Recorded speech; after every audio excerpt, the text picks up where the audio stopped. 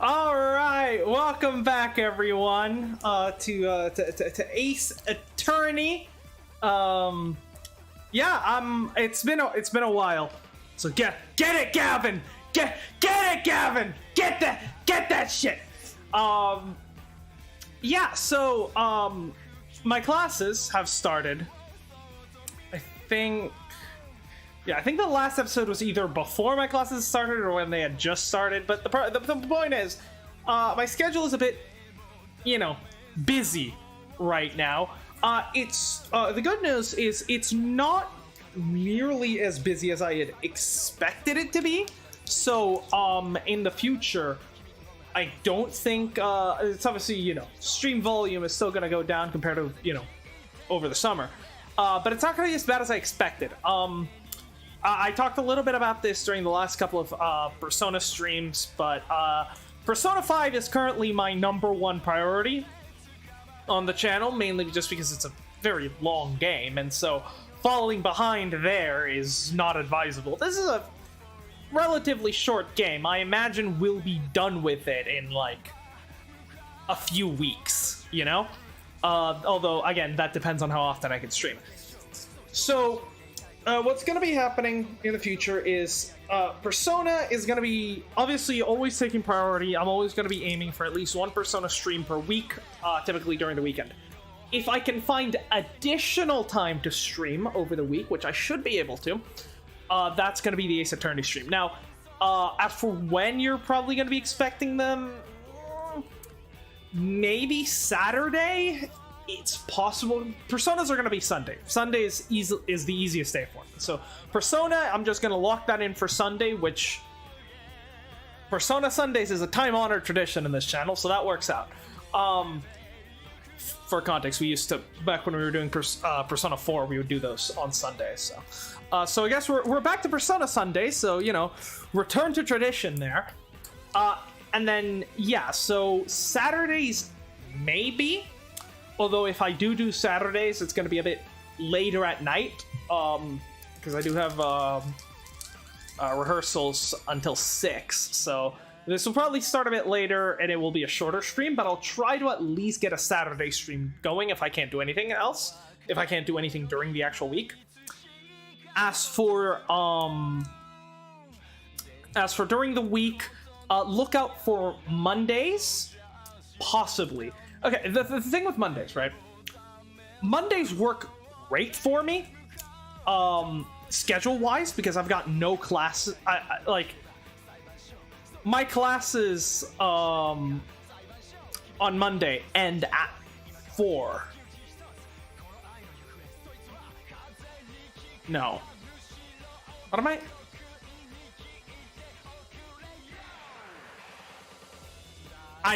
I'm completely blanking out. But the point is, schedule-wise, Mondays and Thursdays work best for me. The problem is I have homework due Tuesday, which means and it's literally like my big homework assignment for the week is due fucking Tuesday. Because all the other classes are like, the homework either takes multiple weeks or it's like on different days. But every Tuesday I got electromagnetic theory. There. So, that's an issue. So probably not Monday. Thursday is the day that I would keep an eye out, because those are going to be the Thursday I think is going to be probably the most likely. Yeah. So keep an eye out for Thursdays, Saturdays, maybe Fridays. It depends. It depends. I can't promise anything for Friday. But today it worked out, so here we are. Yeah. Hold on, let the song finish.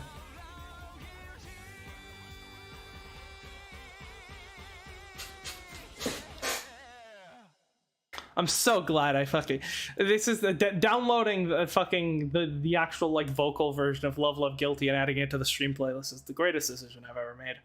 I'm very, very happy with that. All right, let's get started. It's obviously been a while, so let's quickly go through the court record. I think we had a new spot. Hold on, let me just do the save point. Oh no, we ended at the middle of a chapter, right? Hold on. I need a fucking...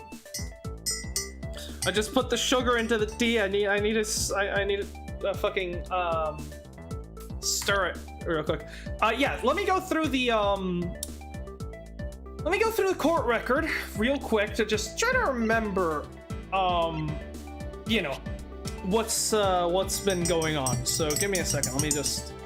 I can stir the tea. So, right, we got Manfred in the house. Burn Faraday, prosecutor, stabbed to death with knife in lobby 2. Right, so this is the guy that had been accused of being the Yatagarasu, the Great Thief. And he was also the father, supposedly, of Kay Faraday, who is currently just a child, but she's running around or something. And I think we gave her like some, we gave her some change or something? So I wonder if that will play into anything. It's so good. Mr. Deadman is the murder victim at the Cadopian embassy. And so... Right, it was, oh my god, where do I put the spoon? There we go. Okay, now it should be good. Right, so, yeah, Mackerel killed Deadman, and at first, Mackerel... Yeah, and so Mackerel admitted to killing Deadman, but said that the Yatagarasu had forced him to do it, right?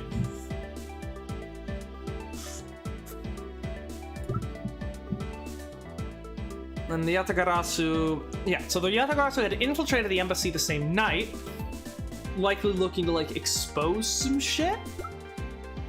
Okay, Faraday. Just some chain. Yeah, asked me to exchange some coins with her. The judge, looking better than ever, might I add. Judge in the embassy staff killing case testifies no one was in the hallway for a short time. Okay.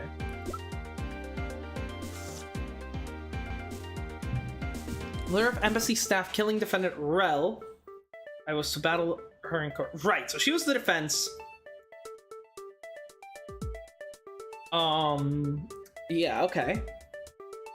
And right, her sister, whose name I'm forgetting, her sister had been murdered in a very similar scenario many years ago.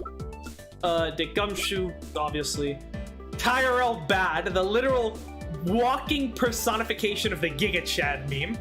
And yeah, he was working the Yatagarasu case earlier, and so he had come in to be an expert witness when he, yeah.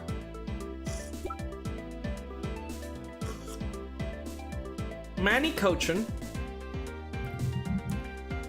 Right, so KG8 incident, Callisto's sister gets murdered.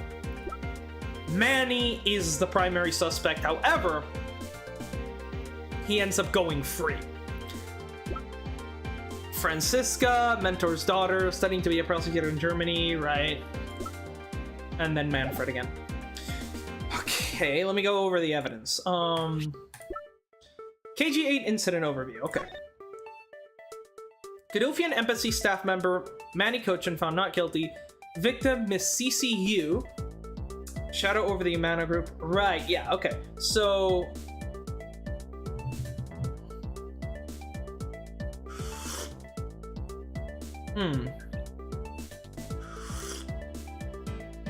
If I remember correctly, CC was going to be testifying in relations to the Amano group smuggling case, but she was murdered. Manny was arrested as the suspect, but was later found not guilty. Detective Gumshoe's testimony. He was in the hallway on guard duty. Other than the gunshot, he didn't hear a sign of struggle. Right, because one of them got shot, one of them got stabbed, and it was Prosecutor Faraday and the defendant Mackerel. Yeah, so yeah, no struggle. There was a gunshot. I think our current theory is that that a third person is actually the one who killed them both. Found in Faraday's hand, a bullet that killed Rel was fired from a few yards away. Right, there wasn't any gunpowder marks on Rel's body. The knife, I believe Faraday brought this as evidence, it was found in Rel's hand. So this is the murder weapon that killed Faraday. And so he had brought it in. Okay. But again, that begs the question, right?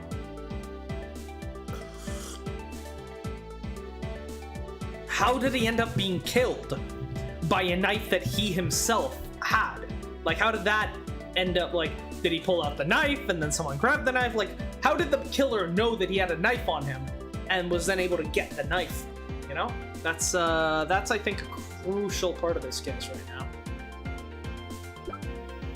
Plastic bag, one of the bags thrown on the floor has Faraday's blood on. Right, and it's actually, Right, yeah, the blood is on the inside of the bag, which this is what actually confused me originally, is that I thought the blood was on the outside of the bag, not on the inside. Because, like, if you look at it, I don't know, it just feels like... Like, I don't know, that looks like the outside to me, but I don't know. I guess the point that I'm making, the point is, the killer used the bag to cover their hand while stabbing Faraday to ensure that to try to make it so that, they didn't get covered in blood, I suppose, right, for the blood spray. Then they strew the bags all over the floor to make it look like there was a struggle. But obviously they didn't consider the fact that, the struggle wasn't very realistically staged, I guess? Mackerel, touch check button for details. So, victims, Burn, Mac, September 10th, approximately 4 p.m. Oh, it's September 15th. That's not too far off. I mean, like, backward. You get what I'm saying. Discovered immediately after a gunshot was heard. Right, so the gunshot is heard, Gumshoe rushes into the room and finds the two bodies, which means, theoretically speaking, right?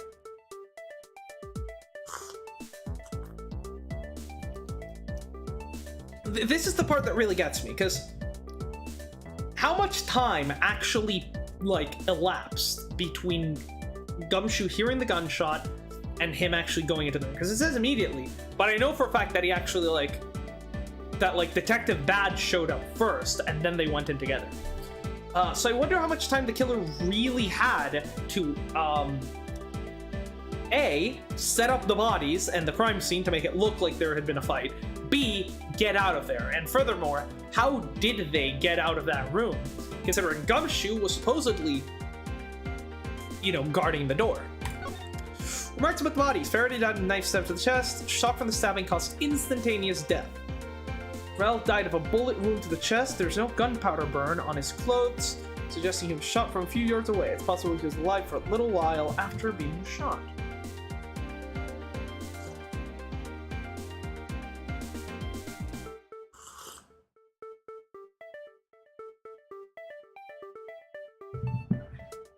Right. Which then implies that Faraday was killed first, despite him ending up on top. Yeah, it's just a very amateurish thing, right? Like, the killer throws bags all over the floor to make it look like there's a struggle, but then just leaves, like, the rest of the bags just stacked up neatly on a table in the middle of the room, Like, how did those ones get knocked over, but these ones haven't even moved an inch? It doesn't make sense. And then here, if, based on the autopsies, it would make more sense for Faraday, for a variety of reasons, it makes more sense for Faraday to have been the first killed. First of all, because, if they'd killed Mackerel first, then that adds another thing that they need to do. Not only do they need to set up the crime scene and run away, they need to stab Faraday, set up the crime scene, and then run away. So I think it's most likely that Faraday was the one killed first, and yet he ends up on top in this like in this thing. So interesting. Very amateurish crime scene, definitely. And then Mr. Faraday's fountain pen.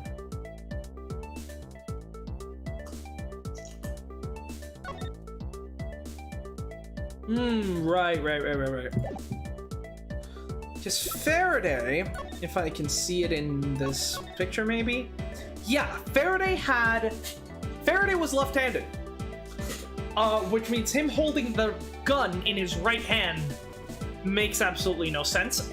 Yet again, another major oversight by the killer. Now, yeah, and the black ink is just because as he writes from, you know, left to right, his, you know, as someone who writes with a fountain pen, right? Like, fountain pens take a little bit longer, you know, like the ink is water-based, not oil-based, like, you know, most like ballpoint pens and stuff have oil-based ink. Paint. Did I say paint? It's ink. I guess it's the same thing, really. Or one is a subset of the other. Whatever. With a fountain pen, because it's water-based, the ink takes a little bit longer to dry. Not much, right? Like if I'm writing a whole line, by the time I come down here, it's probably dry.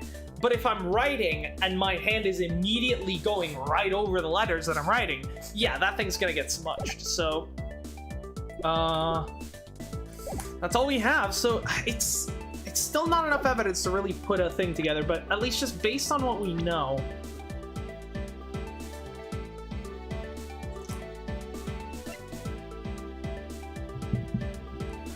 From things look bad, Gumshoe and Callisto seem like the only people here who actually had an opportunity to commit the crime, because me and Von Karma were together the whole time.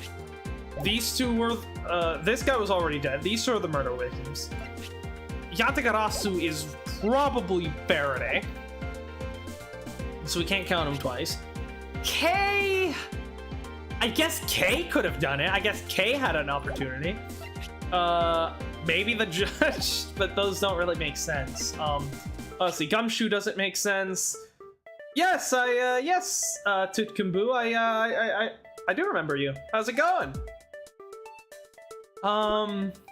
Yeah, so I think the only, and then yeah, Manny showed up later. I don't know why, but he wasn't at the courthouse at the time of the murder. So really, the only two suspects I have right now are Callisto and Bad.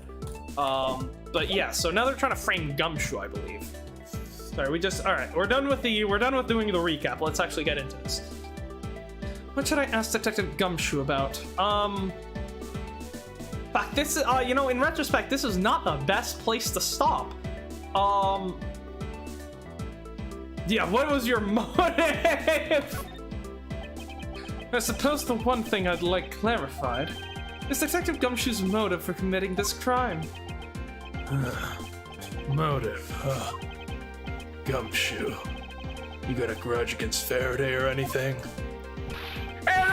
No, sir. Hey, not me. Not a single bad thing I got about against Mr. Faraday, sir. What's this game? This is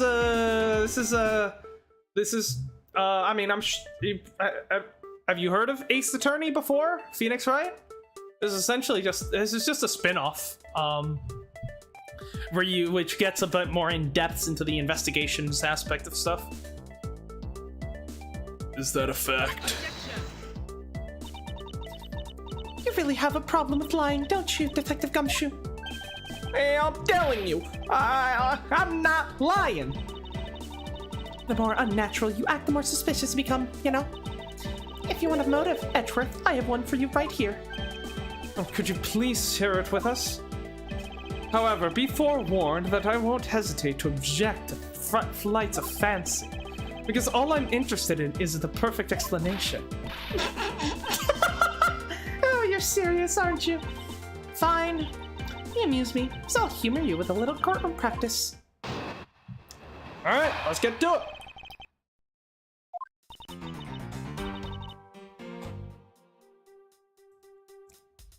Me when I'm the only watcher in the stream.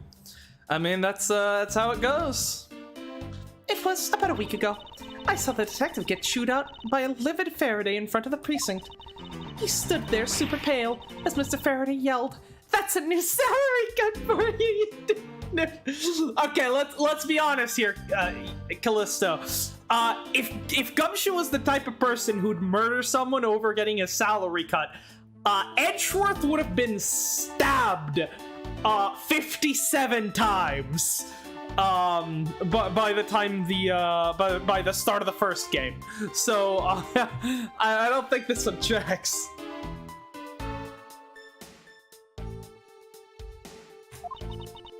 A brand new detective suddenly getting his salary cut. That's reason enough for a grudge. Well, how's that for the perfect explanation?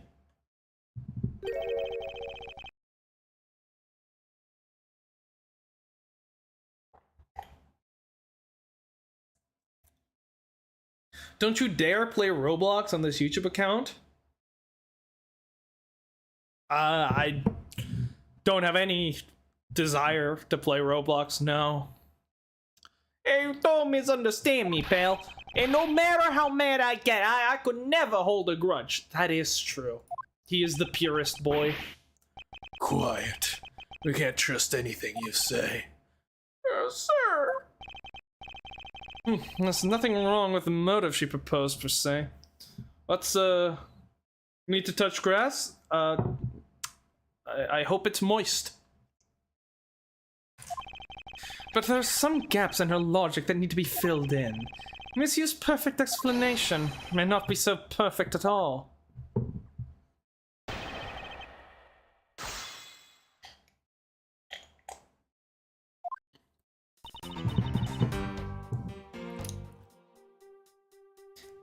Okay, a week ago?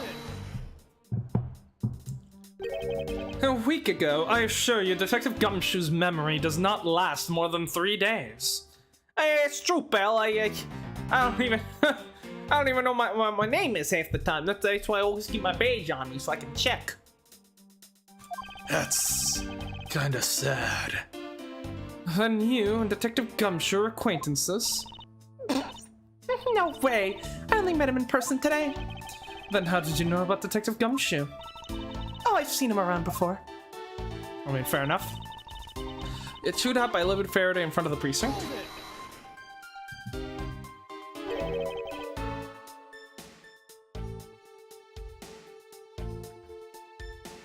Mr. Faraday was upset.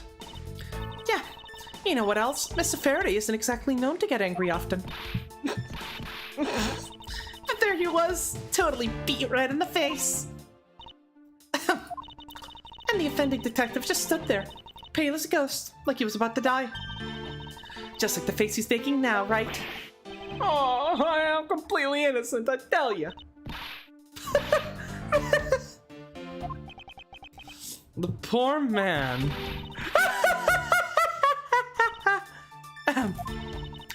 It was quite the scene with the detective.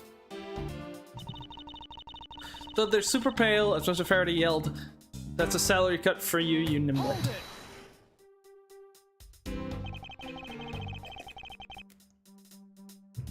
You just stood there watching this unfold in front of you.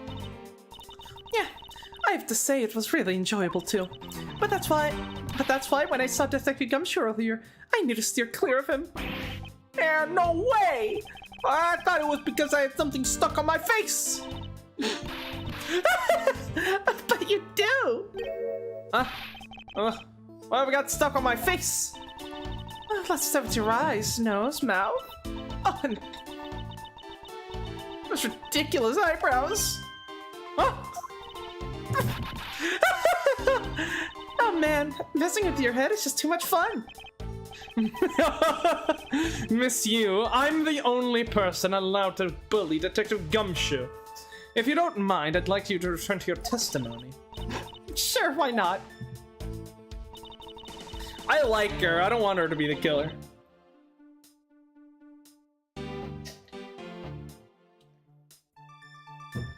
But then again, last time we had an Ace Attorney character with a good sense of humor, it was fucking Chief Gant, and he was like one of the most evil motherfuckers in the entire series. Brand Detective suddenly had a salary cut. To cut a new detective's salary right off the bat like that. I'm not really familiar with the way you guys relate, but is that common practice? Speaking of cutting my salary, didn't you threaten to do that to me earlier too? I suppose I did. It's only natural to cut a worthless detective's salary right down to their actual worth. My father can even fire anyone, new or old, with a snap of his fingers. Do you think maybe that's reason enough for detectives to hate you people? Well, I guess.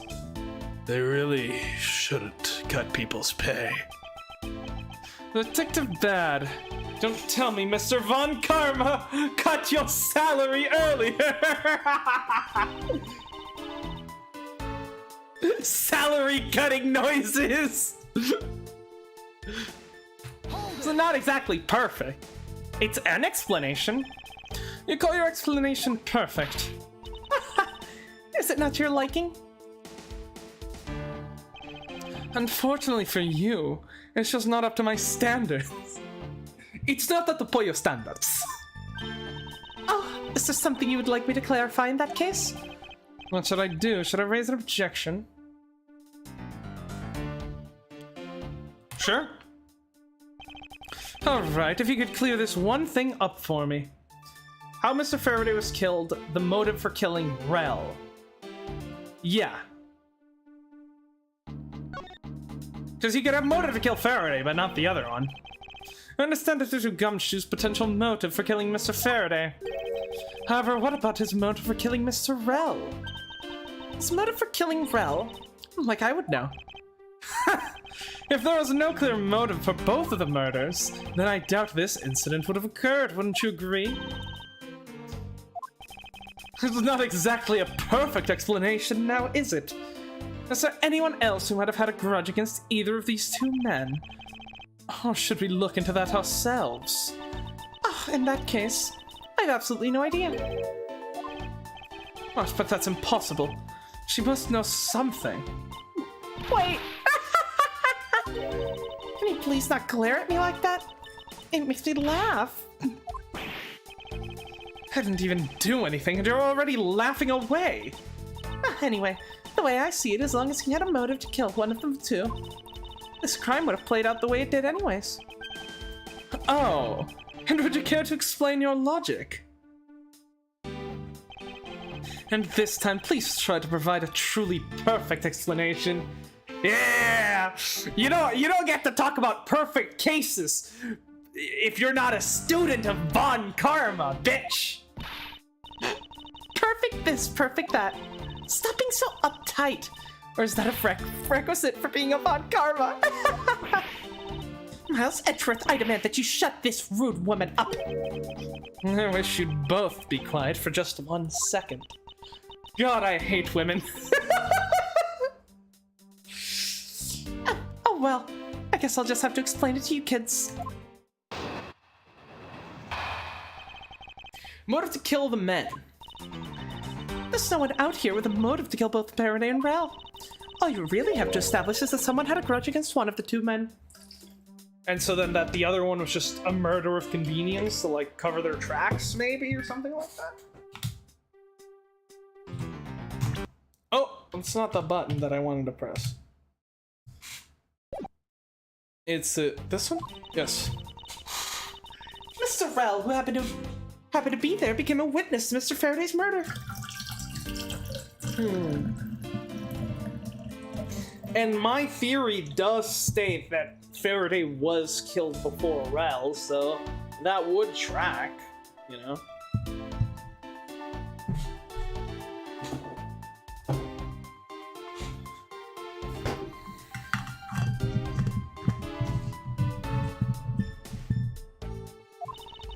Therefore, he was killed out of necessity and set up to look like they'd killed each other. I wonder if that's really true. Is there no one out there that had a grudge against both men? Well, let's go through our profiles.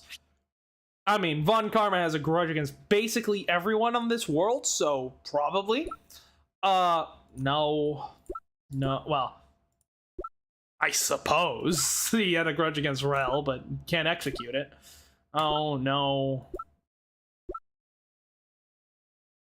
We don't know what he does in his spare time. Callisto.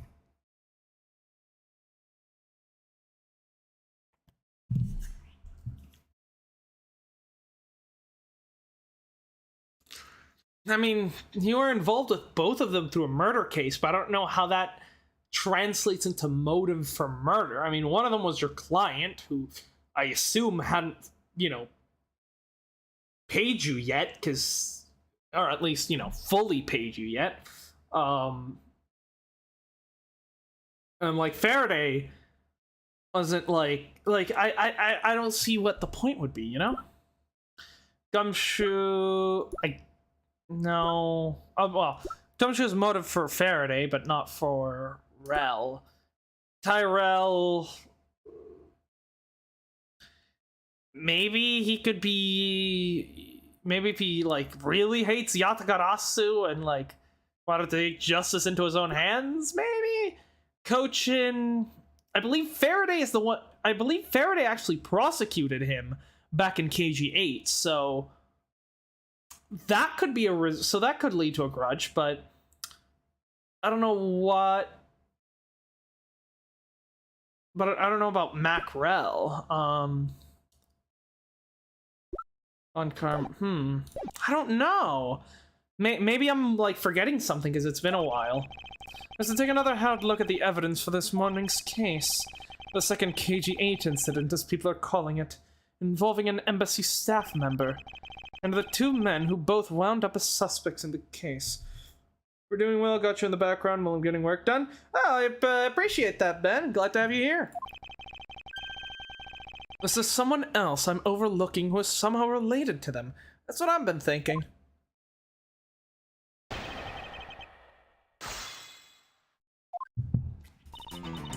There's no one out there with a motive to kill both Faraday and Rel. Okay, let's see. Is that the case? So there's no one else who might have a grudge against both Faraday and Rel? I suppose no one is a bit of a stretch, but I'm pretty sure no one like that was here in this courthouse today. Oh, she's lying through her teeth. We just saw someone like that earlier. Manny? Besides, you don't need to prove that the killer had a grudge against both men. Well, I understand why Manny would have a grudge against, Faraday, but... Right, because I'm pretty sure Faraday is the one that actually prosecuted back during KG8. As for Mac, I mean...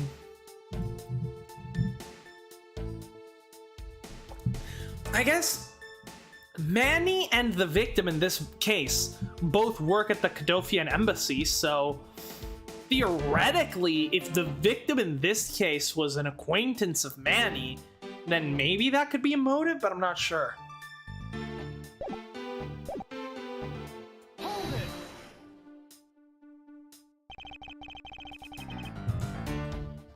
Someone with a grudge against one of the men. In that case, aren't there plenty of people who'd fit the bill? Sure. After all, who doesn't garner scorn from another simply being alive? But the only one who held a grudge and acted upon it by killing was Detective Gumshoe. Furthermore, Royal happened to be there, became witness to Faraday murder. So you're saying that he was basically silenced? Aren't you glad you managed to avoid the same fate, Your Honor? Why, if you had been one of the one to witness the blood-covered detective. What? Detective Gumshoe? You would kill even me? It's great seeing the judge outside the courtroom. Hey, what? Oh, I could never do something as terrible as that, Your Honor. There's no need for even a second of deliberation. I will be ready to deliver my verdict. Your Honor, take a look around. We're not in a court right now. It would be greatly appreciated if you would stay here with us in reality. Please forgive me. I know not what I do. And you there, Miss Yu. Hurry up and continue your testimony. If you fail to do so, I will whip you into shape. Haha, that's nice. Sounds kind of fun, actually. Anyway, Detective Gumshoe had to erase the witness, Mr. Rell. I mean, it is a plausible, like, progression of events, I suppose. He was killed out of necessity, set up to look like they had killed each other.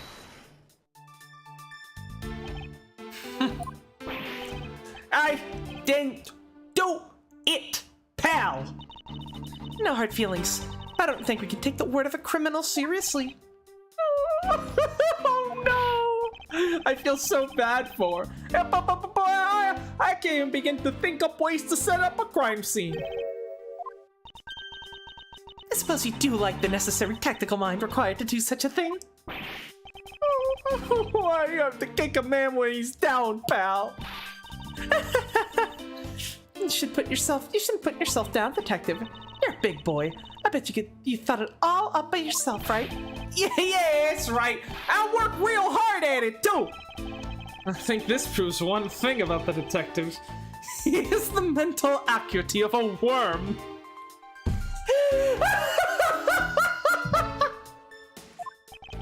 I have to admit, her explanation does make sense.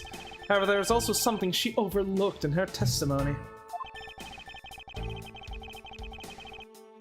I should present that piece of evidence and see if I can't make her see the truth.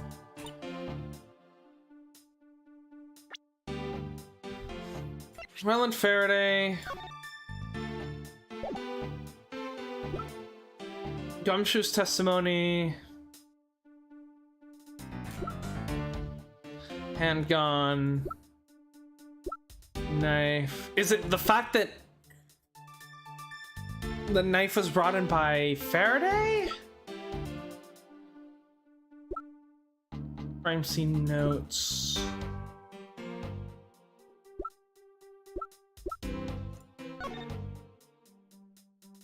Time of death. Immediately after gunshot was heard. Nice stab.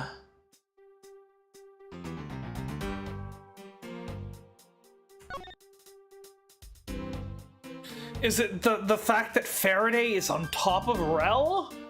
And therefore, that implies that Rell was killed first, maybe? No one out there with a motive to kill both Faraday and Rell. So someone had a grudge against one of the two men. They'll have him become a witness to Faraday's murder.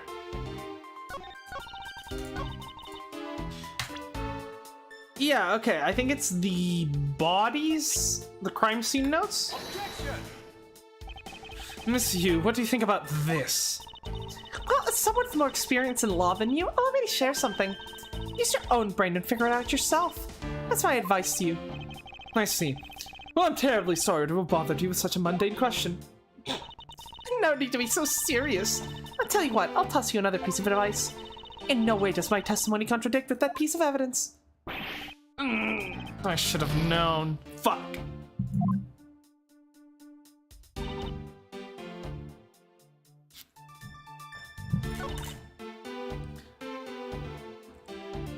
Killed out of necessity, set up to look like they had killed each other.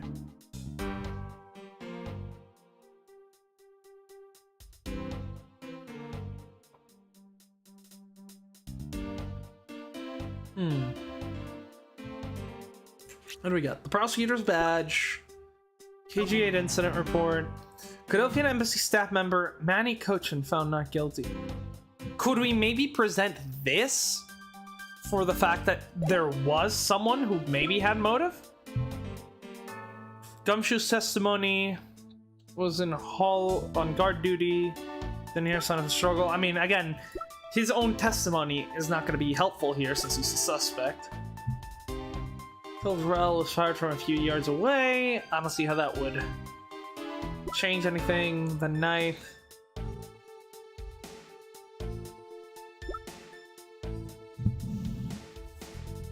Floor of lobby 2. Faraday's blood on it. Crime scene notes. Fountain pen.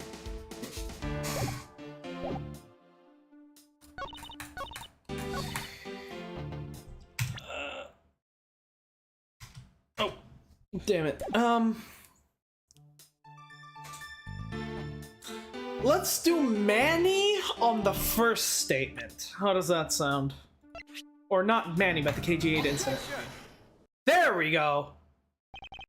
Miss Yu, I believe there is someone we overlooked in your statement. Or rather, is it because you'd rather not bring this person up? What do you mean? We're looking for someone with a reason to kill both Faraday and Mr. Rel. I can think of at least one person that fits that bill, and he was the suspect in the original KG8 incident, and a member of the Cadofian Embassy staff, Mr. Manny Cochin. Oh! Why, it's the theme kicking in. That's right, the very man came to visit you earlier out in the hallway.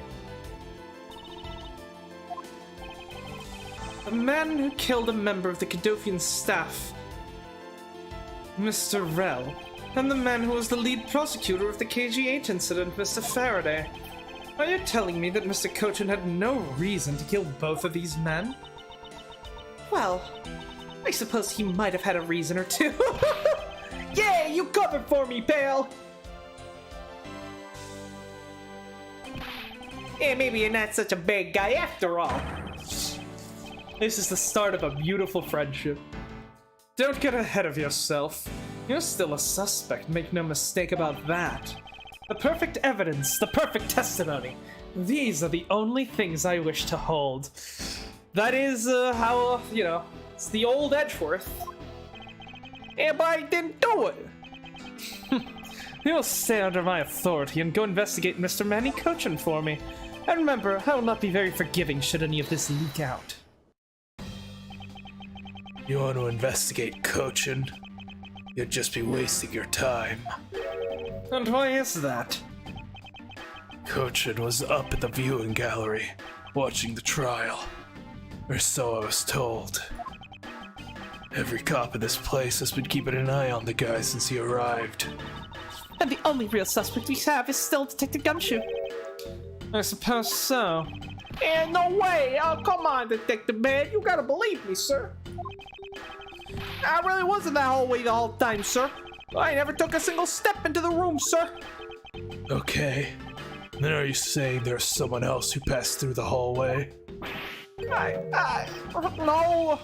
there was no one else, sir. Then why should I believe you didn't do it? That's one incredibly foolish detective, standing right in front of a crime scene all by himself. It's as good as a confession of guilt. I have to admit, it is a bit strange. Most criminals will fabricate some sort of lie to escape their crimes. And if the detective really wanted to prove that he's innocent, you'd think he would at the very least offer up a "I spaced out while on duty" or the like. Come on, Gumshoe. Time for your interrogation. Detective Man.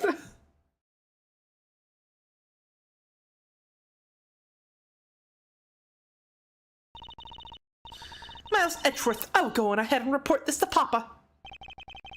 And that, as they say, is that. Right, everyone? Ho ho ho ho! Well, I suppose we should both be back to our real jobs now, huh? Before we do miss you, there's something I'd like to speak with you about. And what is it? Yeah, because the window's barred, so it's not like they could have gone out the window. So how the fuck? Is there a secret passageway in this fucking courtroom? I mean, nothing would surprise me with this game at this point, but, you know.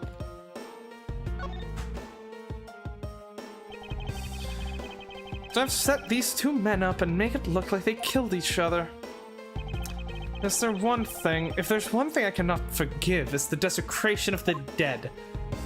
I can excuse murder, but I draw the line at setting up the bodies. Hey, wait! Edgeworth, what are you off to? Aren't you the one who wanted to talk? Oh, yes, sorry about that. Okay, so I have to talk to her. Alright. So, what do you want to ask me about? The KG8s. Well, actually, before we do that, let's present some evidence. It's a shame that we'll not be able to face each other. It was to be my first trial, too. Oh, was that a declaration of war? How nice it is to be young and carefree. And what a nice squeaky clean badge you've got yourself there. I'm jealous. Okay, we've already shown her the badge.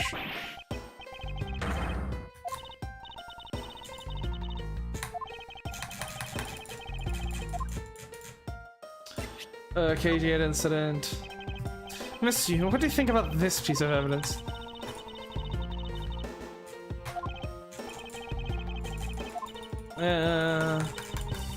I've already asked her about that.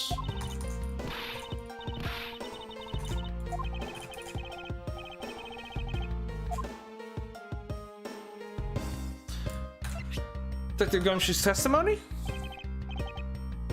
No.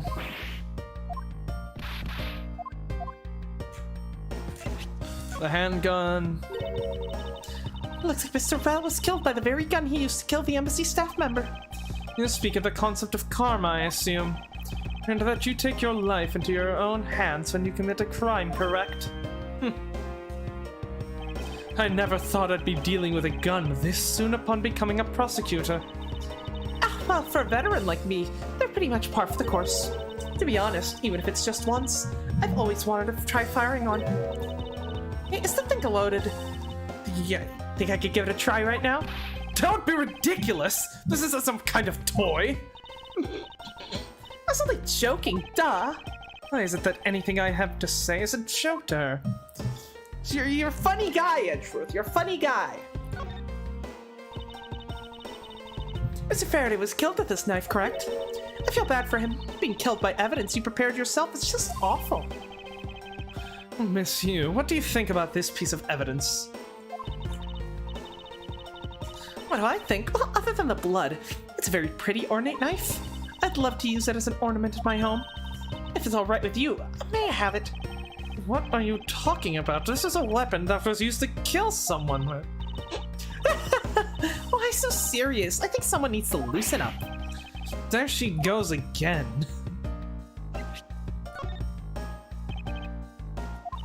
Plastic bag, nope.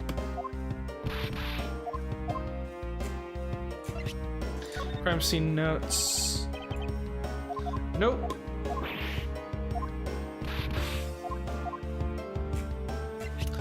Pen.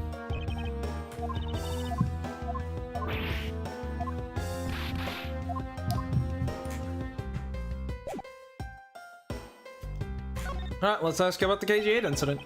The current case of the murdered Cadofian embassy staff member. I've heard that people have begun calling it the second KG8 incident. Only among you law enforcement types. And what about it? I'd like for you to tell me everything you know about the original KG8 incident. I'm afraid I can't help you. I don't know anything beyond what was reported in the papers. No, I believe you know much more, since you are directly tied to the KG8 incident. I'd appreciate it if you'd stop with the false accusations. Baseless outbursts are useless both inside and outside the courtroom, don't you know? I do, but I also know that I do have a leg to stand on here. I think you can stop making that ultra-serious face in front of me? If you could please stop laughing for just 1 second. I'm not gonna make any headway like this. I'm just gonna have to show her exactly how related to the KG8 incident she is. Okay, so we gotta present the incident overview.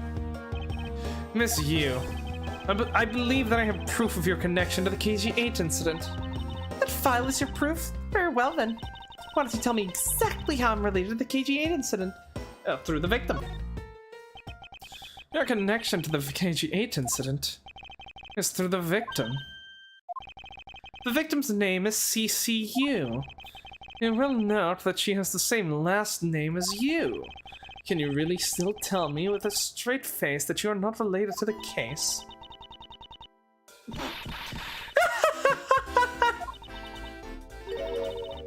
Sorry, but we're not related. What? Just kidding. You asked that question with such a serious look on your face. I couldn't help it.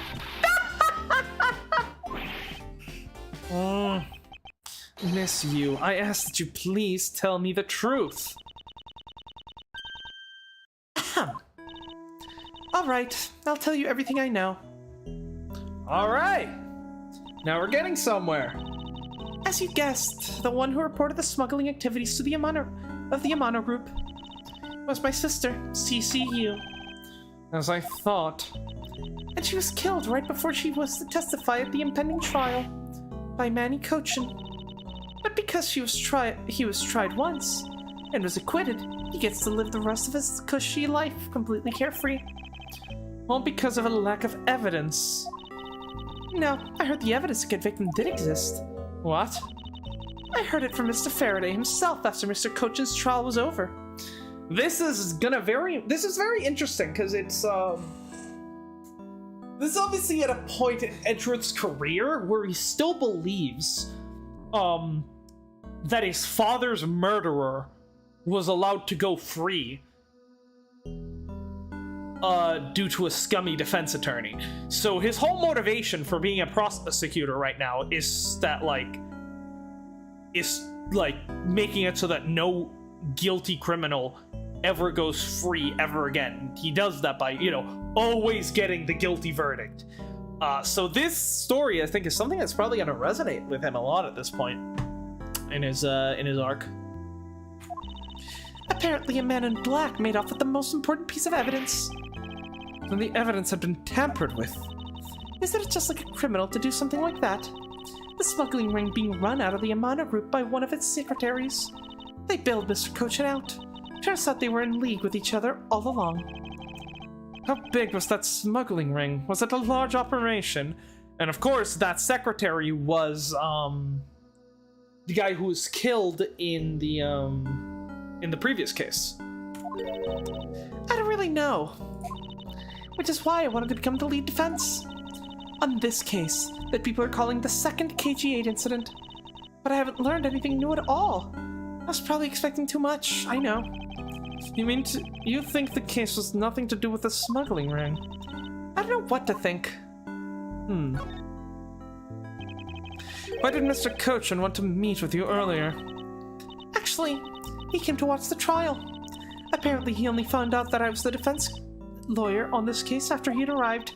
He figured he should say hi. And one other thing. Looks like he couldn't resolve anything this time either. Too bad. What's that supposed to mean? Oh boy, stop it with a scary face already. I'm fine. Really. I give him a good slap across the face. The way she talks about slapping him as she laughs away is kind of creepy. But it is just as Mr. Bad said. He's not related to the double murder. I asked around and people in the gallery claimed that he was at his seat the earlier time. Talk about cruel fate. Well, this is about all I know. Sorry. Guess I wasn't much help, huh? That's not true. I'm sorry I made you recall such a painful time in your life. Edgeworth, you really are too serious for your own good. You really need to relax. We didn't want you to die of stress, would we? Thank you for the advice. But there is no need to worry. I work in my own way. And I will catch this criminal in my own way as well. You'll see. Oh, look at you with your game face, ready to go. I'm making no such face. Did you know? Laughter's the best medicine, Edgeworth. Don't you get tired of making a serious face all the time? I'm charged with making sure that all the criminals of this world are found guilty. Yeah, exactly. That's, his whole thing right now. I have no need for laughter. Oh, this poor boy. Man, you really need to get Phoenix in your life as soon as possible, my guy. There you go, making that face again. Oh well, I've got to get going. I still have a few loose ends I need to tie up. Yeah, sadly, Callisto, you're not the defense attorney that can help Edgeworth. The KG8 incident and this murder investigation. It is my belief that these two cases are related to each other somehow. Plus that Detective Gumshoe, well, it's obvious he's lying, even though that lie is hurting his chances. Clearly this case is far from over, but whether or not that detective is the murderer can only be determined once I've completed my perfect investigation. Mr. Von Karma, I swear to uphold your honorable name, or my name isn't Miles Edgeworth.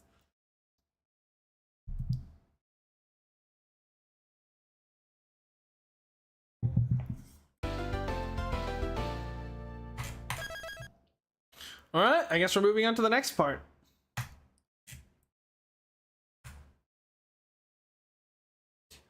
Come on, save faster. Summer 10, 4:45 p.m., District Court, 3rd floor lobby.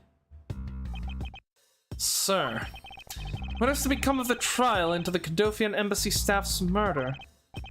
Indeed, since both the suspect and the prosecutor are now dead, the case will be dismissed. In other words, the trial ends here prematurely. Looks like you'll have to wait just a bit longer for your big debut. I suppose it can be helped. The evidence for this trial will be transferred to you in a little while. Sir, what do you think about the murder of the Cadofian Embassy staff member? Wait, have we seen Edgeworth's first trial?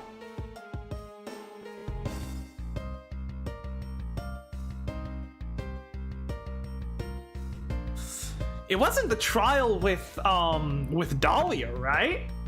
No, that was Mia's first trial. Was it the SL9 incident with Hold on, because was it? Give me a second.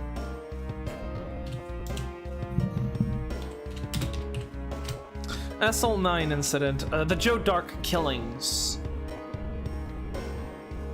Okay, I need to pause the emulator when I tab out, because otherwise it, you know.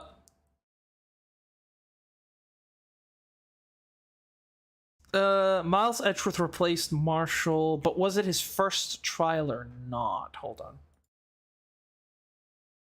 Let me see. Miles Edgeworth, DL6.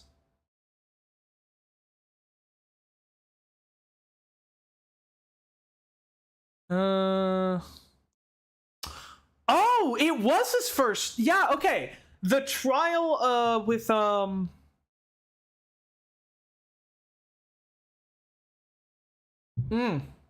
Yep. The case of Terry Falls with you know, one of the first the first in the long line of Dahlia Hawthorne murders. I was right, it was Mia's first trial, but it was also Edgeworth's first trial. So that is actually interesting that, like, Edgeworth and Mia had their start in court roughly the same time. Despite, I'm pretty sure, him being significantly younger than her. So, what do you think about the murder of the Cadofian Embassy staff member? And the murders of Mr. Faraday and Mr. Rell? What an outrageous circus this has all become. That Faraday brought it all upon himself with his naivete. An outrageous circus. Right, sir. I grow weary of this topic. Edgeworth, I will have you assigned to a different case. Papa, you'll come and watch my courtroom debut next, won't you? I'll consider it. Sir, if I may, please allow me to continue my investigation. Whatever for. I know that there is already a suspect in the murder of Faraday and Rell. However, there is not enough evidence to prove that it was he who committed the crime. I'd like to continue investigation in order to find the perfect proof of his guilt. The perfect proof? Don't make me laugh. A worthless person like you has no right to claim such a thing as perfection. Papa? Who do you think is the real culprit behind these murders? Miles and I, we're competing to see who can find the real killer first. Plus, being able to investigate a real crime scene is a really rare opportunity. It would give us some real-life experience, wouldn't you agree? If you want to investigate this case that much, then do as you wish. Then you're allowing us to continue. In court, your top priority is to win, and a solid investigation is one of the keys to winning. Also, forging evidence, bribing the jury, murdering people occasionally when they're trapped in an elevator and there's an earthquake going on. Did I say that out loud? Fuck. No, I'm not. I'm not talking about your dad's death, Edgeworth. I'm talking about completely unrelated murder that I committed. I did not kill your father. I am your father. Now, adoptive, something like that. We have to make sure you become recognized as a first-rate prosecutor, don't we? It wouldn't be very interesting otherwise. I'm returning home now. Edgeworth, Francisca, see to it that I'm not disturbed, save for the results of your competition. Yes, sir. Of course, Papa. Alright. We don't have to do the voice anymore. Francisca, thank you. What are you thanking me for? Your logic earlier was built on the scruffy detective's lie. That means the competition is still on. Yes, just as you wished. I couldn't let you get off so easy. Now then, let's see how well you fare on the investigation from here, Miles Edgeworth. I know I don't have enough information yet, so my first order of business is to question everyone involved with this case. Oh, he is an angry boy. Ooh, we're working with Francisca now. Cool.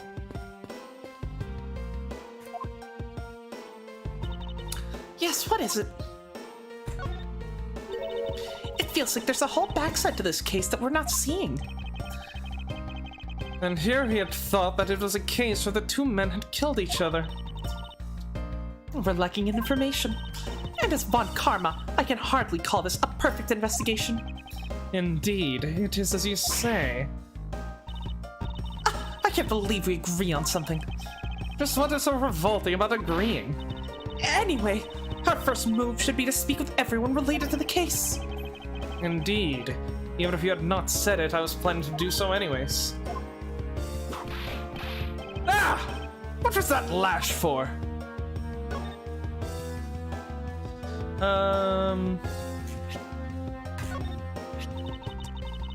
Do you think you can win this competition by simply showing that to me? Not at all. In fact, I was planning to thank you.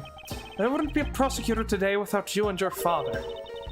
I didn't really do much. You became a prosecutor first, that's all. But you just wait and see, Miles Edgeworth. Very soon, I'll be a prosecutor too. Good.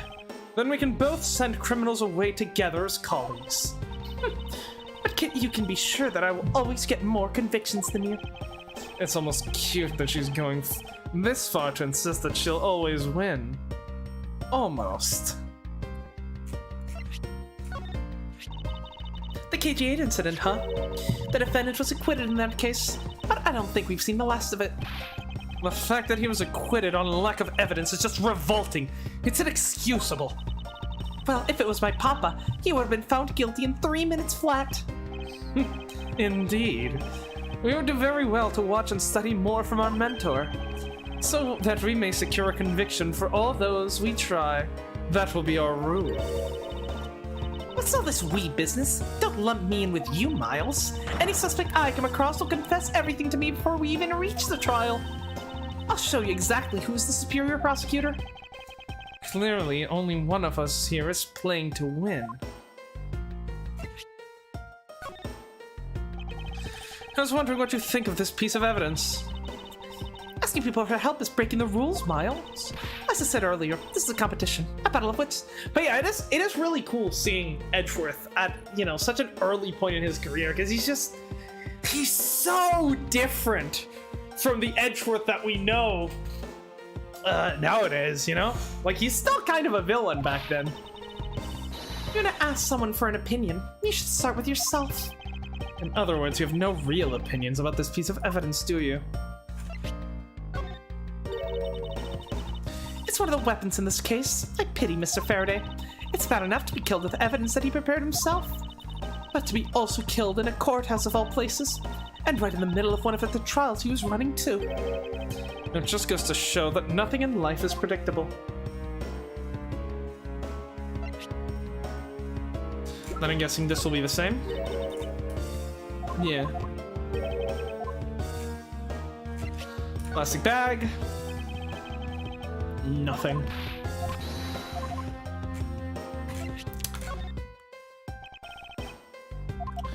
Nothing on the crime scene. What about the pen? Nope.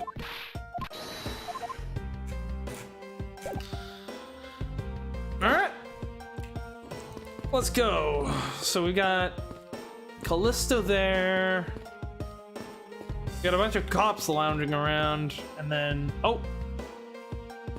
Oh, we can actually walk around in the actual courtroom? Let's fucking go! Oh, I can't go up to the judge's chair. That's disappointing.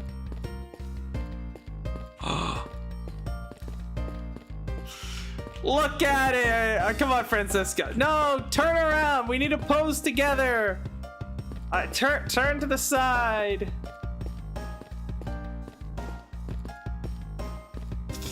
Look at. Let's go.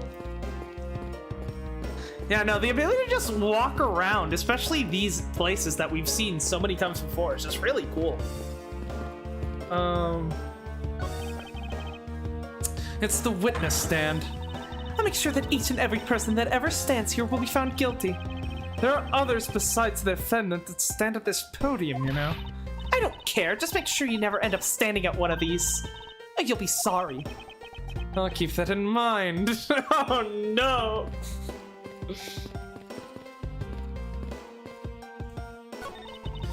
Any day now, I'll be taking my rightful place behind this bench. By that time, I should already be standing here. It'd be downright disgraceful if I beat you to it, wouldn't it? If that were to happen, Francisca, I'll eat my cravat. I'll shove an entire cravat up your ass because you're fucking wrong.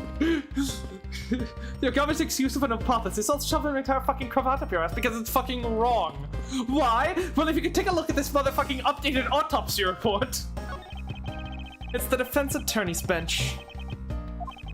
I'd probably be standing on this side of the courtroom if that incident hadn't happened. Yeah, because he always wanted to be a defense attorney like his dad. What are you thinking about? Lately, the more wrinkly your face gets, the less I'm able to read what you're thinking. Well, I never. I'll have you know that I don't have a single wrinkle upon my youthful brow. Look at us! Together! Behind the bench! Oh! Edgeworth and Francisca together as a prosecution team would be fucking terrifying. Let's be honest there.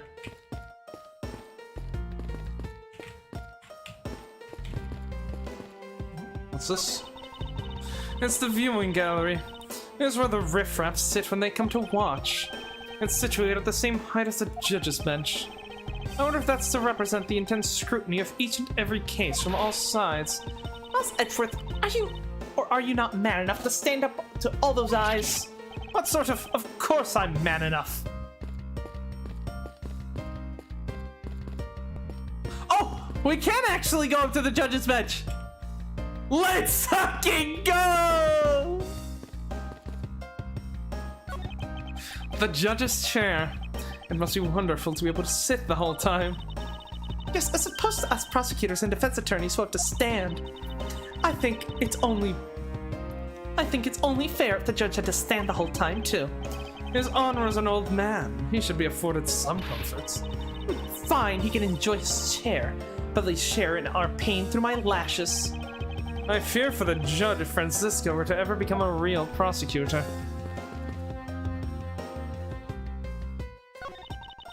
This must be the judge's desk. You can tell by the gavel sitting up top. I had a dream once that I was being squashed from above by this gavel. Doesn't he have that same dream in, Turnabout Goodbyes? You're such a weakling, Miles Edgeworth. You have no idea how frightening it was. Well, I think Edgeworth could actually make a pretty decent judge, you know? Like, that'd be cool if, like, the series just keeps going and eventually, like, you know, Edgeworth just gets older and eventually just becomes a judge. And he could just be, like, the fucking... Obviously, you know, like...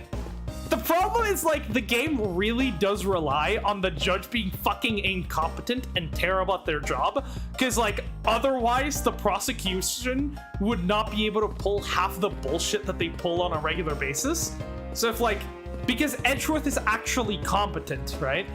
If he was actually, like, to become a judge, like, you know, the games would be too fucking easy. But, like, I don't know, I feel like it would be cool. I can't stop the water, sir. It seems the man who was here earlier broke it by drinking from it too much. Bunch of fools pretend to not see the foolishly foolish actions of a foolish fool. Well, then why don't you lend the officer a hand? As if I should have anything to do with this. Besides, that water-drinking fool's mouth is the thing that the officer should be covering. Let's give that officer a description of the water guzzler later. She seems to have quite the grudge.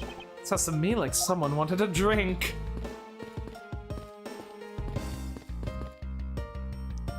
So what's this direction? I don't know.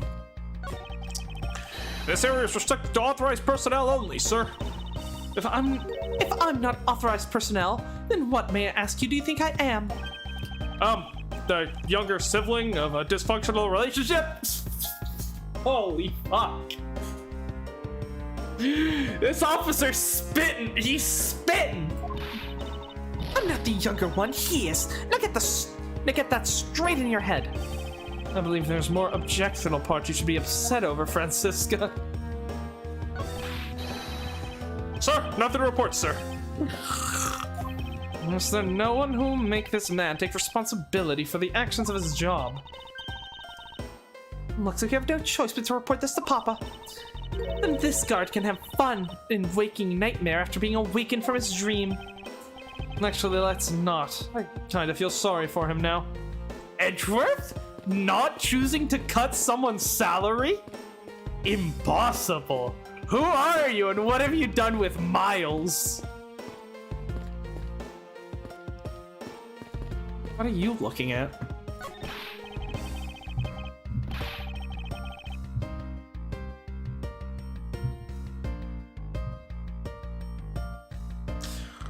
Wow, this thing is so incredibly detailed. My inner modeling fanboy is impressed. I'm not exactly a fan of plastic models per se, but even I can get a sense of the superb quality of this model. I simply cannot comprehend how that man can feel so much love for such a trifle. Oh, I see. You're a disciple of my father, so you would do well to guard yourself against an interest in such unproductive things. Yes, perhaps I should take up whipping people like this young lady over here.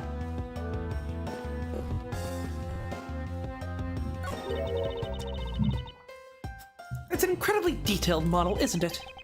I heard that it cost as much to make as it cost to build the courthouse itself. What was the point of making such an expensive model? I felt the exact same way upon hearing it. It's so hard to understand such foolishness. Agreed. Can we go to the hallway, or no? I don't think so. All right, what do you have to say, Callisto? Miss you. Oh, it's you, Edgeworth. And who are you? Wait, you were at the crime scene just now, weren't you? You should be disbarred for not knowing who I am. I am Francisco von Karma, and I am about to become the successor to the family name. Yeah, about to. I guess that means that for now, you're still just another kid. In which case, it's only natural that I didn't know who you are. Why are you whipping me? Anyway, it looks like they're planning to hold the evidence a bit longer. If there's one thing I can't stand, it's waiting. I'm terribly sorry, but I have a few more questions to ask of you. Oh, look at you, eyebrows scrunched with lines on your forehead. And that, to ask of you. What exactly is so funny? How the fuck do you have an accent, by the way? You're not even American. You are American. mean, I know you spent some time studying abroad, but that was in fucking Germany. Why the fuck do you sound British? That's just how it is. Sorry, I was just bad at dealing with super serious atmosphere. Apparently, they failed to teach you the proper behavior at a crime scene in law school. I feel so much better now. So, what is it you wanted to talk about? I'd like to inquire as to where you were at the time of the murder. We were in the defendant lobby the whole time. Up until we heard a gunshot. I mean, like, if it wasn't for the bars, right? Like, the only exit out of lobby number 2 is through that window. But it's very much too high to drop down into the courtyard. Because we're on, like, you know, several stories up. Like, the only thing I could think is someone climbing out the window and then maybe climbing in the window in the room right next to it, which is the defense, which is the defendant lobby. The only problem is that the windows are barred, so that's not really a possibility. So I guess, how the fuck? They must have just left through the hallway, but then where was Gumshoe?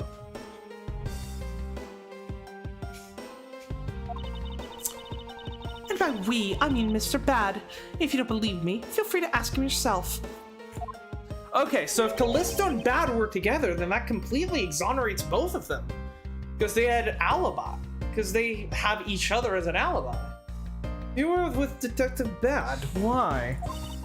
We had little something to discuss, that's all. Unless they both did it together. That could be a possibility, I suppose.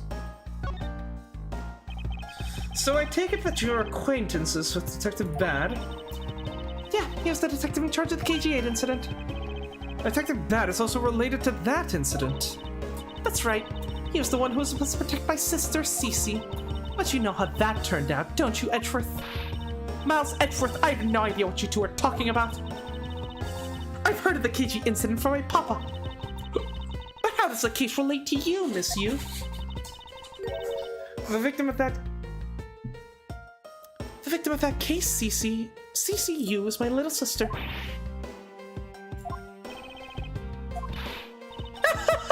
You're making that super serious face again. I'm fine, really. I just make it a point to rub some more salt in his wounded pride every time I see him. The way she talks about doing that as she laughs away is kind of creepy. Oh, speaking of Mr. Bad, he and Mr. Faraday, I'd say they met up just about every single time the Yatagarasu made a move. It was practically given that the two would meet up at every one of the crime scenes. I mean, that makes sense, since Faraday was in charge of the Yatagarasu investigation, and Mr. Bad was the lead detective on it, so that works, you know. But if Faraday was also the Yatagarasu, then that's, you know, very convenient, because he was in charge of his own investigation, so you could just skew it any way he wanted, like, a certain detective in a certain game.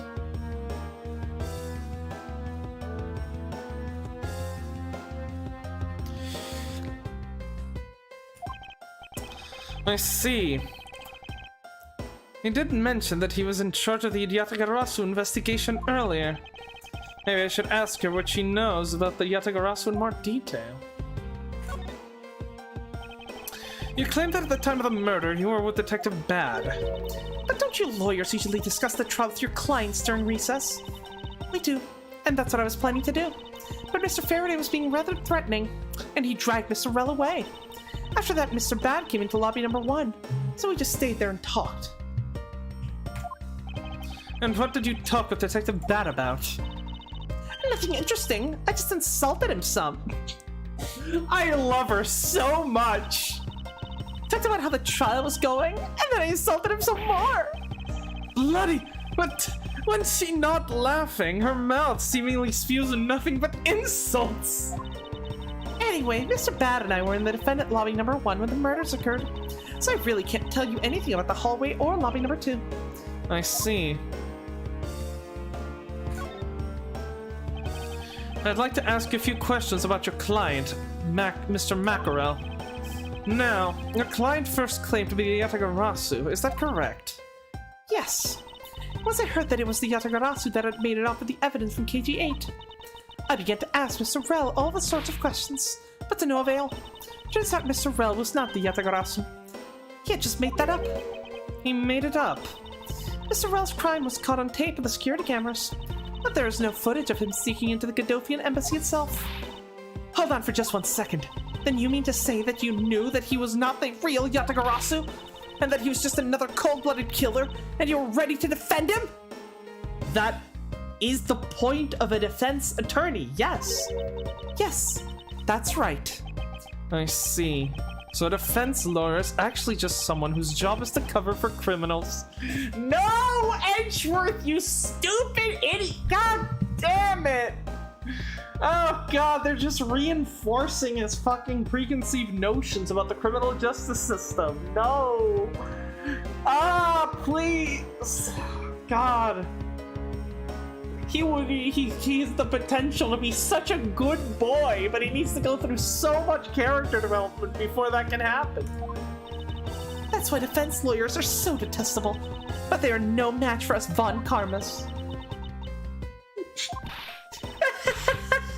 I don't believe it. You're serious. Why don't you save that face for something really worth being serious about? And Edgeworth, do you remember what I said earlier? I have my own agenda. I'm still in the hunt for leads regarding the KG8 incident, all right? And for that, you have not a single qualm about defending a known killer? Don't put words in my mouth. I said no such thing. The only way I had to get close to Mr. Rel was to be his lawyer. I had no intention of covering for him, ever. So don't you dare suggest I was going to. I'm sorry, forgive my rashness. Miss Yu, I was wondering if you could tell me about the Yatagarasu. The Yatagarasu? Huh. I don't really know much about the character myself, but I do get a lot of consultation requests from companies to defend them. Requests from companies? The Yatagarasu isn't some petty thief out for money, you know. Alright then, perhaps the Yatagarasu is in the business of stealing people's lives. You're not very funny. Or witty, are you, little Miss Von Karma? Francisca, be careful who you whip. Choose carefully or you may be sued by... Nah! There, I chose carefully, just like you wanted.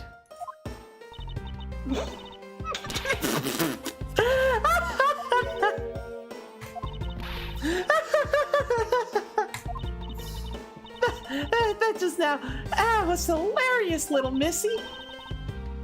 Of course it was. What is wrong with these two women? Why does my pain give them delight? This is the day Edgeworth became an incel. And so in the end, what is the Yatagarasu? I have to say, I've never even heard of this thief when I was in Germany. The Yatagarasu deals in information, namely in digging out dirt about backroom dealings and the likes of companies. The Yatagarasu's a vigilante who steals such info and then makes it public for all to see. Vigilante or not, this person sounds like just another criminal to me. I suppose you could put it that way too.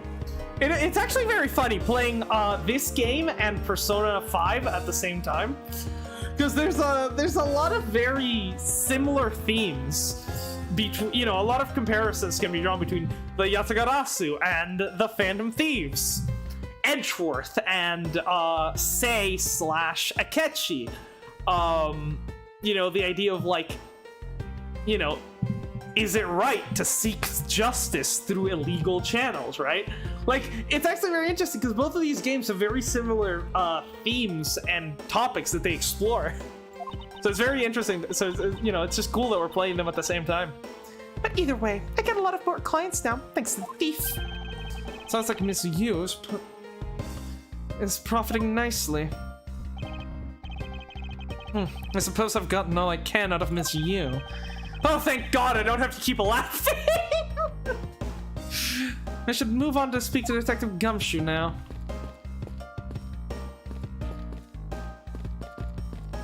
Look at him walking. Alright, what's going on over here? Detective Gumshoe.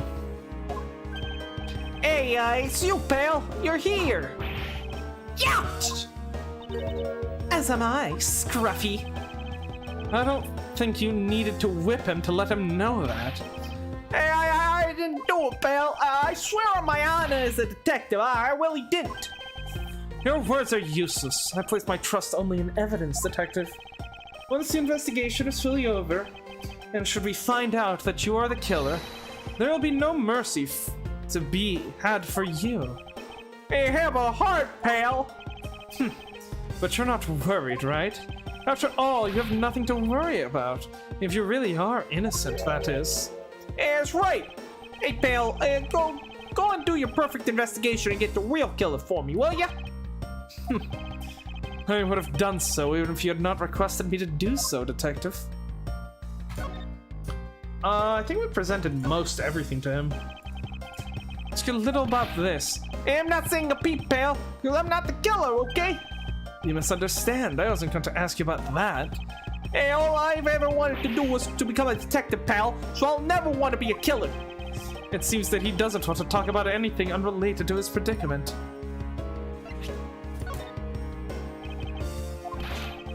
No. What about his own testimony? So you were guarding the door at lobby number 2 at the time of the crime, correct? Hey, yeah, it's right. I have you know, not a single ant got by me. I find that... Also, I feel like we should get the map added to our evidence. Like, I feel like that would be very, I feel like that would be important. Because, like, the way I see it, right, there's only 2 eggs, unless there's a secret passage that leads from... Unless there's a secret passage that leads from lobby number 2 to the defendant's lobby, I see no way for the killer to leave that room other than by going through where Gumshoe was. Really? Are you sure that not a single ant slipped in? Well, I guess if we're talking about slipped in, then maybe a frog or something did. It would appear that my point also completely slipped by you, Detective. What about the gun? Nope. The knife? Nope. The plastic bag covered in blood. Yeah, probably not getting anything out of him other than that little thing about his own testimony.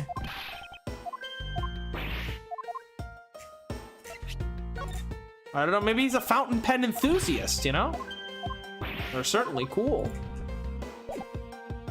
Alright, motive for murder. So you and Mr. Faraday had a small meeting last week, did you? And what exactly did you do to make him so angry? Hey, I just asked Detective Bad the same thing myself, pal. Turns out he was mad at me because on my very first day as a detective, I had reported in at my usual post instead of the Criminal Affairs Department. And by the time I got down with Criminal Affairs, I was really late. And that's when he gave me the huge speech. I remember doing the same thing in elementary school. On the first day of school every year, I'd always wind up going to my old classroom. How pathetic for the detective to be compared to a mere school child. I shall have to dock your salary in advance. You claim to be standing guard in front of the door to lobby number 2 during the recess. However, when did you receive the order to do so, and from whom? Earlier around 3:20, and from Detective Bad, pal. And today's trial took a really crazy turn, so I was told to make sure nothing happened to Mr. Faraday. So he posted his guard at 3:20. When did the murder take place? Oh, that's not the right thing.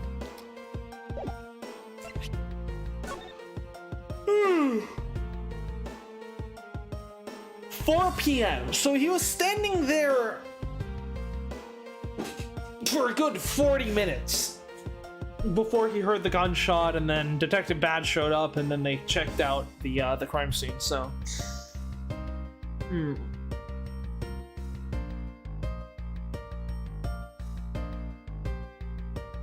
Yeah, so anyone going... So, I wonder, did he see Byrne and Mac go into that room, or was that earlier?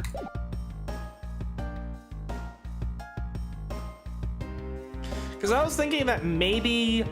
Like, I was thinking that maybe possibly, like, if the time of, like, if he had just started, you know, his guard there, you know, maybe it was possible that someone went in, committed the murder before he started guarding the room, then left, and then all that they needed to do in order to, you know, and then once Gumshoe was standing guard, then they just had to, you know, imitate the sound of a gunshot, and then, you know, there you go. But no, 40 minutes, you know, if it was something like, you know, a few minutes of difference, then yeah, maybe that could have worked, but no, 40 minutes is way too much. I was told to make sure nothing happened to Mr. Faraday. Oh, you did a stellar job at that. And yet something did happen to him, correct? It looks like it was a total waste of manpower to assign you to guard duty. Ow! Your words sting worse than your whip, pal. My salary cuts sting a lot harder. So it was Detective Bad who ordered him to stand guard, huh? Now then, Detective Gumshoe, is there anything else you'd like to tell me? Nope, not a thing, pal. In that case, allow us to take a look at what you're carrying in your personage. Oh, wait, you can't do that.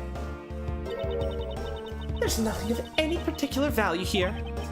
Yeah, well, my handcuffs and badge were confiscated by Detective Bad, so, you know. And what is that open envelope I see sticking out of your coat pocket? Hey, hands off, pal. Just show it to us already. Yeah! Annual bonus check within. $5 total. Except there's no check inside. Hey, you've had your look, now give it back, pal. It's my first bonus as a brand new detective. I just got it and cashed it today. I had literally no cash on me up until I did, so, you know. So the envelope is really special to me. Now, give it back. You don't need rubbish like this. Don't worry, we'll throw it away for you later. How could you? Ah, so I wonder how that plays into things. I'm sorry, but I need to take him for questioning, now. I think I've asked him just about everything I need to. No, wait, since he became a suspect, there's one piece of evidence I should reconfirm.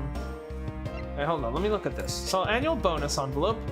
The Gumshoe's annual bonus of $5! Literally had no money on him until he cashed this.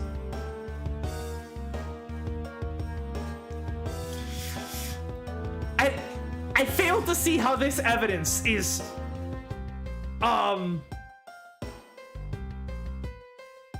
in any way helpful. Edgeworth is just making a note of Gumshoe being poor. Officer, I ask that you wait a second. I still have one thing I'd like to reconfirm with Detective Gumshoe. Understood. But please make it brief, sir. Now to hear it from the horse's mouth. I must confirm whether or not his testimony about when the crime scene occurred is the truth. Oh.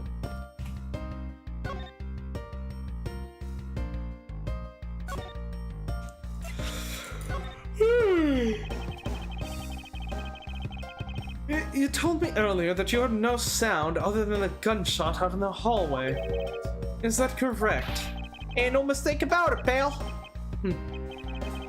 Then you're also claiming that no one passed through the hallway either. Is that also correct? Yup. I mean, not a single ant passed through that hall while I was on duty. You do realize that the lie you're telling is only making it more difficult for yourself. Huh? Oh. Yeah, but it's true. I didn't see anyone go through the hallway, and I didn't hear anything else, pal. I bet the killer found a way to kill the two guys that's beyond what I can even imagine. So he intends to continue telling this ridiculous lie. But why would he do so given the situation he's in? Probably because he's not lying. Which is oddly stranger, because then that means The killer legitimately just pulled a fucking vanishing act. I believe a thorough investigation of the hallway in front of the defendant lobby is in order. Oh, and there's Kay. You! Ow! My knees!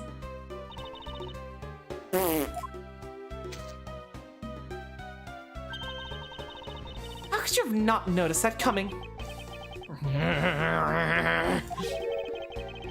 Wasn't that the child I changed money for earlier?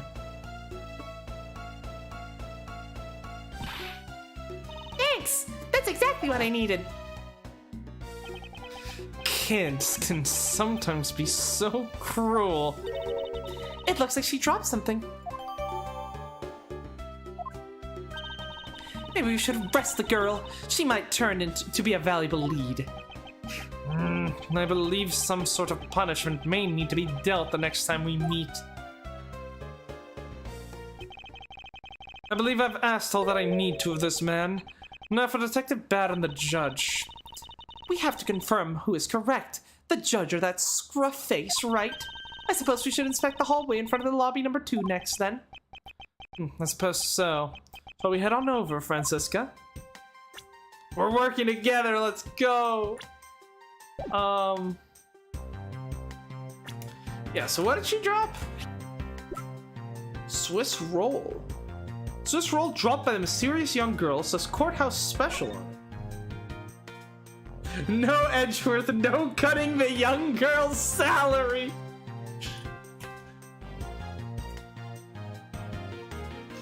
We're gonna have to have a talk at your next allowance review meeting. Courthouse special Swiss rolls is being sold somewhere on the premises. I don't recall any sort of seeing a restaurant of any sort in this courthouse. I somehow doubt you'd find junk food like this on a restaurant menu. Francisca. Well then, where do they sell these things, huh? A convenience store, I suppose.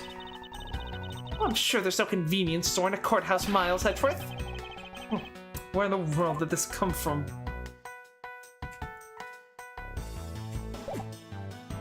Is there like a vending machine, maybe? So, I mean, something to keep the judge, from getting too peckish during trials. Is he here? No, he's not. Okay, he's probably in the hallway then.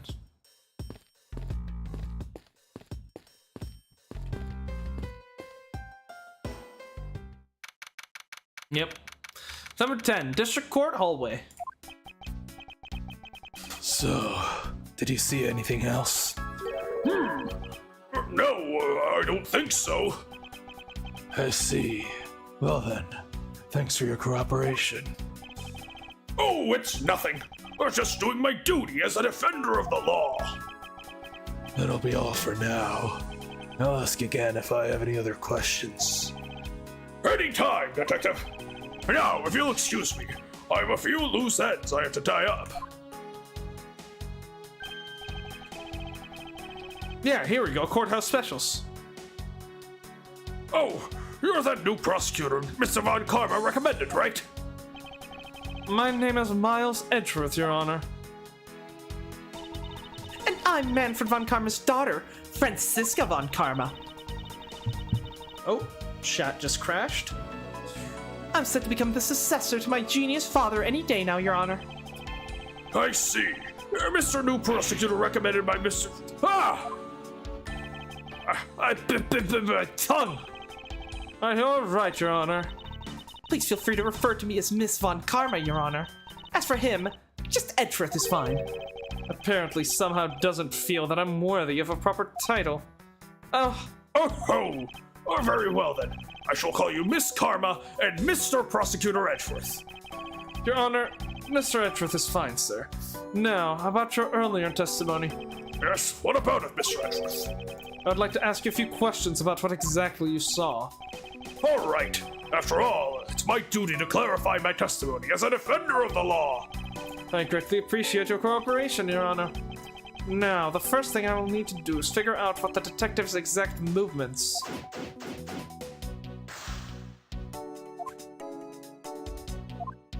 I will go ahead and ask Francisca about the bonus envelope. Scruffy's annual bonus envelope. What a useless piece of evidence.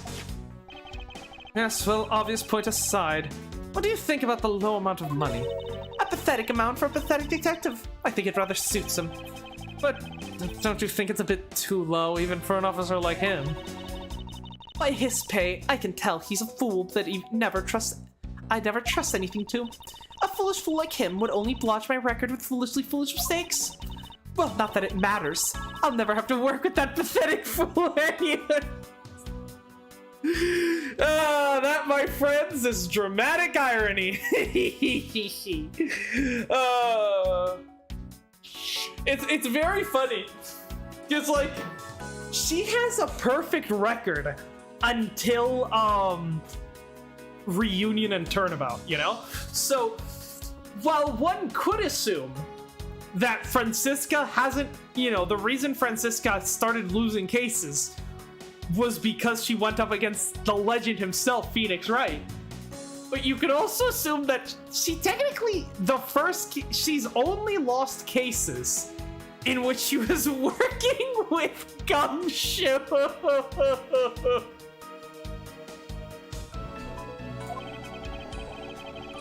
This is a bit harsh, even for you, Francisca. I just wonder what you okay.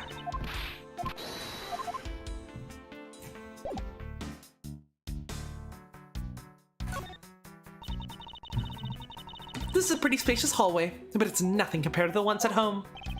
Indeed, because Mr. Von Karma's house is a bit too spacious. However, even with this much space, there's nowhere for that scruff face to hide. Well, other than the crime scene just beyond those doors.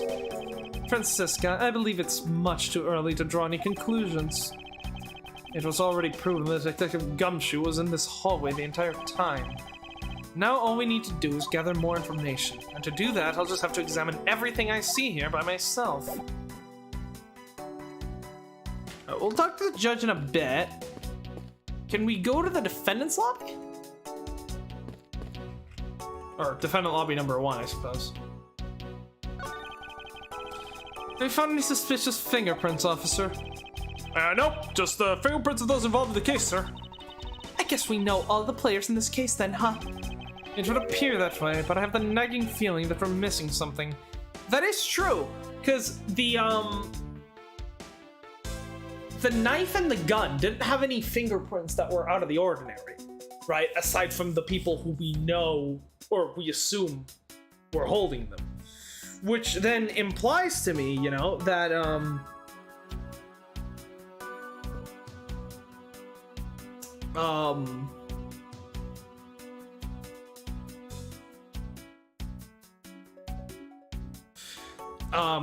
yeah, that the person who actually committed the murder must have been wearing gloves, because that's the only reason that their fingerprints wouldn't be, you know, on the murder weapon.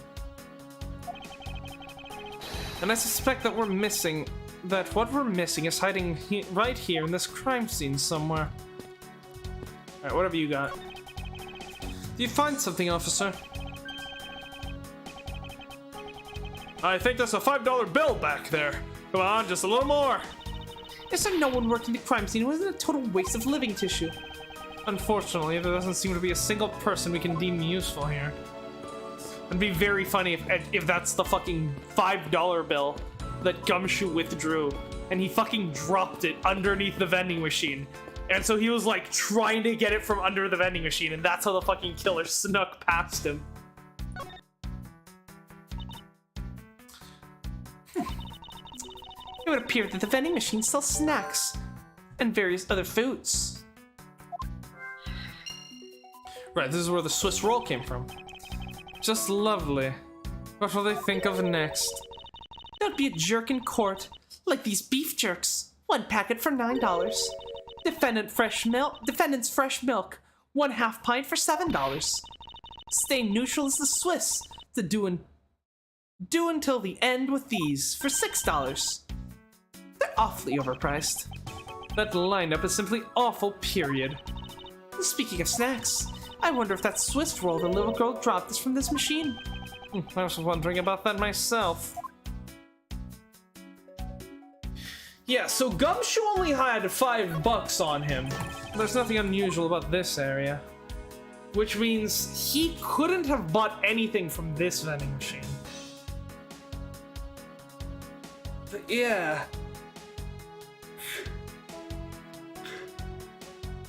Kay would have had to come in here to buy the Swiss roll from the vending machine, but Gumshoe should have seen her, right? Unless, well, Gumshoe only started standing guard at 320, so I suppose it's possible that Kay came here and bought the Swiss rolls before that. When you're in hot water, you might need a hot dog. It looks like this slogan was decided through a public contest. And the winner was Prosecutor Winston Payne. What a pathetic slogan. No presence at all. Now if it was up to me, it would read, if you leave matters in a Von Karma's hands, everyone will be found guilty dogs. Guilty Love starts playing. Overruled.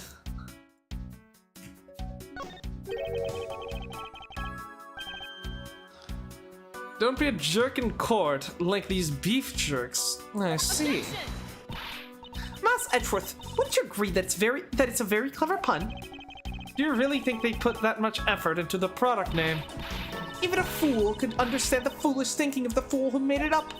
You're acting so foolish that I got so thoroughly mad, and now I am utterly famished. If you wanted a pack of these, all you had to do was ask a normal person. Ham sandwich? Don't let the prosecution and the defense make a ham sandwich out of you. It sounds like it's directed at the ham of a judge. Well, it certainly isn't directed at me. I certainly outmaneuver him every day. Wait. Didn't I literally like make like a joke for a while about like the judge just like eating copious amounts of sandwiches? And now the game has a fucking sandwich with a fucking like slogan targeted at the judge, implying that like he buys them? I have the gift of prophecy. Well, it certainly isn't directed at me. I can outmaneuver him any day. $9 for orange juice. When it's looking bad, blind your opposition with some OJ. Are they promoting violence? Don't worry, my whip will make sure that anybody following this advice won't be for long.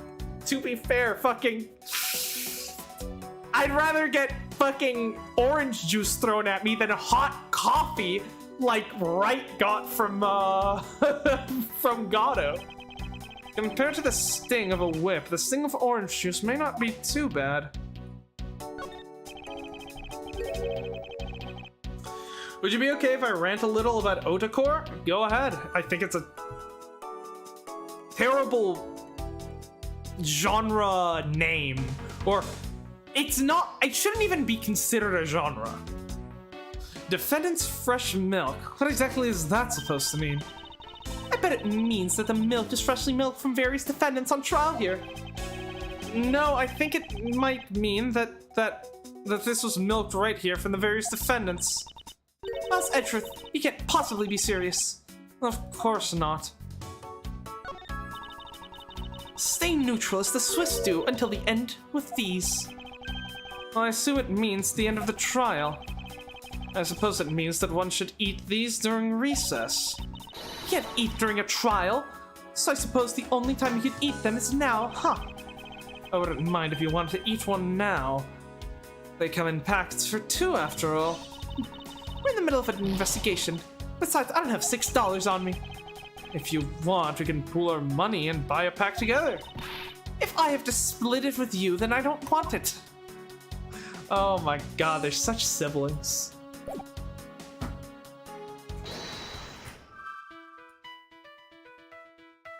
Yeah, no human can climb through these barred windows. A set of flowers is in the air.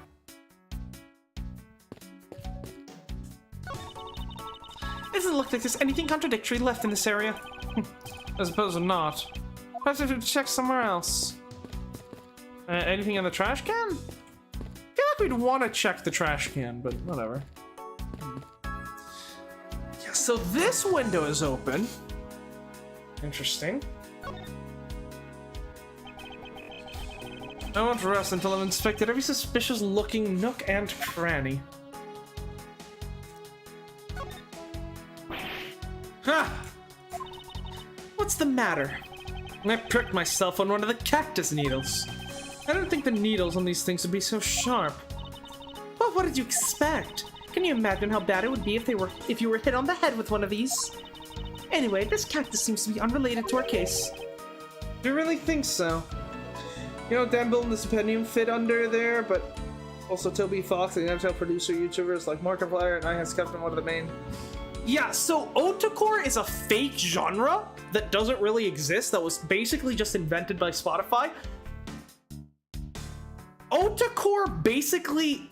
Okay, it's a stupid genre because Otacore isn't based on what the music sounds like, you know? Like with most genres, right?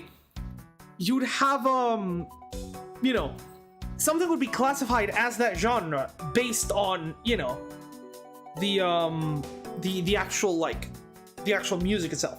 Not with Otacore. Otacore is essentially classified as music that is listened to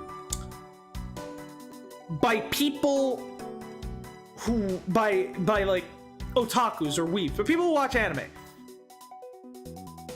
So which means video game music technically falls into Otacore. Anything that's like, you know, nerdcore rap like Dan Bull or the Stipendium falls into Otacore. A lot of YouTubers fall into Otacore. Yeah, I mean, yeah, legitimately, it's all Otacore because it's music that anime fans listen to, which is such a stupid way to define a fucking genre. It boggles the mind, but yeah, Ruby, you know, Ruby is classified under Otacore, right? Because I believe that this cactus sitting on the windowsill is completely related. Are you saying someone couldn't have climbed through the window without getting fucking pricked by a cactus?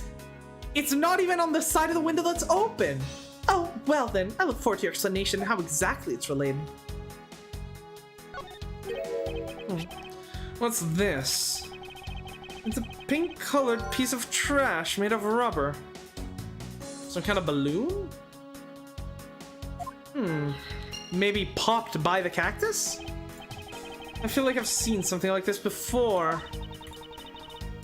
All I see is a piece of garbage. But you know, the fact that there's a litterer running loose inside the courthouse is simply unforgivable. Ah! That sounds like it was I who littered. Rubbish belongs in a rubbish bin. Ugh.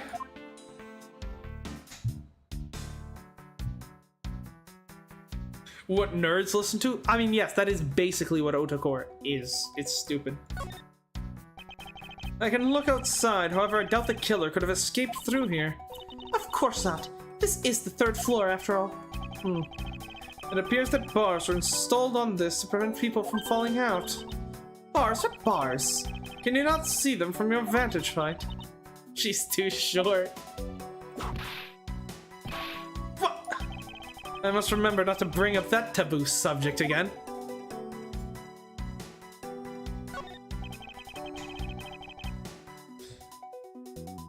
I prefer the genre term pixel. I've never heard of that one.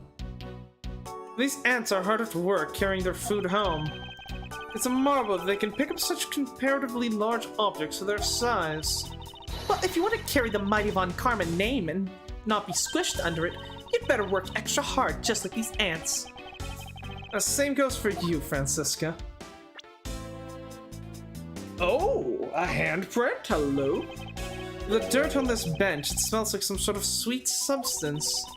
I can't believe there's someone going around dirtying the courthouse. For shame. Someone must maybe eating Swiss rolls?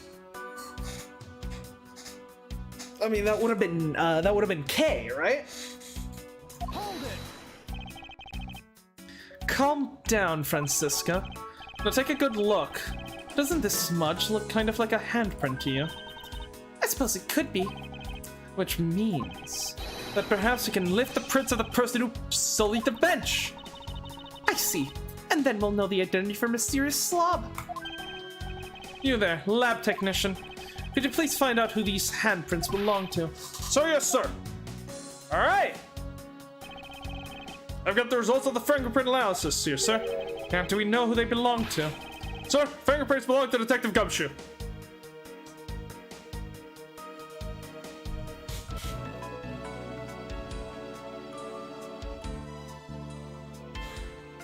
Wait, but he shouldn't have enough money to buy the Swiss rolls. Did him and... I guess the only thing I can think of is that him and Kay pulled their money together to buy the Swiss rolls, and then they split them.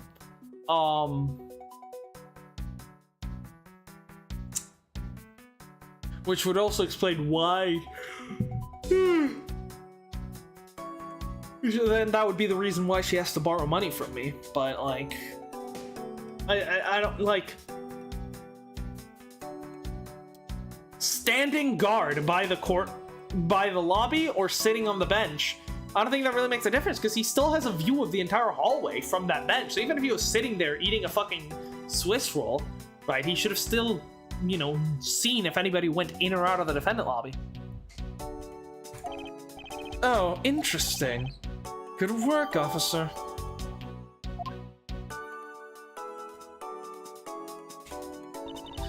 And there you have it.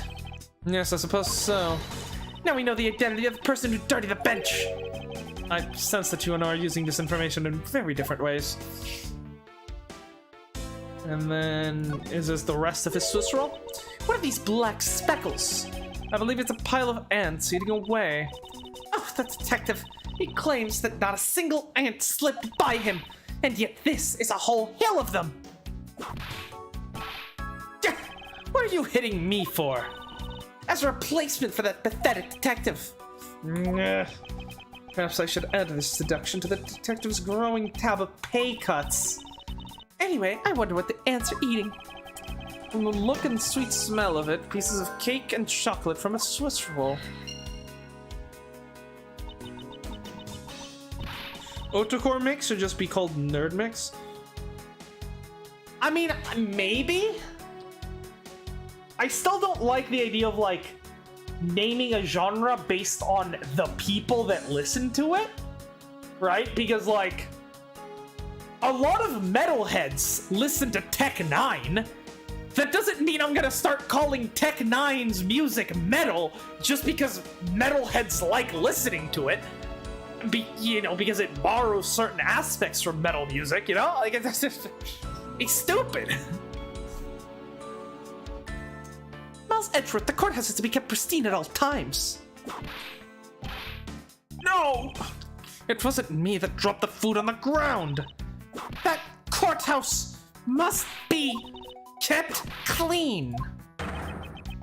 Ow! Ugh, she's terrifying. We've gathered so much information, but they feel like just random fragments to me. I wonder what really happened here.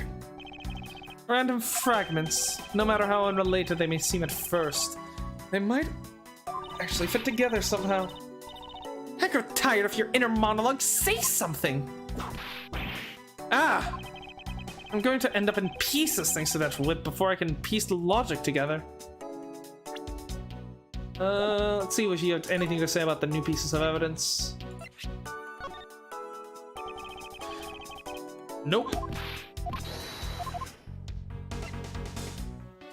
Pixel is basically artists who make songs about video games. Well, that's just like nerdcore, right? Like, I'm fine with the term nerdcore, because nerdcore implies that it's music made about nerdy subjects, primarily video games and anime, right? So, you know, it's not, it doesn't say anything about like the style of the music, but it says something about the contents of the music, and I think that's perfectly fine. So nerdcore makes sense to me. The problem with otacore is that, right, nerdcore just includes, say, you know, anime rap, for example, would be nerdcore. But otacore also includes shit like Ruby, which is like it's just a soundtrack for like a, you know, a show. It's not like I don't know, it just, otacore just seems like nerdcore, but just it, like, it is a lot of overlap with nerdcore, but it's just like, I don't know, I really don't like that classification. Detective Bad, I have something I wish to inquire about. Hey, how about doing some actual work, you? Oh, I thought I was about to speak as a... I wish to inquire into Detective Gumshoes' movements during the recess. You're getting in the way of the investigation. I have an order from Mr. Von Karma himself. I still hold investigative authority.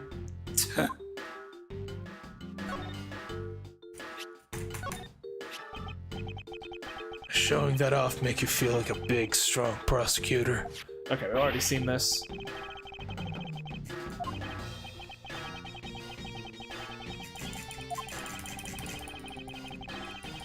Flashing into the sunlight.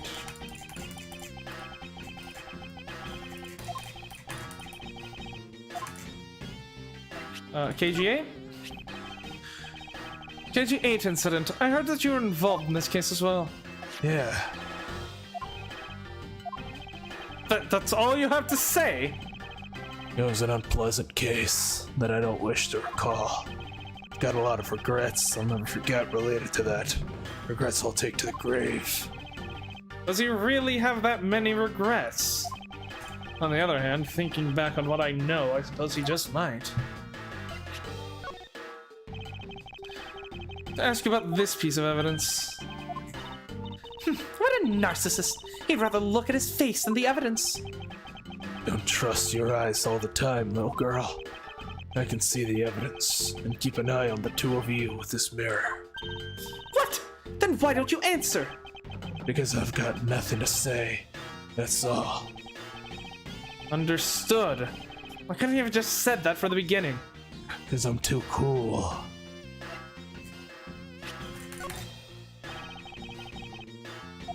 Nope.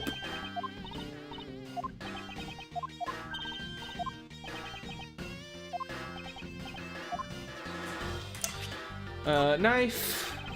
Probably nothing either. Nope.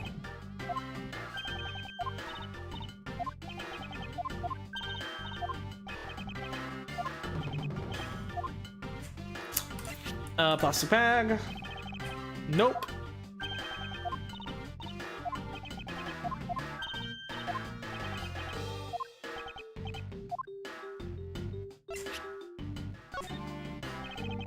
Oh, I just noticed this tie has fucking holes in it too.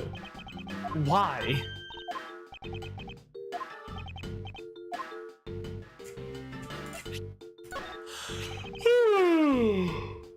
Oh, here you go. Faraday. It sounds like you lost someone close to you. He was a battle buddy. We fought through a lot together. The boy with a silver spoon in his mouth couldn't understand society's dark underbelly. Although, honestly, I suppose he's right. I don't have anyone to relate to in that way. Well, it's not as though I long for someone like that. Or am I good at getting close? Don't worry. Phoenix will be there for you soon. Detective Bad, I'd like to ask you about this piece of evidence. What a narcissist. He'd rather look at his face. Oh, this is the same thing.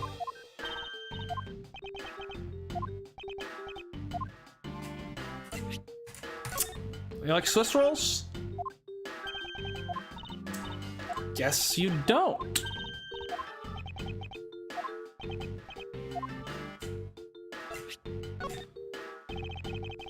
Fingerprints. Nope.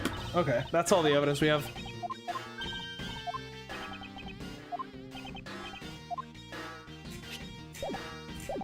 Alright.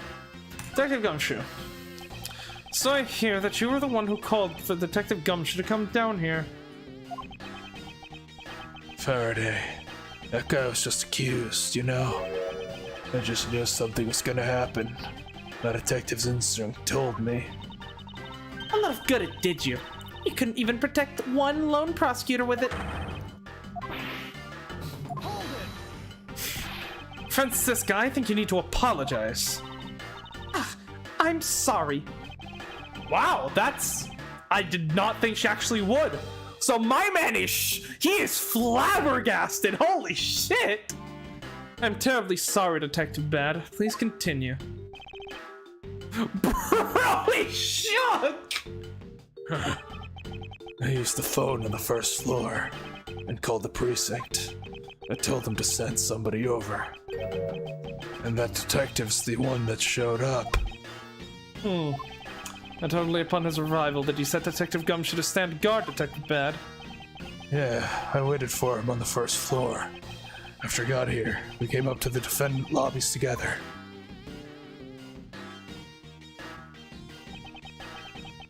As we entered this hallway, we ran into you. She told us that Faraday was really mad, and that he dragged Rel off to lobby number 2 to have a word or something. Okay, so this did indeed happen after Rel and Faraday had gone to lobby number 2. So wait, they were in there arguing for a good, 40 minutes while Edgeworth was just standing there and he heard nothing? I guess maybe they're, mildly soundproof, but they must have not been, yelling or anything. And that Faraday had said to not let anyone interrupt them. So what choice did I have? All I could do was tell the big lug to stand guard outside. And around what time did all of that take place? Yeah, the only thing that could work with legitimately no one, assuming Gumshoe was actually paying attention to the hallway the whole time, and no one actually, came in or out of that room, the only possibility that I could think is that the murder actually took place before Gumshoe started, standing guard. Which would then leave Callisto as the biggest suspect, because she only has an alibi, because she was talking about Detective Bad, but only after Gumshoe arrived. She only has an alibi after 3:20. But the problem is, if the murder happened before 3:20, there's no way, right? Because because forensics, we don't have an official autopsy report, but forensics, I'm pretty sure did confirm that, if they know that that shock was the cause of death, then they must have performed at least a, passing autopsy, even if, maybe they couldn't get him down to the lab to do a full autopsy, but they at least, did a bit of an autopsy by someone who knew what they were doing. And they said that the time of death was 4 p.m. Which means that the murder must have happened after Gumshoe started standing guard, so that doesn't make sense either. And around what time did all that take place? Let's see. I think it was about 30 minutes before I heard the gunshot. After giving the big lug his assignment, he never left the hallway, not once. Oh, and how can you make such a claim? One of the guards out of this floor's main lobby swore to me he didn't. If the detectives never left the hallway, then where did he disappear off to? That's simple. He must have gone to lobby number 2 just as suspected. You and I, we were in lobby number 1 next door. The only one without an alibi is Gumshoe. That would seem that I am still missing some key pieces of information.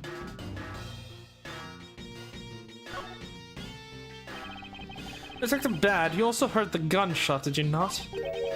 Yeah, I heard it when I was in defendant lobby number 1. That's why I came running towards lobby number 2 together with you.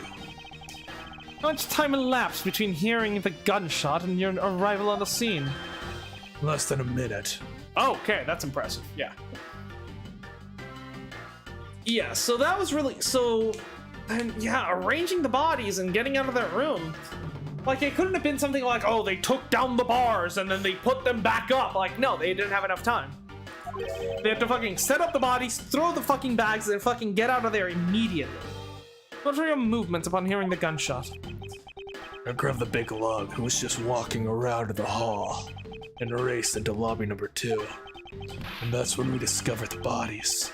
In that order. That makes you the discoverer of the crime scene, right? A body has been discovered! Yeah, I guess it does, little miss. I'm about to become a prosecutor very soon. You will treat me with the dignity I deserve, or else. You wave that thing around anymore? He actually fucking dodged her! Holy fuck, he's so cool! I want, okay, fucking Detective Bad and Detective Marshall need to, like, they need to partner up. Imagine you're a fucking criminal, and Detective Bad and Detective Marshall both, you know, walk into the fucking crime scene to start investigating shit. Like, at that point, you might as well confess to everything. Like, it's over. They're too cool. And I'll have you arrested for obstruction, little miss. You wouldn't dare! Just joking. Detective Bad is really something if he can make Francisca behave. Are we about done? Is there anything else I need to ask you about? Time you heard the gunshot. That was around 4. Place here at the gunshot. Situation. Yeah, what was going on? I'd like to know a little more about the circumstances under which you heard the gunshot. Like I said, I was in lobby 1 with you. I have nothing else to add. Well, his testimony certainly corroborates with this you said. Miles, you have already asked him about that, remember? I was about to ask something else. Anything else? Yeah, he heard it in lobby number 1. Detective Bad, where were you when you heard the gunshot? How many times are you gonna ask that? I was in defendant lobby number 1 when I heard the gunshot. That's exactly the same as what he said earlier when I asked. Now get out of here. You're getting in the way. I'm not through questioning you yet. Alright, let's get the time. I'd like for you to tell me the exact time you heard the gunshot. It was around the end of the recess, and the trial was about to start again. I think. He was supposed to make time for himself to transfer the evidence he was holding. But I got the sense that he wasn't going to show for the handoff, so I figured I should go get him, or he'd be late.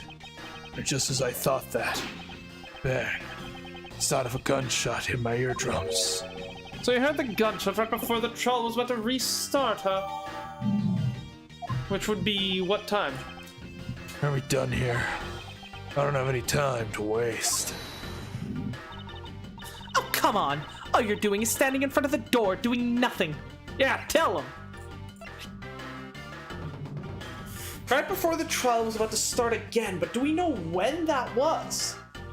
Because, you know, maybe, like, partially my theory about the murder actually taking place sometime before the bodies were discovered is true. Because the bodies were discovered, because, okay, maybe the gunshot, sure, but I mean, it is possible that the killer somehow managed to do the murder, set up the bodies, and then just fired a gunshot. You know? Do we know how many bullets are missing from the gun, actually?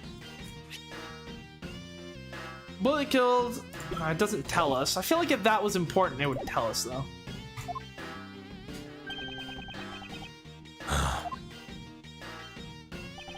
I get the sense that he is somewhat investigating the crime scene. Or rather, that he is keeping us under surveillance. But to what end? Detective Bad, may I ask that you cooperate with us for a little bit longer? I don't have anything else to say to the two of you. You guys were the ones who said you wanted to investigate in the first place. Fine then, be obstinate. We'll just do as we please. Come on, Miles.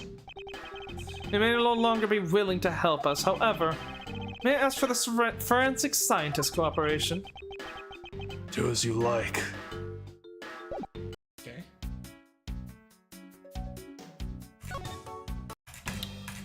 I will ask you about the new evidence we have. It's just as I said. I have nothing further to add.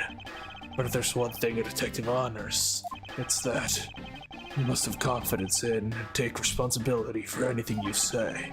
That's what it means to be a detective. In other words, you're just a stubborn horse, aren't you, detective? Well, I wouldn't exactly put it like that.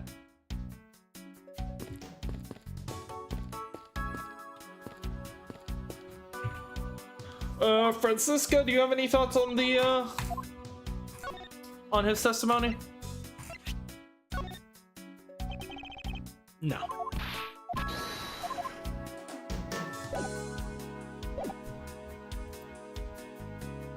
Alright, Judge Man. Your Honor, I'd like to ask you a few questions if you don't mind. Where were you at the time of the murder? Do you suspect me of something? No, nothing of the sort, Your Honor. Very well. You may continue with your testimony. Your Honor, it's your testimony I'm after. Oh! I had no idea you were chasing after me for my testimony. I'm beginning to sense that I might want to avoid being in a trial run by this judge. And every single trial he ever prosecuted ended up being run by this judge. Well, I don't know about SL9, I suppose, because... Or, wait, no. Was this first... was the Dahlia Hawthorne murder this judge, or was it the other judge? Hold on. Turnabout Beginnings. Here, let me pause the game and just put on some music in the meantime.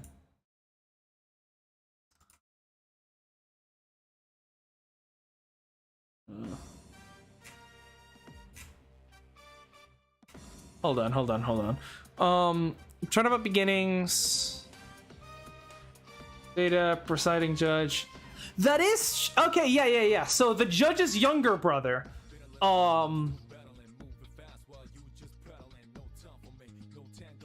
he proceeded over the trials of Terry Falls.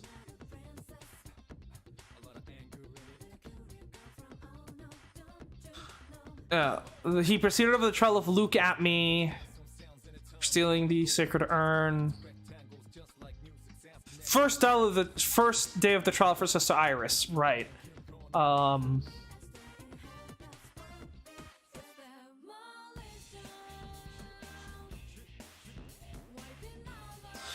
Yeah, so Edgeworth ran into this judge once, and then all the other... Well, he ran into the judge's younger brother once, and, you know, this judge, he did every other one, right?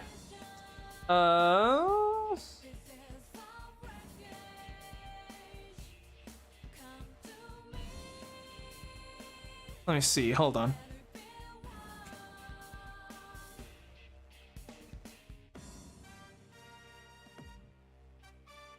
Where's SL9?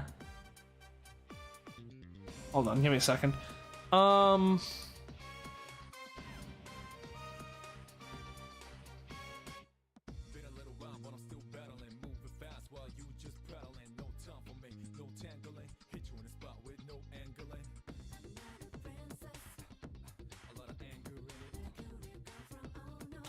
So actually, that's interesting. It says that Turnabout Beginnings actually takes place only a year before Turnabout Memories, that's where Mia first met Phoenix, and then Phoenix,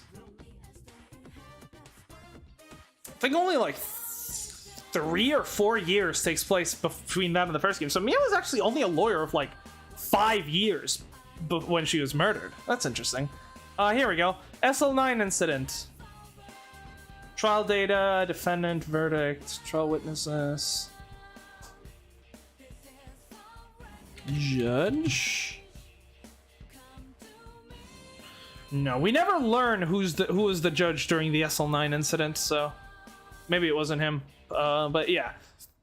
I assume it's this judge because he's like, there's 2 fucking judges in this fucking precinct. It's great. Oh. Speaking of SL9, here's fucking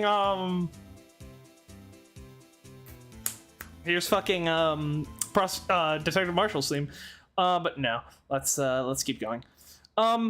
Yeah, so I'm pretty sure, basically, with the exception of his first trial in court, it was this judge. It was the judge's younger brother, and then every single other time, it was this same judge. So I can imagine in his second fucking case, Edgeworth was like, oh fuck, not this guy. Actually, how many years had he been as a prosecutor during that trial?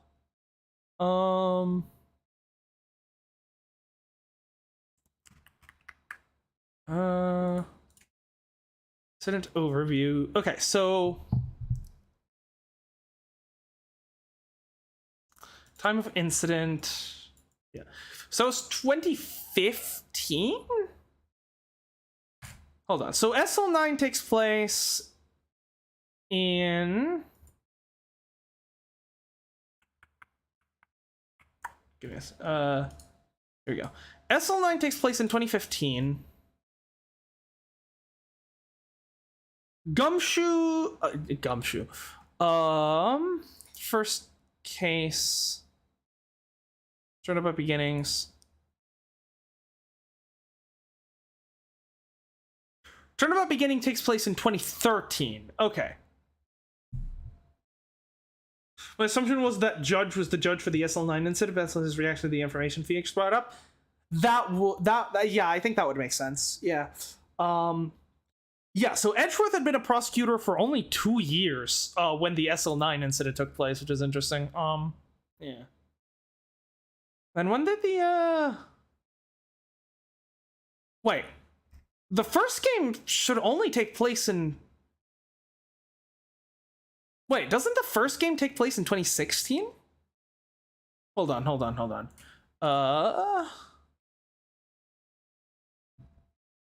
I don't know, I'd always imagined First Defeat, Turnabout Sisters. Because it's 15 years after DL6, which was in 2001, right? Trial data. Incident overview, here we go. Yeah, so the first game... Really?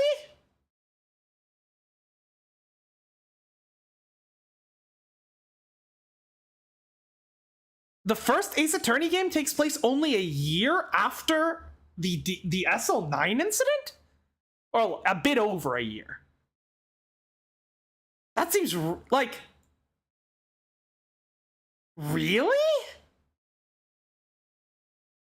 I'd always gotten the impression that it was much longer ago, right? Hold on. I'm going down a rabbit hole right now, but this is just blowing my mind right now. Aftermath. Yeah, Gant was promoted to chief of... So, Gant was only chief of police for 1 year? He moved Lana to the prosecutor's office as chief prosecutor, set up Emma's murder to blackmail her into doing what he asked. Suspicious legitimacy, Gant and Lana. Trollman after the trial. Kept Goodman.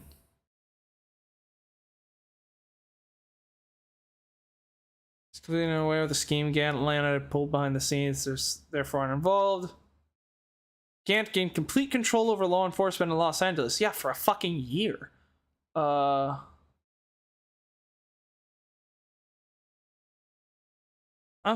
interesting. I always got the impression that it was a lot longer between the two cases, but I suppose not. Although, actually, I guess this is Turnabout Sisters. I suppose Turnabout, or Rise from the Ashes, takes place later than that. So I guess it would have really been 2 years between Rise from the Ashes and the original SL9 incident, which I guess is less bad than 1 year, but it's still, I don't know. It just feels like it should have been long. I don't know. I'm beginning to sense that I might want to avoid being in a trial run by this judge. And yeah, that also means that, like, Mia had only been a prosecutor for 3 years. I mean, a defense attorney for 3 years before she had been murdered. God damn. I'm beginning to sense that I might want to avoid being in a trial run by this judge. Let's see here. Now then, how should I put this? When you get to be my age, you need to pay more frequent visits to the restroom. If you go take a look through the window at the end of this hall, you'll see a small window. That is the window to the men's restroom. Ah. In other words, you can see clearly into this hallway from the men's restroom. So he had gone to the bathroom, and that's how he was He didn't see Gumshoe because Gumshoe was sitting on the fucking chair eating a fucking Swiss roll. God damn it. Is this actually what happened? Gumshoe sits his ass down to have a bite to eat, and at that exact moment, the judge looks and is like, Oh, that's a mighty empty hallway. I'm gonna commit this to memory. Despite me actually having the attention span of a goldfish, I will definitely remember this and use this to get Detective Gumshoe arrested later on. like, what? Because, like, the railings seem to be roughly level with the railings on the balcony seem to be roughly level with the window, and Franziska couldn't see the railings, which implies that Franziska isn't tall enough to see. Like, Franziska is actually shorter than the window, or at least her eyes don't. The window is higher up than Franziska's eyes. And, like, yes, she's a child, she's short, but she's not that short. If Gumshoe was sitting down, he definitely would have been shorter than that. When I was going into the restroom, that Detective Gumshoe, is it?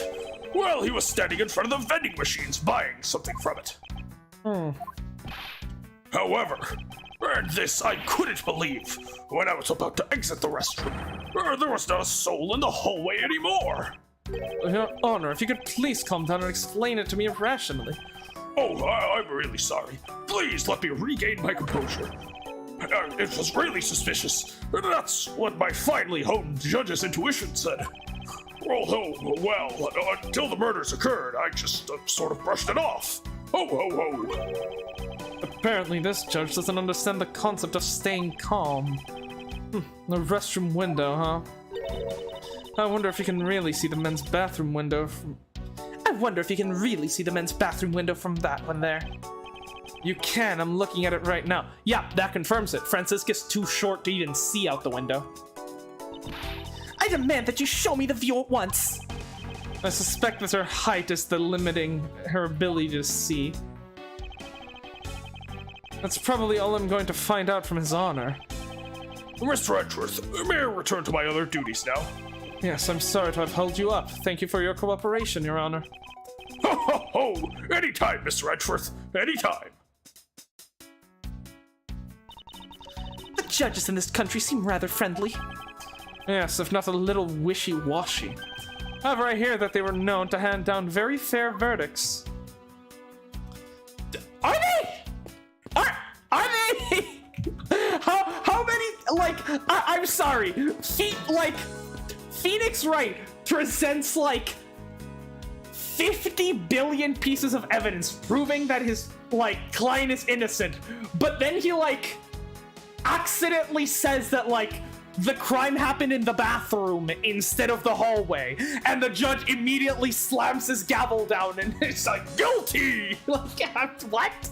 It's like fucking Danganronpa, where you have you've basically proved that you're who the killer is, and then they just start shouting the word stupid a bunch of times, or you forget what an octagon looks like, and then you get fucking voted out. Love me some ludonarrative dissonance, and yes, she's definitely not tall enough to see out that window. Small. Yeah, if Gumshoe was sitting down there, he would definitely... Because, Gumshoe seems tall, but he's actually roughly the same height as Edgeworth. And like, if Edgeworth was sitting, yeah, if Edgeworth was sitting, he definitely, yeah, okay. So Gumshoe was, in fact, in this hallway the entire time. The judge's testimony is completely irrelevant to that fact. Which in turn means that the killer must have somehow gotten out of the room, somehow left the crime scene despite Gumshoe standing guard there the whole time. Huh. That's very interesting. I suppose let's look at our logic, because we picked up a few of those. Lobby window. No human can climb through these barred windows. Scent of flowers is in the air. Vending machines that sells courthouse special goods. A few sweet items are for sale. Pink trash found in the window still, made of rubber. So cactus. So let's do Swiss roll crumbs and vending machine. That seems pretty obvious.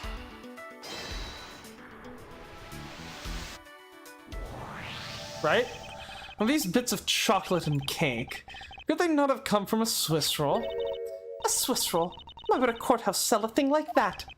It may not seem like the right venue, however it is being sold right over there. The vending machine. Ah, I see. Stain neutral as the Swiss do until the end with these. 2 for $6. Talk about expensive. It's better than $9 for a carton of orange juice. Leaving the fact that it's on the expensive side aside, the fact that the cake crumbs and chocolate bits were found in the hallway suggests that they came from a Swiss roll that was purchased from this machine. I think I have a pretty clear picture of what happened here now. Naturally. After all, I'm here, aren't I? Dr. Gumshoe must have sat on this bench as he ate the Swiss roll. And as he ate, he dropped it on the floor, sullied the bench. How could he have not cleaned up after himself? How utterly despicable.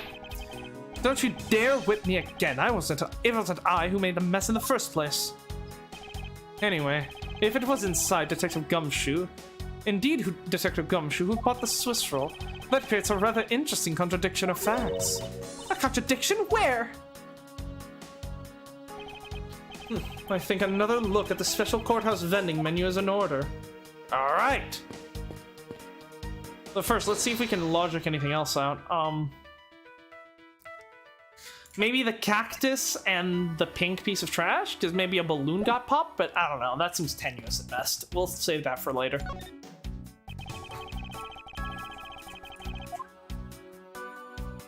The $6 price tag!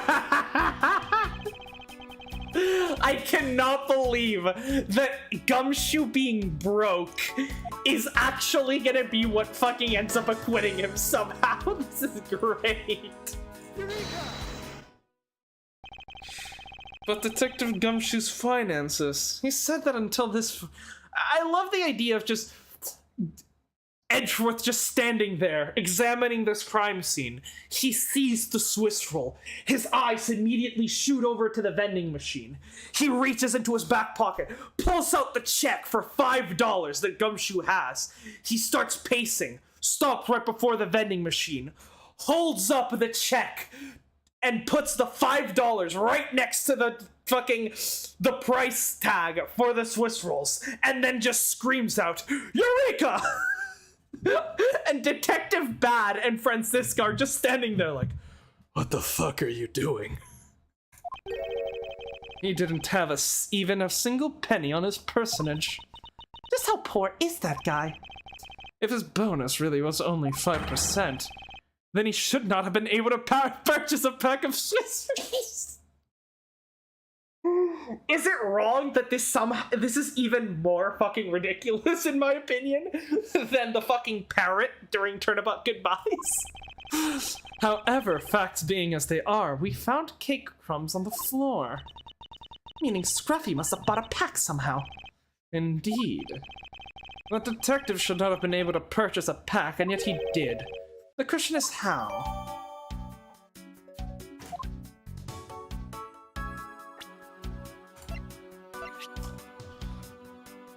My serious girl, it's priced at 2 for 6. Right. But keep in mind, she only had one, right? So she and Gumshoe both pitched in to buy a pair of Swiss rolls. And then they split them. She hasn't eaten hers yet, though, for some reason.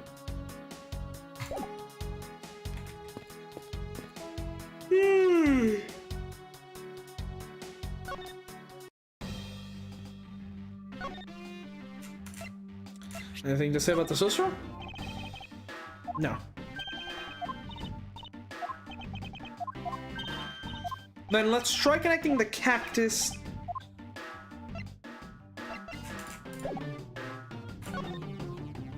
Let's try connecting the cactus to the balloon.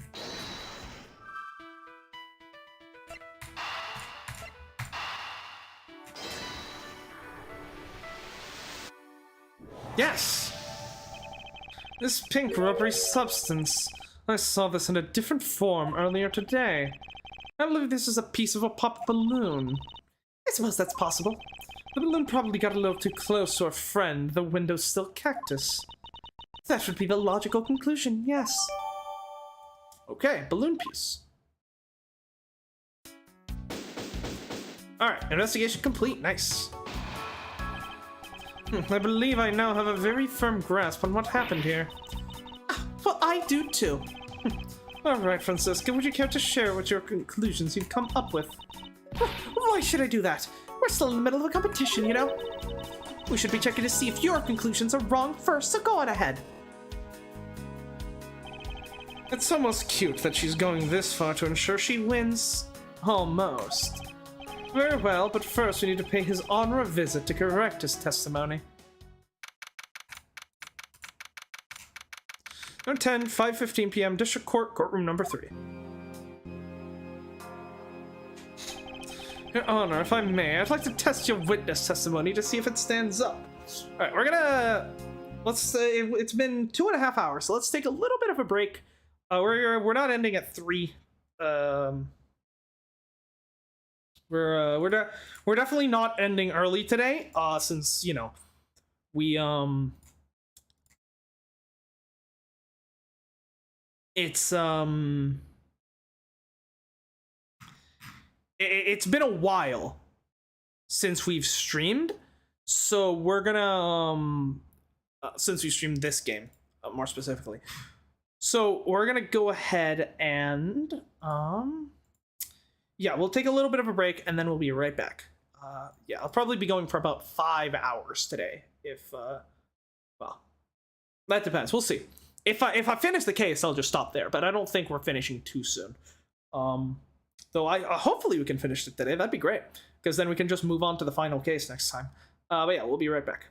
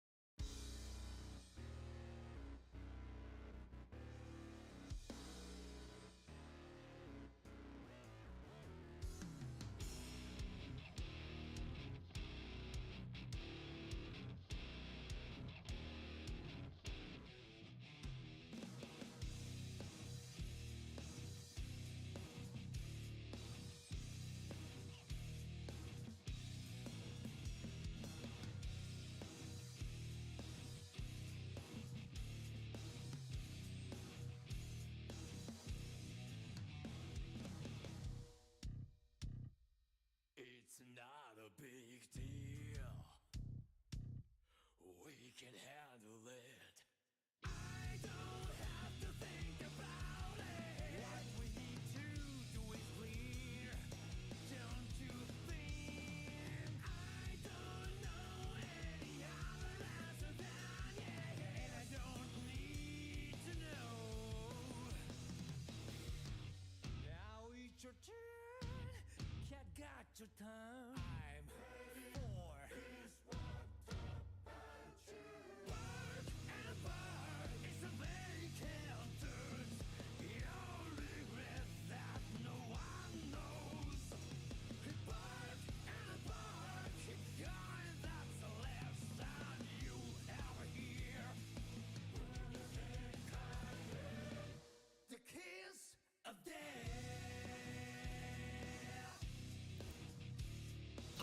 Sorry, that took a little bit longer than expected. I went to the fucking vending machine outside my apartment to get myself something to eat because my fridge is currently empty because I've not had time to go grocery shopping this week. And it wouldn't accept my fucking card because they changed the fucking card reader on the vending machine and it wouldn't accept my fucking card. And so I tried a bunch of times and it didn't. So I had to fucking come back in, get actual fucking cash. I don't remember the last time I used actual cash on a fucking vending machine. What is this, 2005? It's ridiculous. That's why we took so long, but Edgeworth, Gumshoe moment.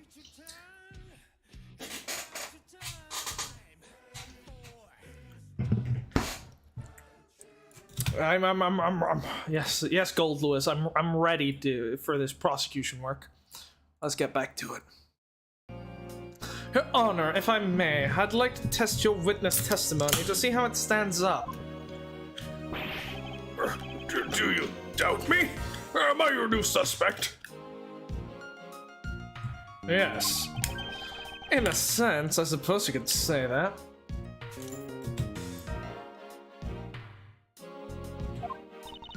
Even you, a judge, is nothing but a common witness before Von Karma. Where's my phone? Forgot to open up chat. In my rush to get back here.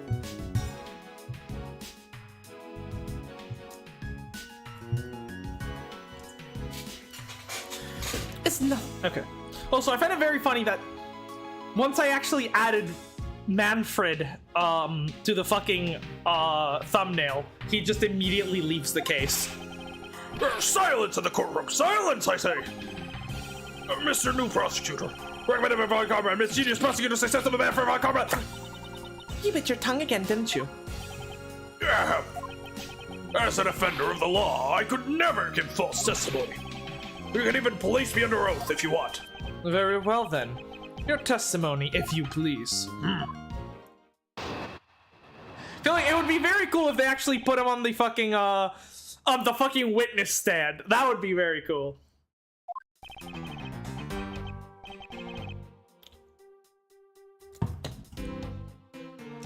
During the recess, I went to the restroom.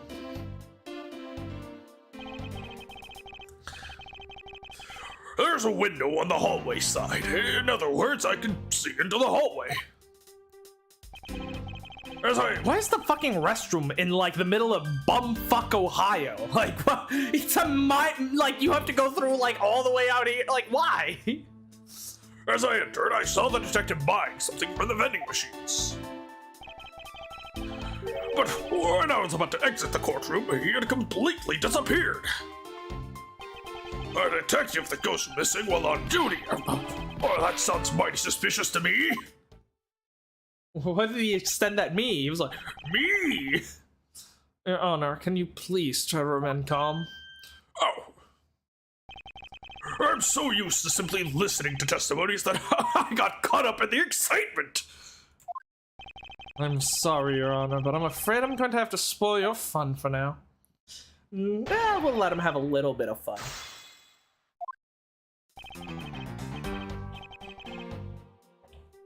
Hold it! Was it a number 1 or a number 2, Your Honor?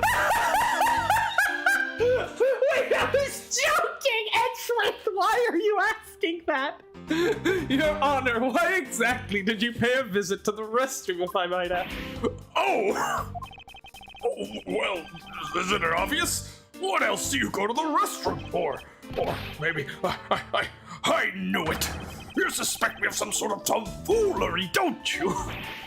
Please stay calm, Your Honor.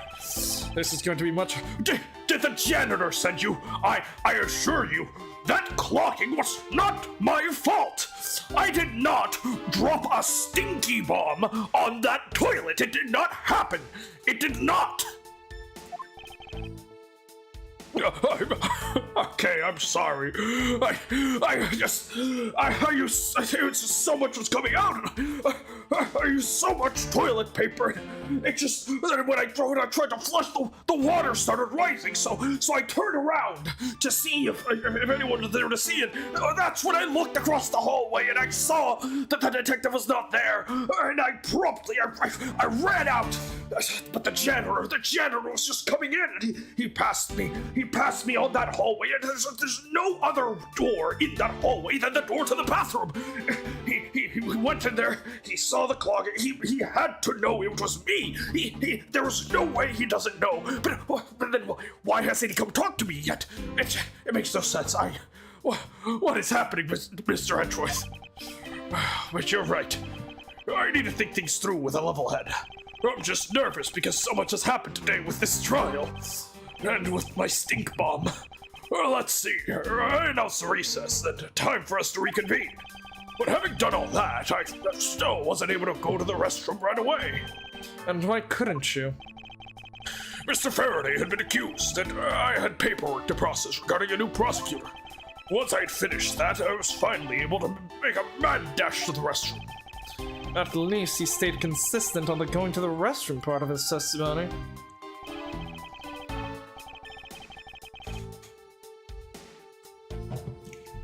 If you don't answer me, the stinky one isn't the only one you need to worry about dropping.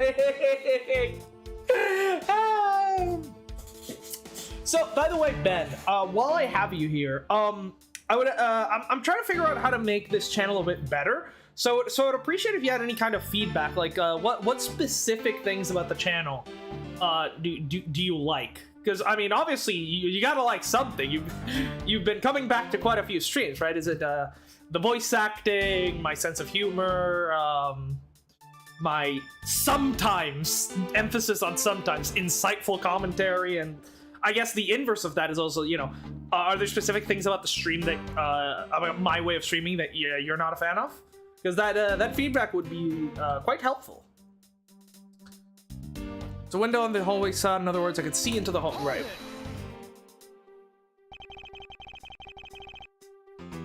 Your Honor, did you really go to the men's restroom? Why do you keep questioning him on this? What is the meaning? What did he mean by this? I simply meant that perhaps you went to a restroom on a different floor. I had to go for such a long time. It was all I could do to dash to the closest one to the courtroom. I suppose that's only natural, given a circumstance. I ran for the courtroom, through the floors, main lobby, and down the hallway. Once you enter, you can see there's a window just above the urinals. Oh, that's awkward. You're just sitting there, you know. Okay, so it was a number one. God damn it, my theory was incorrect. I guess that throws my entire case goes down the drain with that one, doesn't it, boys? I thought if he's doing a number one instead of a number two, my theory doesn't work anymore. But can you just imagine that? You're just fucking like sitting there pissing and you're just staring out the window where there's a guy in the other fucking like hallway. It's the defendant lobby, so he's probably like a murderer. And like he's just sitting there eating like some beef jerky. And you're just fucking staring at each other like the fucking Always Sunny in Philadelphia scene. Yes, exactly. Your Honor, there is no need to yell. I can hear you just fine. Oh, I guess I put a little too much into that last answer. Now then, let's continue with the testimony. As I entered, I saw the detective buying something from the vending machines. Okay, yeah. Are you sure that the person you witnessed was Detective Gumshoe, Your Honor? Yes, I am absolutely sure. It's hard to miss someone of his stature, even from afar, as far away as the restroom. Besides, I can't think of anyone else with that kind of hairstyle and big beige coat. Well, I was simply wondering if you were mistaken in what you saw. Doesn't Detective Bat also have a beige? I guess it's more gray, but it's still kind of beige. What? Preposterous. My eyes are sharp as can be, ready to see through lies to the truth. Although, recently, things do seem to be a bit fuzzier than they used to be. Clearly, his eyes are not the only things that have gone fuzzy. Oh, you mean my beard? Oh, yes, I've been growing it out for a long time. I keep it very clean. But allow me to say, with all the honor and dignity of a judge, I am not mistaken in what I saw. I'm sorry to say, Your Honor, you have no honor or dignity from what I've seen. It disappeared, but Your Honor, didn't you just say, I saw the detective buying something from the vending machines? Why, yes I did.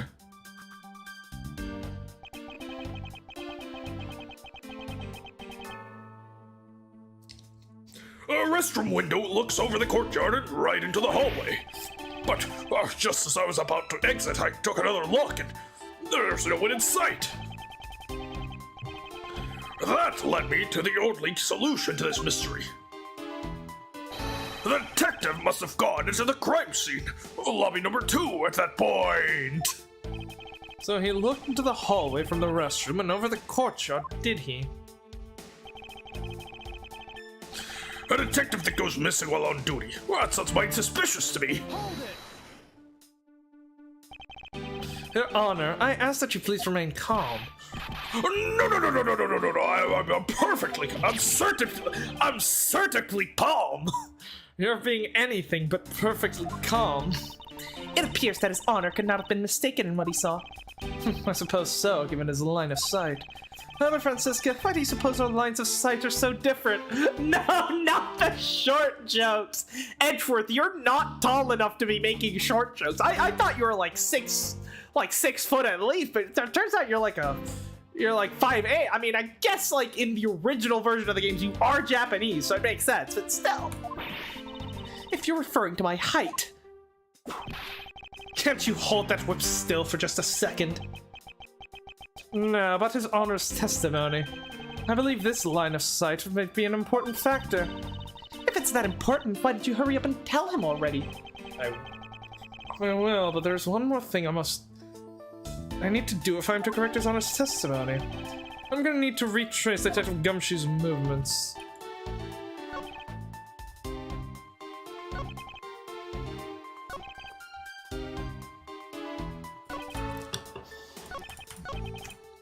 Okay. Where are we supposed to present? The fingerprints, I'm guessing? Went to the restroom. Yeah, it has to be this one. Or, no, the previous one, right? Yeah, completely disappeared. It has to be the handprint, right? Objection! What was that finger wag for, Mr. Edgeworth? And don't you know it's rude to shout objection while someone is giving testimony? Ha! If you truly are a man of the law, then you must always be vigilant. For example, I myself never let an opportunity to shout objection pass me by. Yes, we know! You fucking say it in like your regular ass conversations outside of the courtroom. Miles Edgeworth, it's one thing to be passionate about your job, but this is real life. You were literally shouting objection over fucking vending machine food earlier. This is what some people may say is the pot calling the kettle black. Your Honor, I wonder if you might take a look at this for me. What is that filth? How dare someone dirty the hallway bench like that? Who is the culprit? The party is hereby found guilty of uncleanliness. If you must know, the uncouth bench sullier has already been placed under arrest, thanks to your earlier testimony, Your Honor. Oh, well, that's good. But it wasn't. Guys! Brain empty, no thoughts. We were able to discover something from the smudge on the bench, namely Detective Gumshoe's fingerprints. We're not happy with just committing murder, is he? He had to go on and dirty the courthouse too. Guilty! Death!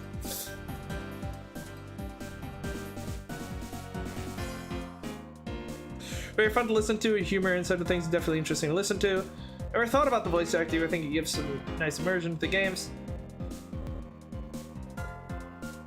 Never been one for starting things to improve. Sorry for not being hopeful on that.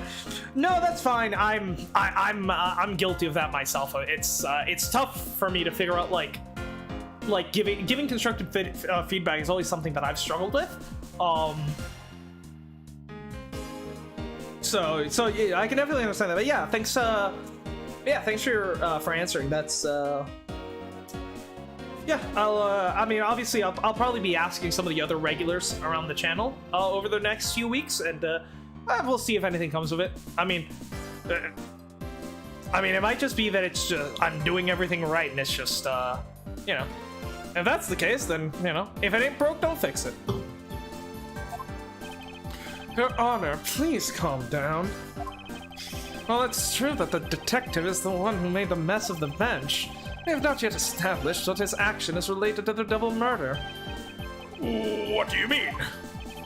I believe that the detective bought a pack of Swiss rolls from the vending machines, and then promptly sat down on the bench to eat one.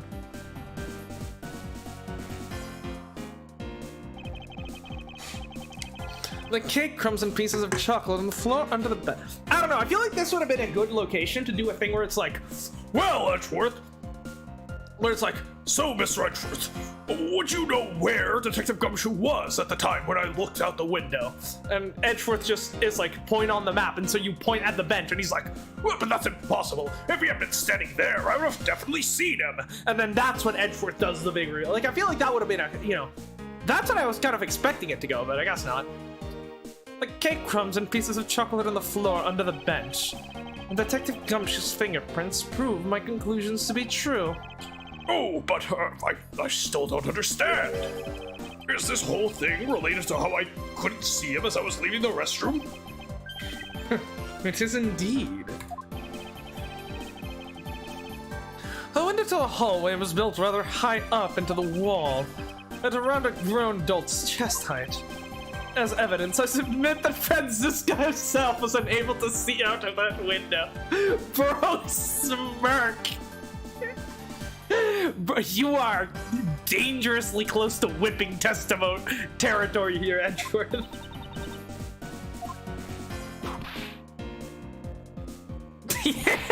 No! I know I shouldn't have used her height as evidence. But basically, what this means is that the area directly under the hallway window is a blind spot, and the hallway is being viewed from the men's restroom. Well then. It seems that you have made the connection. If someone were to sit on the bench on the under the window, yes, even someone as large as Detective Gumshoe would effectively disappear from sight. What? Do you finally see, Your Honor? Your testimony has just proven that Detective Gumshoe was in the hallway the entire time. Oh, sorry. I didn't mean to say it with that much of No, they did my boy dirty. They could have definitely gotten a voice actor. This is the judge's moment. He gets to say the thing. He says the line, and they don't even give him a fucking voice act? Come on. I'll say it for you. Objection! Oh, well, I didn't mean to say it with that much enthusiasm. All I wanted to do was try saying it once. Here, let me try that again. Hold it! Is there something of value that you'd like to say? Oh, well, yes, actually, there is. I remembered something else just now. Mr. Edgeworth, please allow me to testify to the court one more time. Even if we overruled him, he'd just keep on talking, wouldn't he? That might not be a bad thing. The more info, the better in a perfect investigation, right? True. I suppose it's possible that you can't see a seated person from the restroom window. However, that doesn't mean that the detective was sitting there when I looked. Anyway, I forgot to testify earlier about probably the most important detail. Of course he fucking did. He's the most unreliable witness. He's like easily one of the most unreliable witnesses that have ever set foot in this courtroom, and that's saying a lot. As I was leaving the restroom, I heard a loud bang of a gunshot.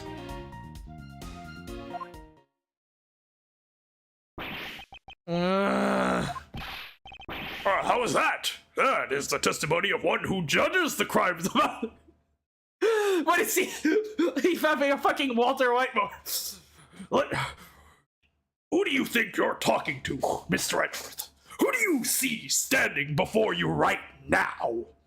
Well, allow me to clue you in.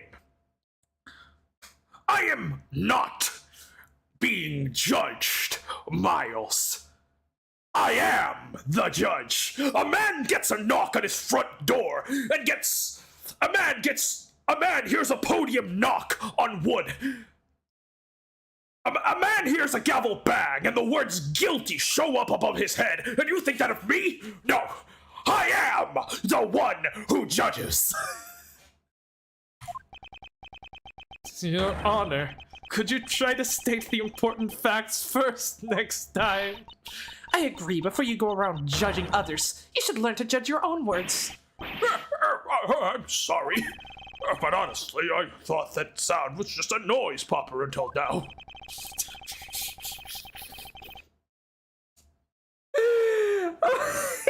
I can't even parody this. What the hell?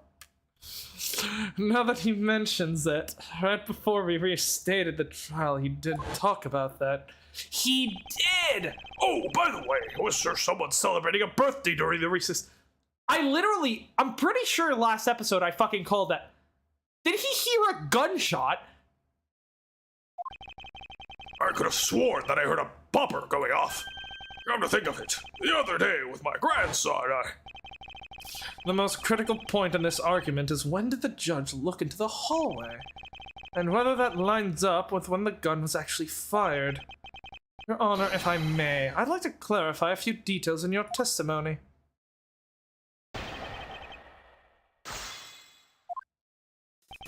I suppose it's possible you could see us. Okay. Hold it! In that case, you can see that you were overconfident in your last testimony. Oh, now hold on there. I just said that it's possible that you can't see a seated person from the restroom at this time, but you know something. I don't think you know when the prints you referenced were left on the bench, do you? Nah. While you have proven that it's possible the detective was sitting, I still have a problem with when those fingerprints were left. He's right, I have yet to prove when the fingerprints were left on that bench. While he feigns ignorance, his honor has seen a lot of life. No, this is the most stupid train of logic I've ever heard in my fucking life. You literally saw him buying the Swiss rolls from the vending machines. The logical progression of events is you buy the Swiss roll, you eat the Swiss roll, okay? Now, theoretically speaking, it is possible for there to, for some time to elapse between you buying them and you eating them. But the progression of events must be buying first, eating second. Now, the judge, when he walks into the bathroom, he sees Gumshoe buying the Swiss roll from the machine, right? So either, which means, okay, when could Gumshoe have eaten that Swiss roll? He couldn't have eaten it any time prior to that, right? This is what the judge is implying, right? That Gumshoe actually was sitting, he ate that Swiss roll before he actually went into the bathroom. And so then when he actually saw him from the bathroom and then he disappeared, he wasn't eating the Swiss roll. However, that doesn't make sense because obviously he saw him buying the sweet roll. So he couldn't have eaten the sweet roll before the judge goes into the bathroom. And after the judge, as the judge is leaving the bathroom, the gunshot goes off, and we know that less than a minute after that gunshot goes off, Detective Bad has already left the defendant lobby, has run into Gumshoe in that very same hallway, and have gone in to check the scene of the crime, right? Which means, right, and at that point, the crime scene, you know, at that point, Gumshoe had just been engaged in the investigation, so after the gunshot goes off, Gumshoe couldn't have eaten the sweet roll, right?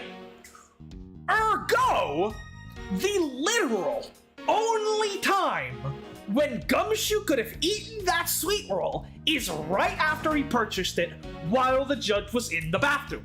So, unless Gumshoe fucking sat down, ate the sweet roll in a single bite, and then immediately went into the defendant's room, all in the time it took all in like the few minutes it took the judge to like take a shit, like, there's literally no way the timeline lines up any other way. This judge, I mustn't underestimate. No, now you're giving him too much credit.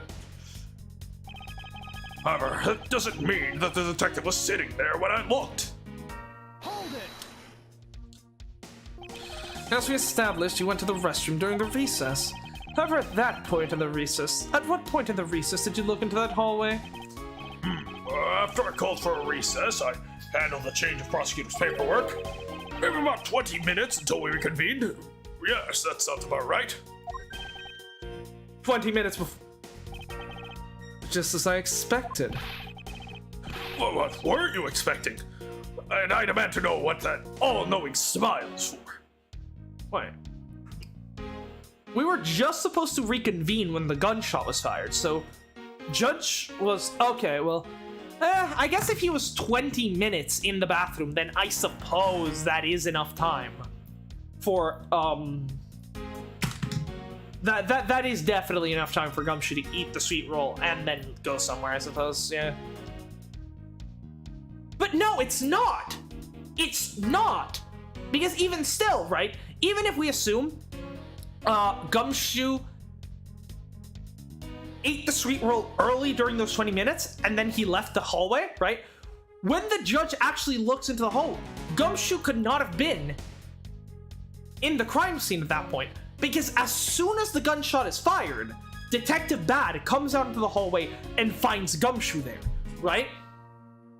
There wouldn't have been enough time for Gumshoe to put the, to set up the bodies, and then leave, and pretend like he had just been in the hallway the whole time, right? No, it took, you know, a little bit of time for him and for Bad and Gumshoe to actually go into the room, so maybe the killer had time to get out. But the time between Bad hearing the gunshot and Gumshoe, and him encountering Gumshoe in the hallway, from what he was said, it was like a few seconds, so that doesn't work out. Since we know for a fact that when the gunshot was fired, Gumshoe must have been in the hallway because he encountered Bad. Your Honor, that statement made now is very important. I'd like for you to append it to your testimony. Alright, if you insist. Only about 20 minutes before we are about to reconvene. 20 minutes before we reconvened. Very well, what did you do after that? Well, let's see, I had to make some Oh my god, I have the gift of prophecy. It literally happened exactly how I had predicted.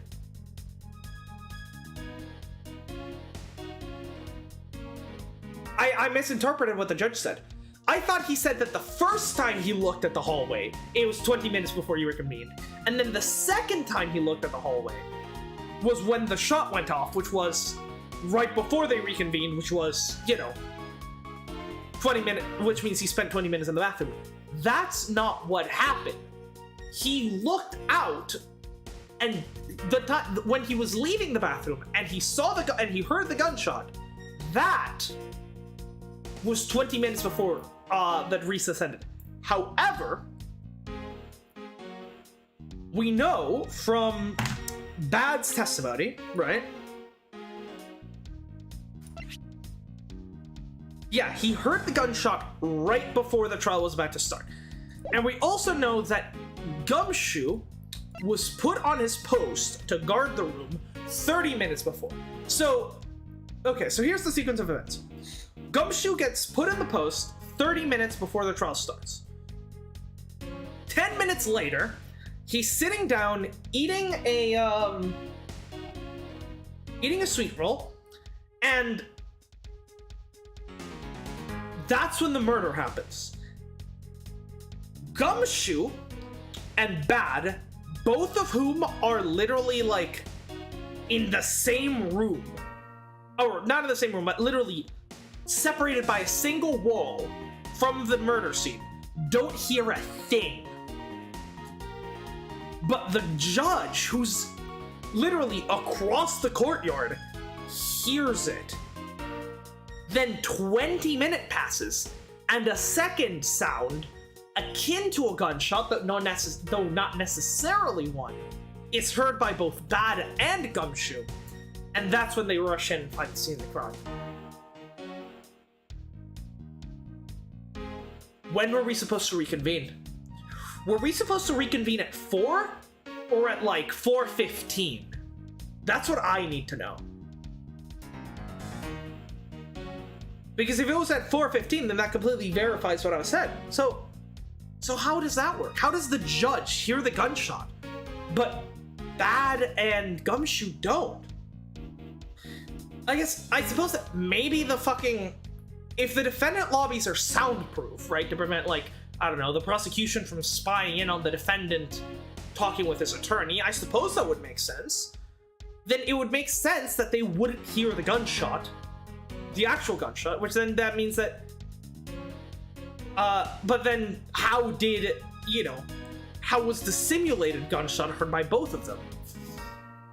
And then similarly, I guess, yeah, if we're going with the soundproof theory, then if the window was open, then the gunshot would be heard outside, right? Because the sound would go out the window, and assuming the bathroom window where the judge was open, then the sound would have easily reached them.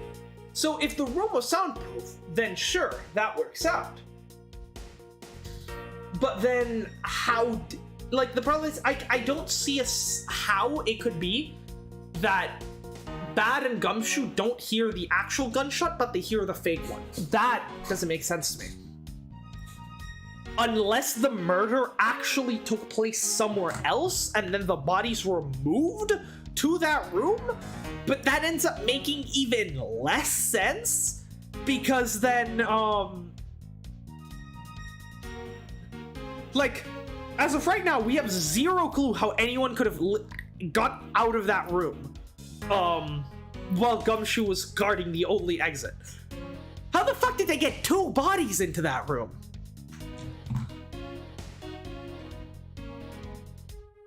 Well, let's see. I had to make some preparations, so I rushed straight back to the court. But yeah, it was, as I said, that the time of the murder and the time of the gunshot, they were separate. But but again, that doesn't fix, like, the reason why I had put that theory forward in the first place is because I thought the reason Gumshoe didn't see anyone is that the murder had taken place before Gumshoe had arrived and started guarding the door. But that doesn't make sense, because, again, from the timeline of events we've been given,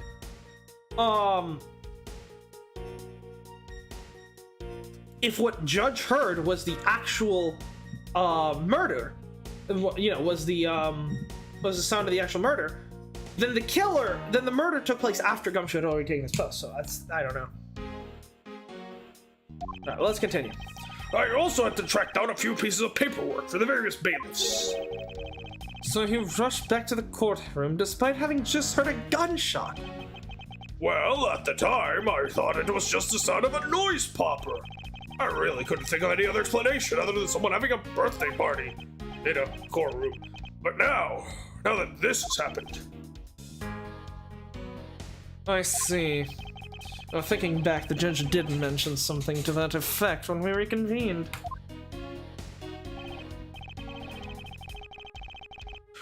Well, anyways, I forgot to testify earlier, but probably the most important detail. No shit. You senile old man. If it's something that is forgettable, I don't need to hear it. But all I did was forget to mention it. That sort of excuses may work on other people, but not on Von Karma. Oh. But it's such an important piece of testimony. Well, please give me a chance to present it. I suppose I have no choice in that matter. Hold it! Your Honor, it's about what you just said. I know, I couldn't believe it either. Bang went the gunshot, and then I need your reaction. And then I jump like this, and it's just like this. What a quick Your Honor, please remain calm when you're trying to explain yourself to me. Yes, sir. Sorry about that. But now then, I must gather myself, yes. When I heard the gunshot, there was no one in the hall. I should know. I looked. There was no one there. This judge's emotion circuits appear to be stuck on overreact. And yeah, again, just confirming the fact that this, you know, that they were two separate occurrences, right? If he was just staring at the hallway, unless he immediately just turned around and left, he should have seen Bad rushing out into the hallway. I believe that we'd finally found the flaw in his Honor's testimony. Yet sadly, he's completely oblivious to it. But I guess I can't really expect him to be aware of it. Well, what are you waiting for? Hurry up and fill him in. At least that thing finally comes in handy. Indeed, now let's see what happens when I present it to his Honor.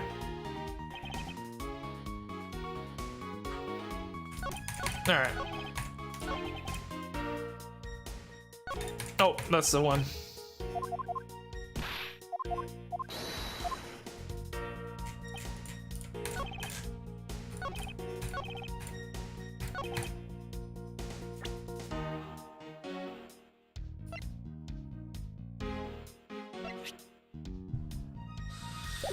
It has to be Bad's testimony, right?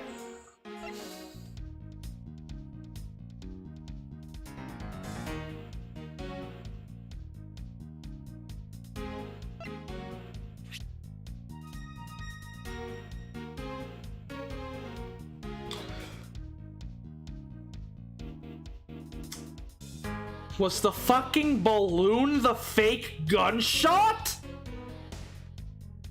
I'm sorry.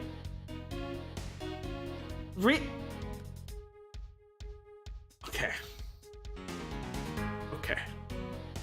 It's just, we're just gonna ignore that possibility right now because I'm not even sure how to even, like, articulate that because how the fuck did they hear a fucking balloon but not a gunshot? Yeah, it has to be Bad's testimony, right? That statement right now contradicts this piece of evidence. Fuck. Really? Your Honor, by my account, there's absolutely no contradiction here at all. Really? Well then, I guess we're still all right. Please continue with the testimony. The two of them overruled me. At this rate, I'll lose the truth to the darkness forever. I need to stay calm and think carefully. Wait, what? So wait, if it's not that... Completely oblivious, I just can't really expect him to be aware of it. That thing finally comes in handy. That thing.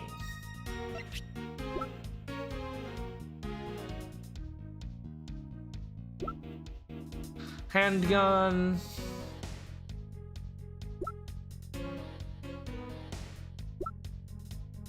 Plastic bag. Fountain pen. Bonus envelope. Swiss roll. Gumshoes fingerprints. Or the trial's about to start again.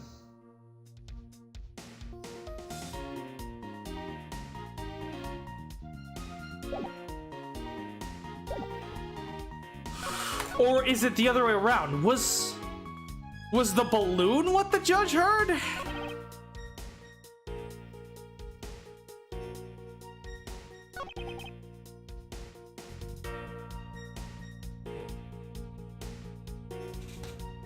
Hold on.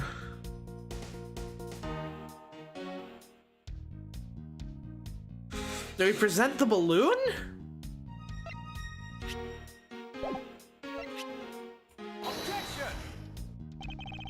No. Then is it Bad's test? The thing is, they don't reference the testimony. They reference that thing. Which is odd to me.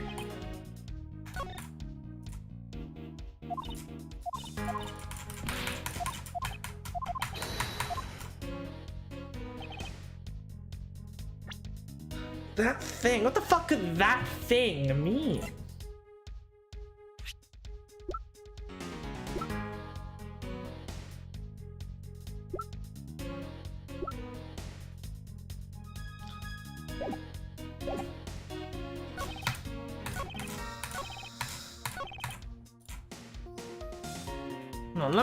I'm not entirely sure what we're doing here, so I'm gonna go ahead and save, just in case we end up, like, you know, losing here.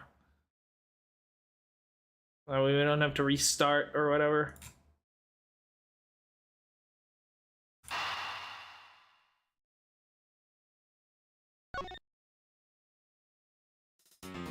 Yeah, we're still in the middle of this chapter, so we're probably not gonna be able to finish this trial today. I'll look to finish this, like, section of it, and then we'll we'll do the proper, like, we'll do the end of it next stream, I suppose. Is it Bad's testimony with this? Objection! Okay, so I did have the right idea with Bad's testimony, it was just on the wrong thing. Okay. I can't allow you to make an objection. What? Your Honor, I'm really sorry, but I cannot allow you to not allow me to make an objection. Egads, I've been overruled! Your Honor, there are simply too many holes in your testimony for my taste. Whoa, what do you mean by that? You claim that you heard the gunshot during the recess, but that is simply not possible. Mr. New Prosecutor recommended by MANFRED VON KARMA. Instead of biting your tongue, why don't you... I see you have no mercy for the elderly either, Francisca. Don't talk back to me, unless you want to be whipped in the back. With your height, you'd need a stepladder or four to accomplish that! Give it up, boys! Give it up, boys! We got the stepladder reference. We got the stepladder reference. Let's fucking go. I've been waiting for this. Let's fucking go. Mr. Edgeworth, my ears are not that far gone yet. I'll have you know, I can still hear just fine. And I heard the sound of the gunshot loud and clear with my own 2 ears. Is probably a balloon popping. Your Honor, I have here an interesting bit of testimony. It's from Detective Bad. And according to him, he heard the gunshot right before the trial was about to start again. Oh, what did you just say? Your Honor, you just said that you heard the gunshot about 20 minutes before we were to reconvene. How are you going to explain this glaring contradiction? That can't be! Unfortunately, that is the truth. But I heard it clear as day. Bang! The loud sound of a gunshot. The sound of the gunshot. I keep returning to this point of contention. And that piece of evidence, I always did wonder why I found it where I did. However, now I understand what the gunshots the judge heard really were. Unfortunately, Your Honor, this is what really produced the gunshot you heard. Okay, yeah. So so the balloon popping is what the judge heard and thought was a gunshot. Okay, so the murder did take place right before the trial reconvened. Okay, so this entire thing has just been a complete waste of time and has given me zero new insight into the case. That's about what I should have expected from the judge, let's be honest here.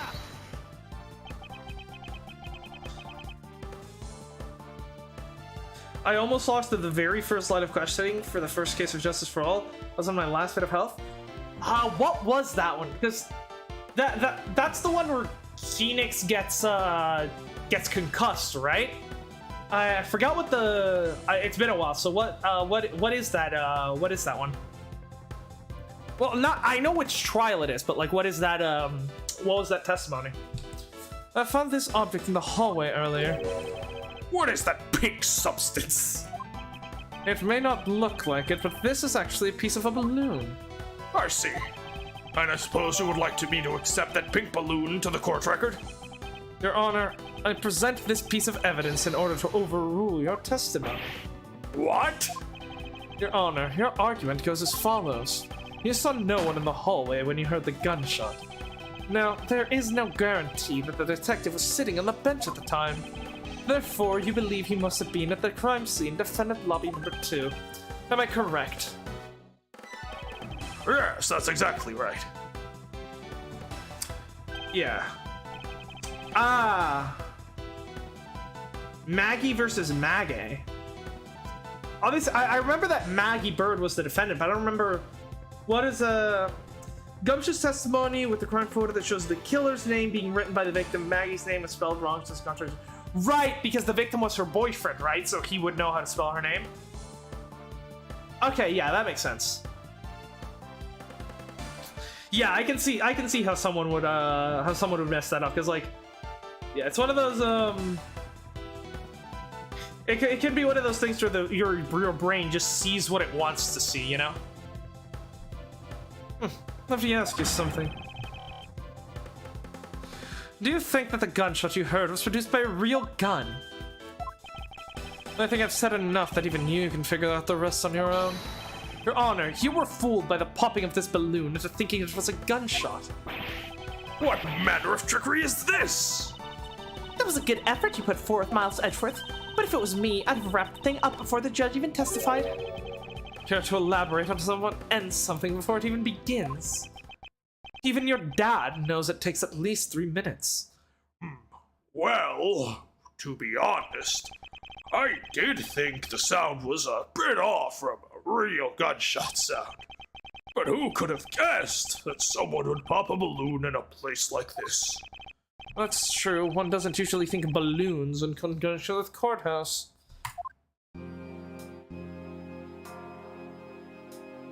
Didn't Mo, the right, Kay had the balloon. I forgot about that.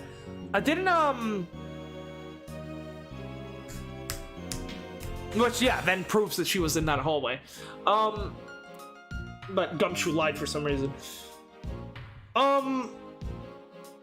Didn't Mo's balloon pop in Turnabout Big Top, I think? I read JV's kind of you. That's it. The balloon the girl was holding. That explains everything. Your Honor, if it makes you feel any better, you didn't lie once in your testimony. However, I can't really vouch for its accuracy. Oh no. Giving testimony can be such a difficult thing to do. What have I done? Detective Gumshoe, a very, very big apology. I owe a very big apology. I will see to it myself that he is released. Wait. There are still a few things I've yet to resolve about what happened in that hallway. Your Honor, I request your permission to further question Detective Gumshoe. But why? I thought we just cleared his name. Whatever we did just now or not, I still cannot say.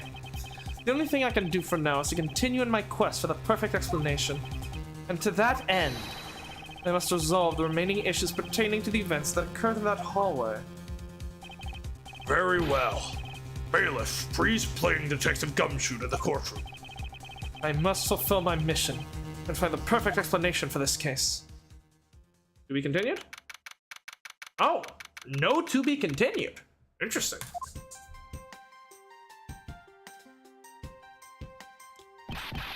Well, what is it now? Is it time for my trial already? I've already told you a gazillion times, pal, I didn't do it. I'll be the judge of that, Detective Gumshoe. No, you won't. I'll be the judge of that. No, I'm the judge around. I am the one who bangs the gavel. And I will be the judge of that. Hey, why can't you guys be a little less judgmental? It would be cool if we actually, like, set this up like a proper courtroom, like, Alright, Judge, you set it up here. I'll go to this bench. Francisco, you can have the defense's bench since you're not a real prosecutor. Yes, well, speaking of hasty judgments, Detective Gumshoe, I'm afraid I must apologize for an error in judgment on my part. Your Honor, I don't believe you should apologize just yet. You have to prove that he is completely innocent of his crime.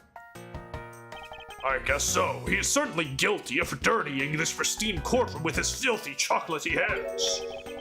And what are you guys talking about?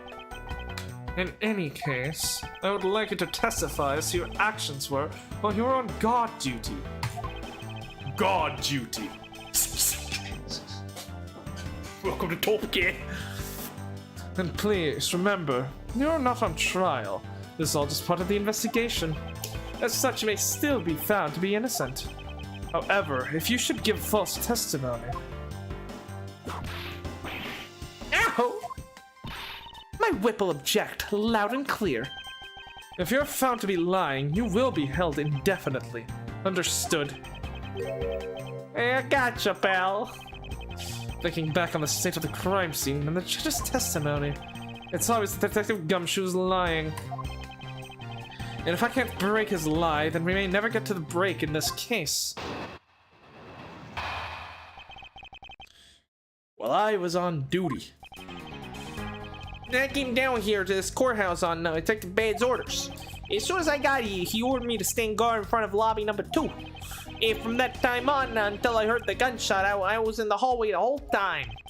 Oh, and my honor as a detective, I swear it wasn't me, pal. He's still singing the exact same tired tune. In that case, I'll just have to change the melody. I know he's lying, and it's time I pulled the information I need out of him. Well, I was on duty. Detective Bad's orders. So was it really Detective Bad who called you down here? Hey, you bet it was, pal. I was left in charge of the precinct while everyone else was out, and this call comes in. I want you down here. You want me to flag? You say? Yeah, well, I thought this was my big chance, so my first case, so I made a mad dash out of there. And although I couldn't exactly get here in a minute flat. How long did it take you? About 10 minutes, I guess. And what was Detective Bad doing when you finally made it? Yeah, he was waiting for me down... He's down on the first floor in the entranceway, pal. And as soon as I got here, he ordered me to stand guard in front of lobby number 2. Hold it! And by he, you mean? Yeah, Detective Bad, of course. And this being my first time at the courthouse, he also walked with me to the 3rd floor hallway in front of the defendant lobbies. And did you meet anyone along the way? And just as we entered the hallway, we ran into Miss Yu. Right, Bad said as much. And when he heard from Miss Yu that Mr. Faraday was not to be interrupted, that's when Detective Bad told me to stand guard in the hallway, pal. So far, Detective Gumshoe's testimony is matching up with Detective Bad's. Callisto could have still killed him if the murder took place before Gumshoe arrived. Right, if she wanted to then make it seem like the time of the murder was different, that would explain why she specified that Faraday was not to be disturbed. That way he wouldn't go into the room, right? But like the problem with that is then like if like the murder happened, like the autopsy report very clearly states that the murder took place at 4. Now, if the gunshot was heard at like, and we know Gumshoe arrived 30 minutes before the gunshot was heard. If the gunshot, that would mean that if the murder took place, before Gumshoe arrived, then the bodies were found almost 30 minutes or over 30 minutes after they were actually killed. And if the autopsy report is correct in establishing the time of death to be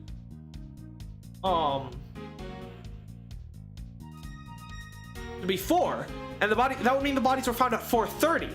And I feel like someone should have by now noticed a 30-minute discrepancy between the time of death and the supposed hearing of the gunshot, you know? I mean, I think it's possible for Callisto to be the killer, but I don't see the people, someone like Detective Bad being stupid enough to not notice something like that. Hold it! You claim to have been in the hallway the whole time.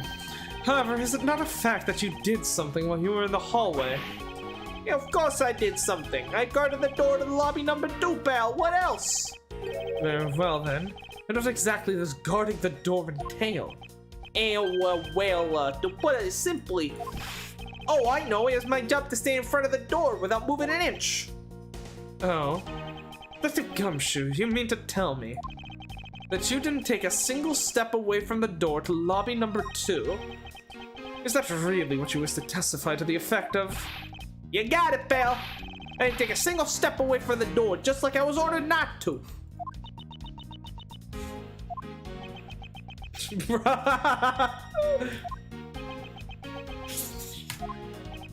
Why is everyone so quiet all of a sudden?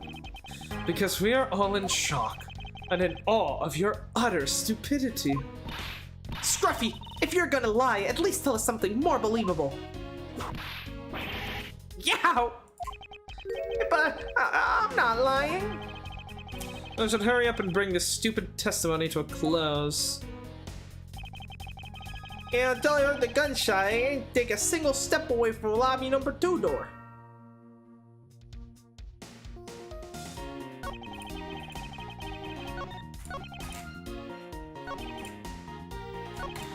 Honors the detective, I swear it wasn't me, pal. Would you also be willing to swear that there was no one else in the hallway besides you? Whoa, what are you talking about? I just swore that I was doing my job, pal. Oh, then what are you acting so nervous for? What? I'm not nervous at all, pal. Anyway, not a single person other than myself was in that hallway the whole time. I should just let it go. Pursuing this train of thought at this time would just be a waste of time. That's such a foolish contradiction. It's such a foolish testimony. It's just plain old foolish. Indeed. However, in the pursuit of a perfect investigation, I'm afraid we have to deal with it by squashing it under the weight of evidence. That's correct. Correct.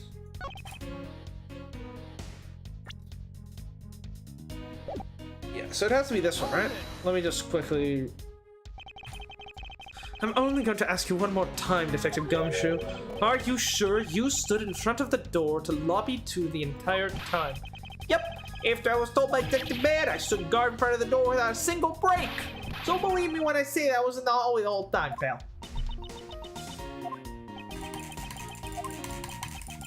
Okay. Everyone go quiet all of a sudden again. Apparently someone has a bit of trouble reading between the lines. And what is that supposed to mean? I don't... Be quiet. Ow! I should hurry up and bring this insipid testimony to a close.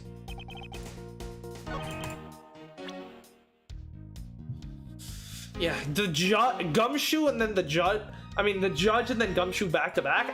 Edgeworth must want to fucking kill himself. Fingerprints. Objection!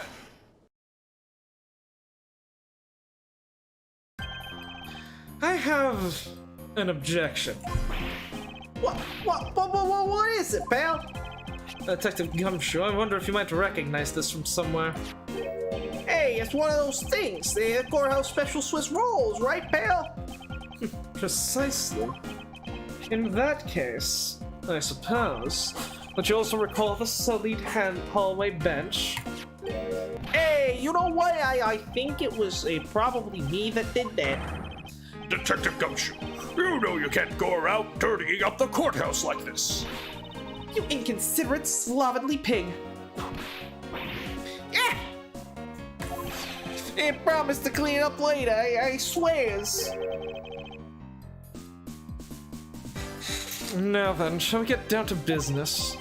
About the fact that you didn't even move a single step from in front of the door. If that really were the case, then how are you able to buy a pack of Swiss rolls? Furthermore, if you didn't move a single step from in front of the door, how did you manage to get the bench dirty with your grubby hands? Ouch! It appears that Francisca's whip can do more damage than my words alone can. Yeah, alright, I confess, pal. I was hungry, so I bought a pack for myself, okay? I thought I'd get chewed out again if anyone found out about me eating on the job. So I didn't want to say anything. Well, unfortunately for you, I saw you do the whole dastardly deed. I clearly saw you buying a pack of Swiss rolls from the vending machine. Hey, okay, I'm sorry for lying. But that's all I'm sorry for, you got that, because I'm not holding anything else back. That last statement may sound like it makes sense, however, there is something I don't quite believe about it. Are you sure you're not withholding further information from us? Of course not. I've got nothing else to hide, pal. Oh, if only that were true, Detective Gumshoe. It is true, pal. I swear there's nothing else. Detective Gumshoe, I'm sure you're aware of the price of a pack of Swiss rolls, correct? Remind me again, pal? The vending machine out in the hallway. My god, we're gonna prove his innocence by him being broke. This is great. It's selling packs of 2 Swiss rolls for $6 a pack. And yet, according to you, you didn't have any cash on hand until you checked in your $5 annual bonus check. Is that right? Oh, that is a man. I just dying on the inside. So let me ask again then. How did you manage to purchase a pack all by yourself? Or can you provide me with a proper explanation to that? Well, I told you I bought it by myself, pal. There wasn't anyone else in the hallway with me. There's no one who could have helped me buy it.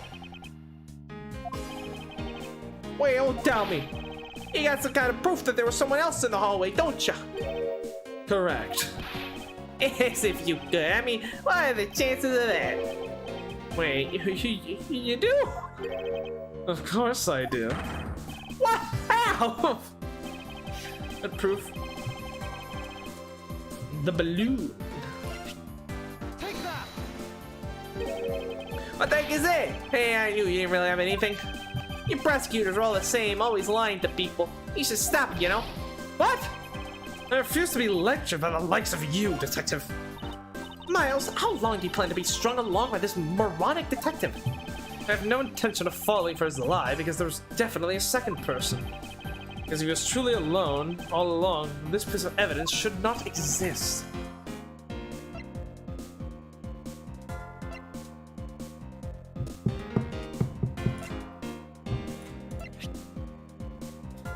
yeah, the fact that the girl dropped the Swiss roll. Take that! Hey, you showed that to me 2 seconds ago, pal. I think you're under the mistaken impression that I bought this pack of rolls.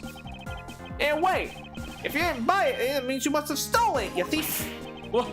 I would never do such a thing. Hey, all you liars are the same. You started out as thieves. You're under arrest, pal. I believe you meant to assert that all thieves start out as liars. And in that case, what does that say about you, Detective? No. This particular Swiss roll was dropped by a certain someone. Oh. There were 2 rolls in this package. You ate one of them, but you then gave the other one to a certain person, didn't you? No way, pal. You got it all wrong. I ate both of them. Oh! Taking a page out of Detective Bad's book! Look at that dodge! It would appear that we've caught you at last. Hey, don't you dare do anything bad to that girl. Hey, I'm not letting you cut her salary, pal. It would appear that they do know each other after all.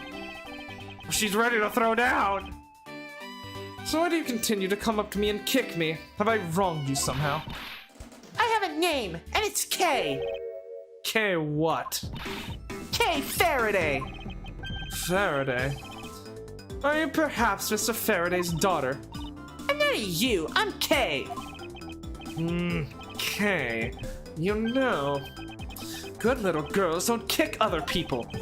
Especially not hard enough to leave big nasty bruises like the way you do.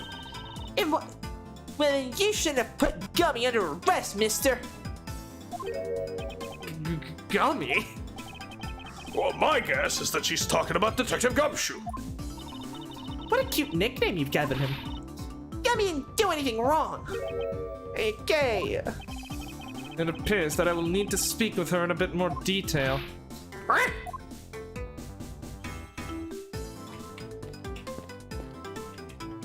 What do you think about these developments?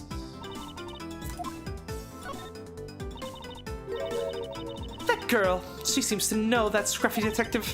Maybe she knows something about him that we don't. Agreed, however, she seems to be rather uncooperative at the moment. She's like a stray alley cat. Ha ha ha. I wonder what would happen if we fed her. Perhaps I will try feeding her. Her own sweet roll. Yeah, we haven't got any new evidence, anything new to give to her. It appears that we've caught you red-handed eating a Swiss roll. Hey, look, I'm sorry about lying to you, pal. And do you have nothing else to say? You sure do. You're so fluffy, you're sweet and big. It was perfection, pal. It's totally worth every penny of my bonus. I see. Well, good for you, detective. I can't believe it, but it's almost funny when a fool is this unbelievably foolish. It was a compliment, right? I'll take it. Oh dear. What is the matter, Your Honor? I claim to hand down fair verdicts, but I unfairly cast suspicion on that big fella. If this had been a trial just now, I would have destroyed his life. I am the guilty one. We all make mistakes, Your Honor. To err is human. To forgive, divine, as they say. Although if you were to make a mistake during a trial, then it would be quite unforgivable.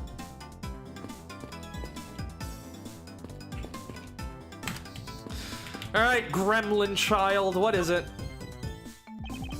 Now then, Kay.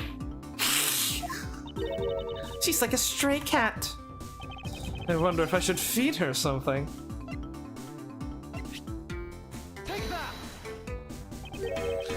Okay, I promise to give this to you if you calm down. Oh, a Swiss roll. It really belongs to you, though, doesn't it? Yeah. I was saving it for Daddy. Oh no. Oh no.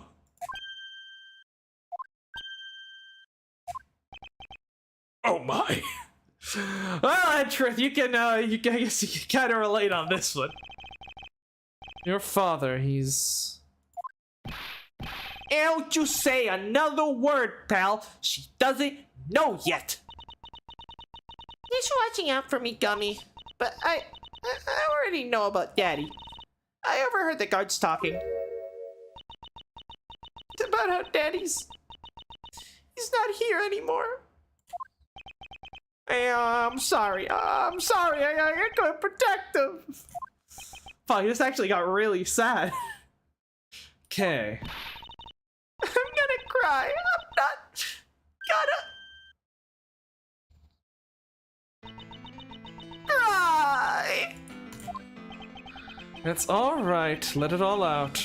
Your father just passed away, after all. I myself was also involved in a case at this courthouse when I was a young child. A case in which my father, who was a defense attorney, passed away. Yeah, this is yeah, in a lot of ways, Kay and Edgeworth are actually very similar. All my dreams of becoming a lawyer were crushed into fine ash with that nightmarish day. Even now, the wound festers deep in the depths of my soul. Ever since that incident, I've dedicated myself to locking away every criminal I can. And now to have this happen right in front of me. This child. I feel a certain shared fate, a common bond between us, a dual destiny, if you will. Miles Edgeworth, what sort of gentleman are you? Are you gonna just stand there and watch a lady cry? You are right, sorry about that. Okay, here. How about we use this handkerchief here and dry your little eyes?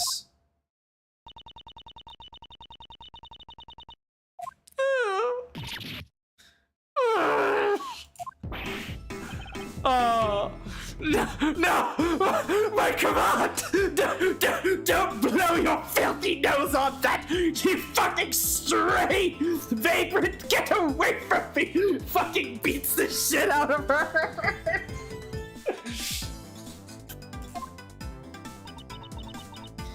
I feel better now, thanks! I'm beginning to imagine Edgeworth running around killing people. It's not a phase, Mr. Von Karma! Edgeworth, I swear to God, if you kick my knees out from under me one more time, I'm gonna put a bullet in your face, just like I did that worthless father of yours. What did you say, Mr. Von Karma? I said nothing. Now, shut up. Go back to studying, like, court cases from the 1850s or something. Fuck off.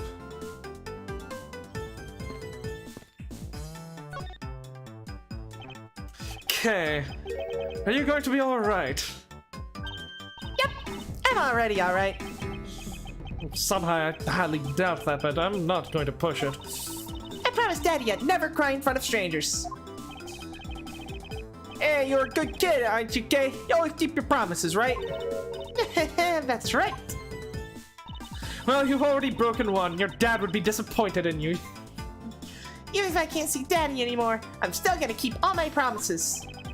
You're a very brave girl, Kay. You're a very good child for keeping the promise you made to your papa. A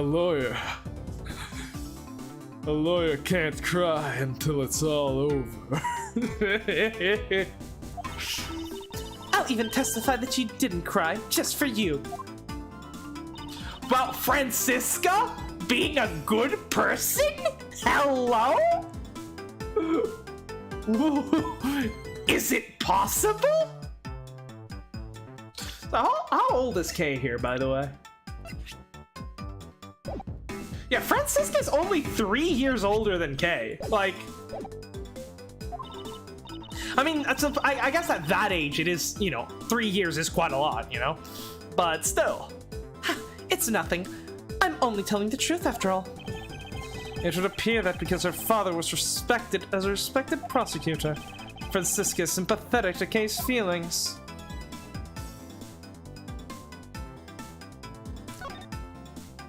Alright, well, we got evidence to present. Oh, Daddy showed this to me before. Well, he was a prosecutor, too, so it's only natural that he had one as well. Daddy wouldn't pin this badge on me a lot, just for fun. Pinning a prosecutor's badge on a child for fun. Daddy said that if he put it on his clothes, a scary prosecutor would get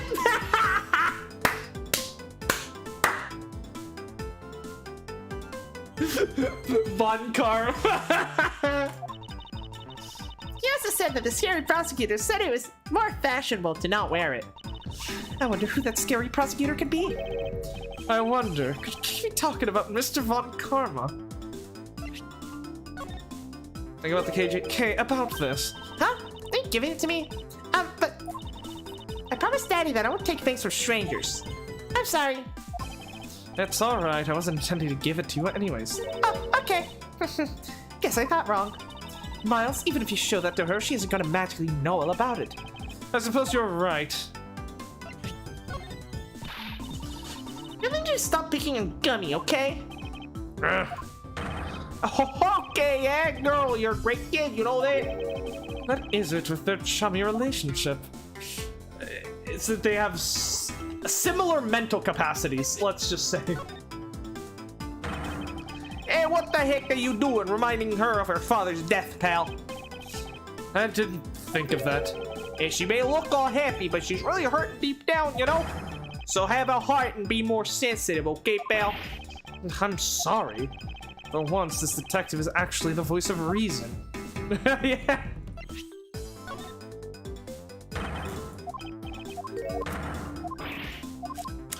Okay, how would you like to see a picture of your dad's dead body?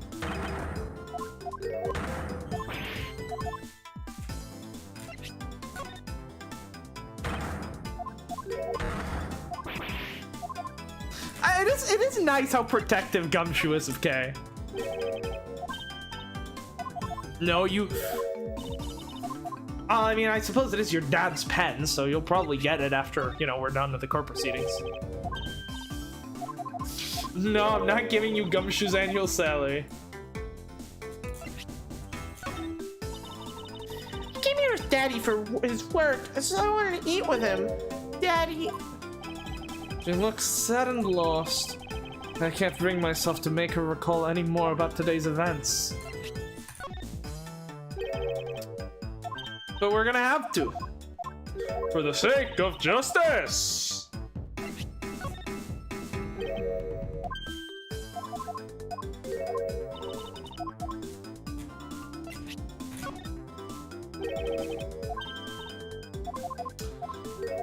Okay. That's all the evidence. Let's go to questions. Okay, what kind of person was your father? Daddy was a hero of justice.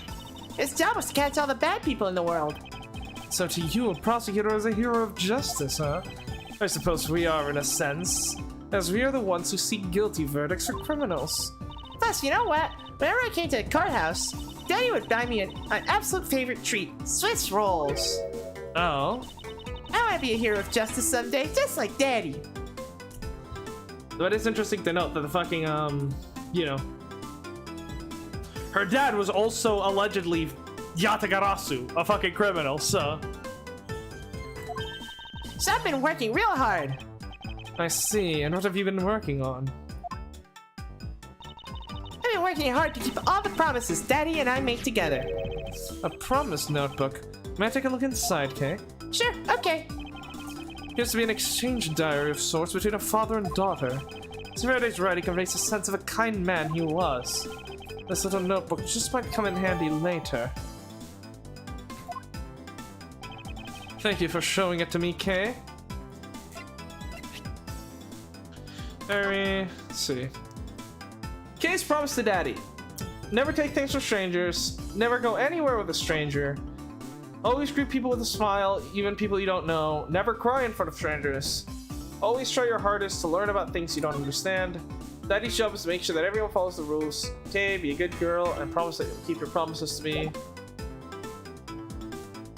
Yeah. So, I guess, hold on, let me do a little bit of speculation. And let me just double check that we are still in the middle of the case, right? We haven't, like, accidentally made it to, like, the end or something, like, you know, the last thing. So let me just quickly, But yeah, a little bit of speculation here. So, as we've noted, and the game has made sure to note, there's a lot of parallels between Kay and Edgeworth, especially right now, because, so, Edgeworth wanted to saw his... Yeah, okay, we're still in the middle, good. We'll go to the end of the middle, and then we'll end it there. Edgeworth saw his dad, right, Gregory, as a hero of justice who fought to keep innocent people from being punished. And so he wanted to be just like his dad and become a defense attorney. However, as a result of the things that happen, the opposite ends up happening. He actually ends up getting taken under the wing of the very man who killed his father, and then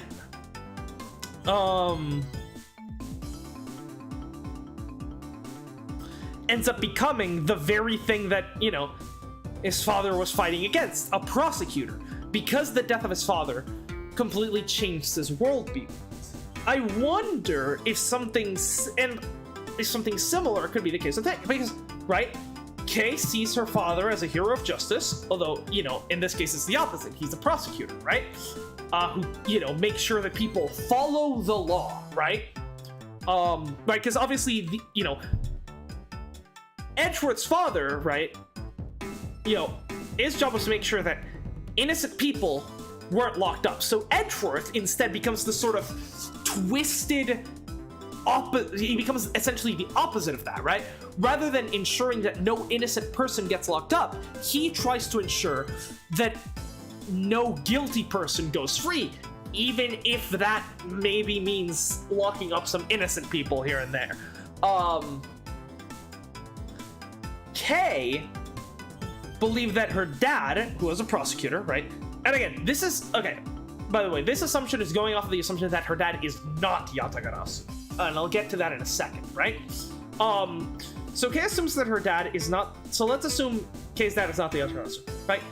Kay's dad works as a prosecutor to ensure, as he very well puts it, that people follow the law.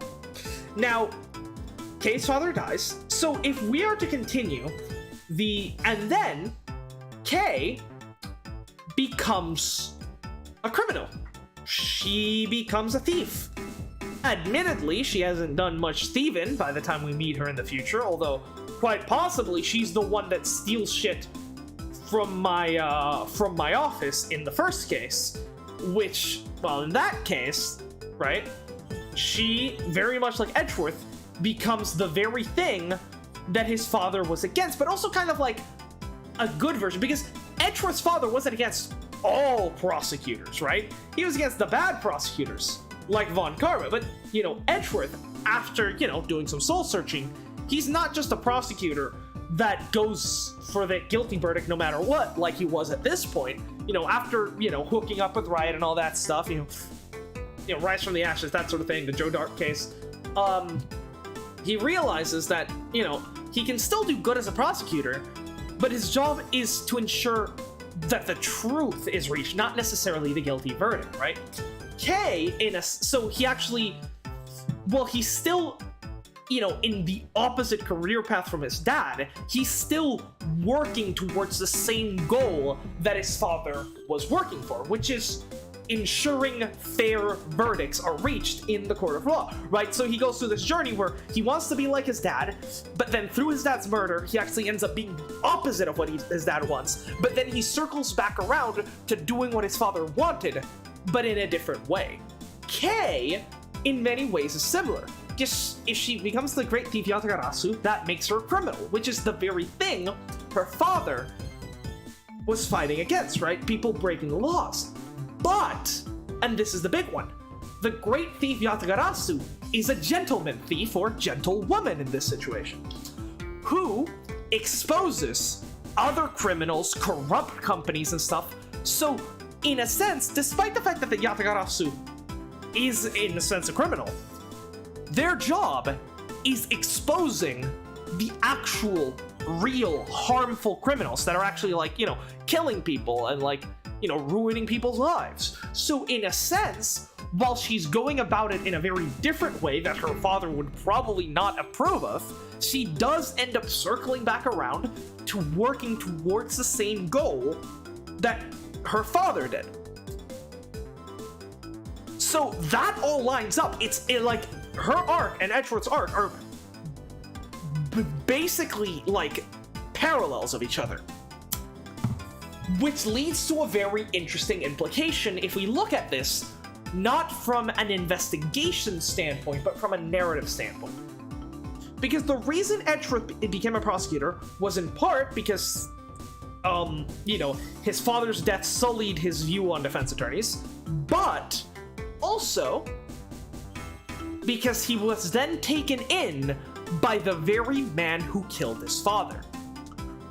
Which implies to me, yeah, if the game wants to just, you know, go for that perfect parallel between Edgeworth and Kay, Kay's father was killed by the great thief Yatagarasu. And that's why I preface this entire line of logic by saying that, you know, assuming her father isn't Yatagarasu, right? And so Yatagarasu turns Kay, who wanted to be a prosecutor, who punished criminals, into a thief, a criminal, but then she still ends up being, you know, someone who, you know, helps punish criminals in her own way. So if the Yatakarasu is the killer, then that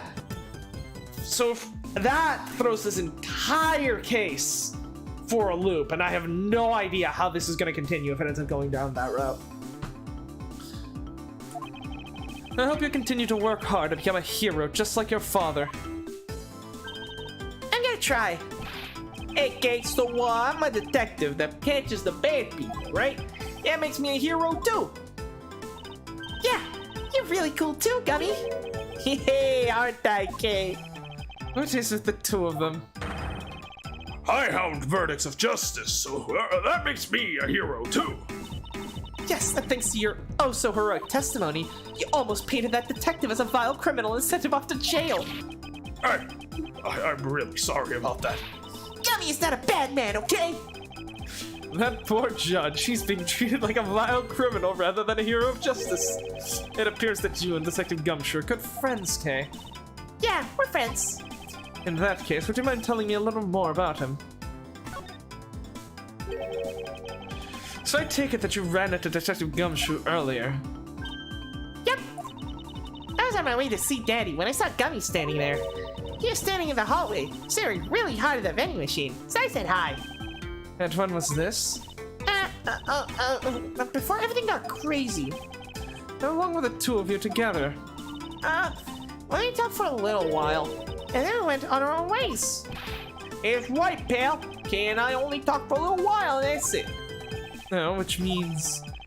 We have now confirmed that Kay was in the hallway during the recess, is that right? Well, you got me. I told you to stop picking on Gummy, mister. Very well then.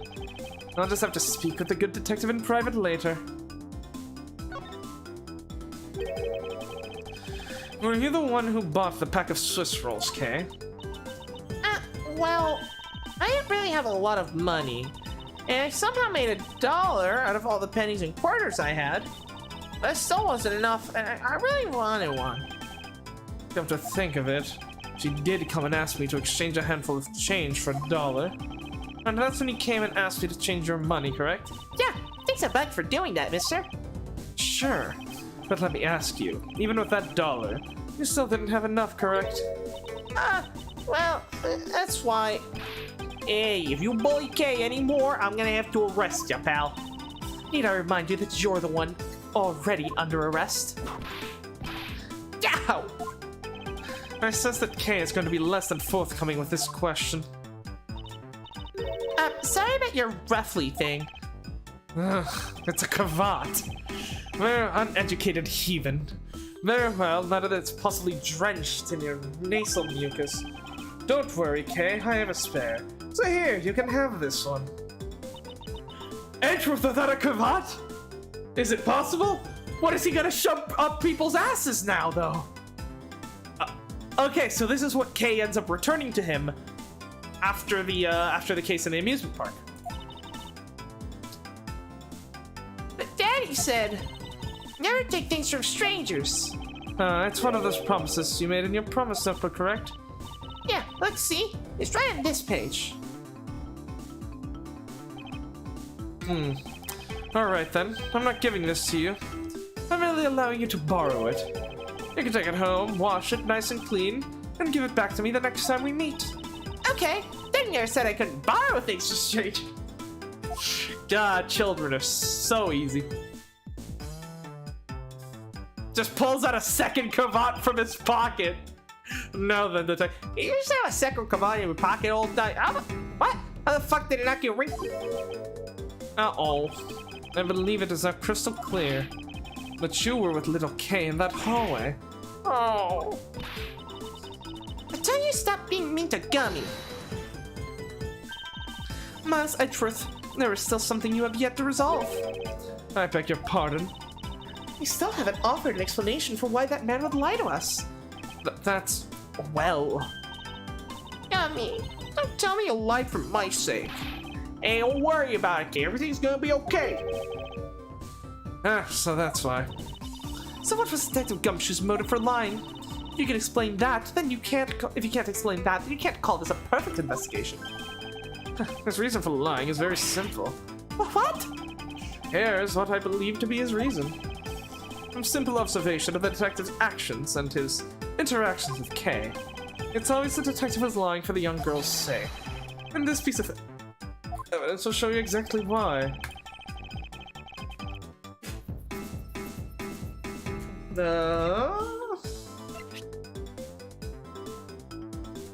Have to do with the promise though? It makes sense, we just got it. I just want to check it again. People with a smile, cry. No.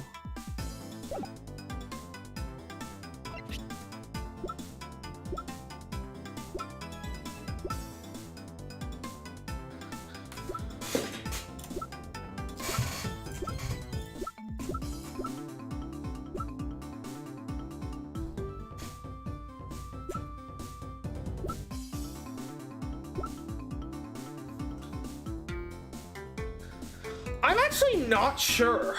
I gotta be honest here.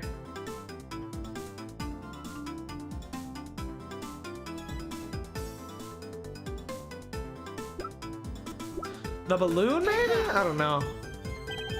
This is that piece of evidence. What are you showing me that for? It doesn't seem to add anything to the conversation. Yeah, I don't get what you're trying to say with it, or you just like showing off? I can't give that to me, mister. I don't feel that the court needs to enter that into the court record at this time. What is wrong with everyone? Why are they all teasing me all of a sudden? Although it's possible that perhaps I made a mistake and that's why. Oh, now then back to the topic at hand. I know and I hold the evidence that shows the reason why. Alright, I guess we're just gonna have to keep trying. Fuck.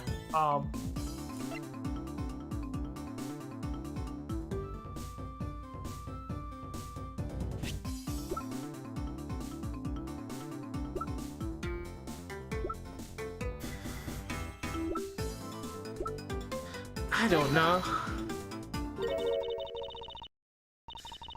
It's Faraday in Kay's promise notebook. How does this explain anything?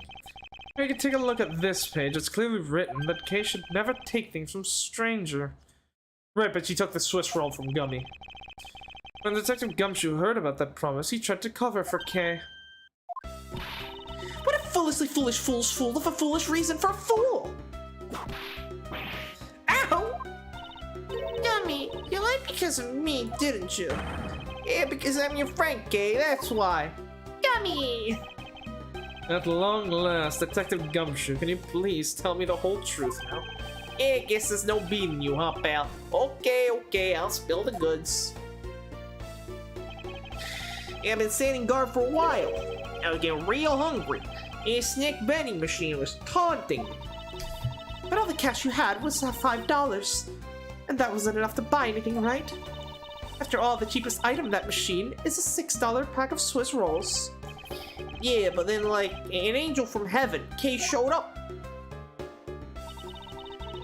I was thinking about sharing a snack with Daddy, so I wanted to buy a Swiss roll. But I only had about $1 in coins. And so we pulled my 5 and her 1 together, and bought a pack of Swiss rolls together.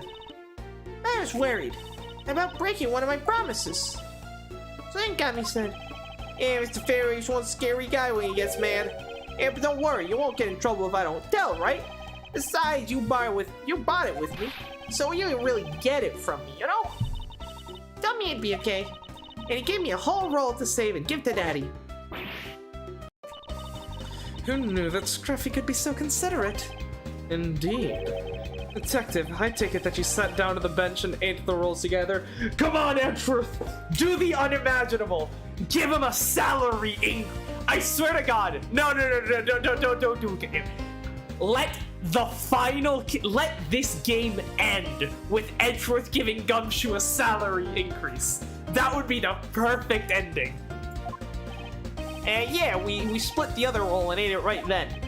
And the sweet taste of that cake's chocolate. I'll never forget it as long as I live, pal.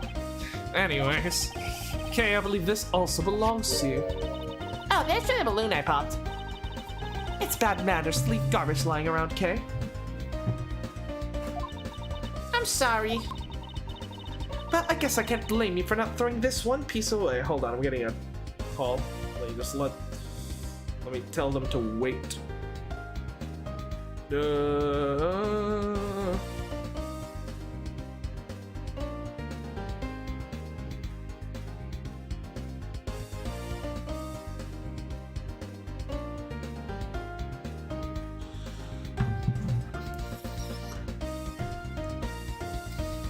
I guess I can't blame you for not throwing this one piece away. It was sitting high up on a windowsill where you couldn't see it. So just this once, I forgive you from one short person to another. But the balloon! I wanted to surprise Gummy a little, so I popped it on purpose. And because of me, Gummy dropped his half of the Swiss roll. Wow, you really got me there, pal. So I thought maybe I should give Gummy his other roll. And then I saw you picking on Gummy, mister. So you kicked me, is that it? You sure are a feisty one. I'm really sorry, mister. It's alright, I'm perfectly unharmed. But about this Swiss roll, would it be alright with you if I held onto it until Detective Gumshoes cleared of all charges and free to go? Yep, sure. Just make sure you give it to Gummy afterwards, okay? Of course, I promise. Now then, I believe we have proven beyond a shadow of a doubt that Detective Gumshoe was in the hallway for the entire duration of his duty, which undeniably proves that Detective Gumshoe could not have committed the double murders. Actually, it proves just the opposite, Edgeworth. You've just shown. I don't know why the fuck they cooked so hard with her theme. Just... Why? Why did they cook so hard? Detective Gumshoe's the only one who could have committed the crime. Yeah. There's literally no one who could have... Right, because even if, because there's still like a 20-minute time span between them eating the sweet roll together and the murder actually taking place. So he could have gone in and done it any time. This doesn't prove anything. This whole line of logic was completely fucking worthless. We've just arrived back at the, we've eliminated the judge's testimony that he saw that Gumshoe wasn't there. But we're still back at the same thing where it's like, Gumshoe says he was in the hallway the entire time, but we have no actual proof of it, And yeah, I don't know how anyone could have gotten past him and gotten into the room and committed the murder. What do you mean? It's quite rude to eavesdrop, Miss Yu.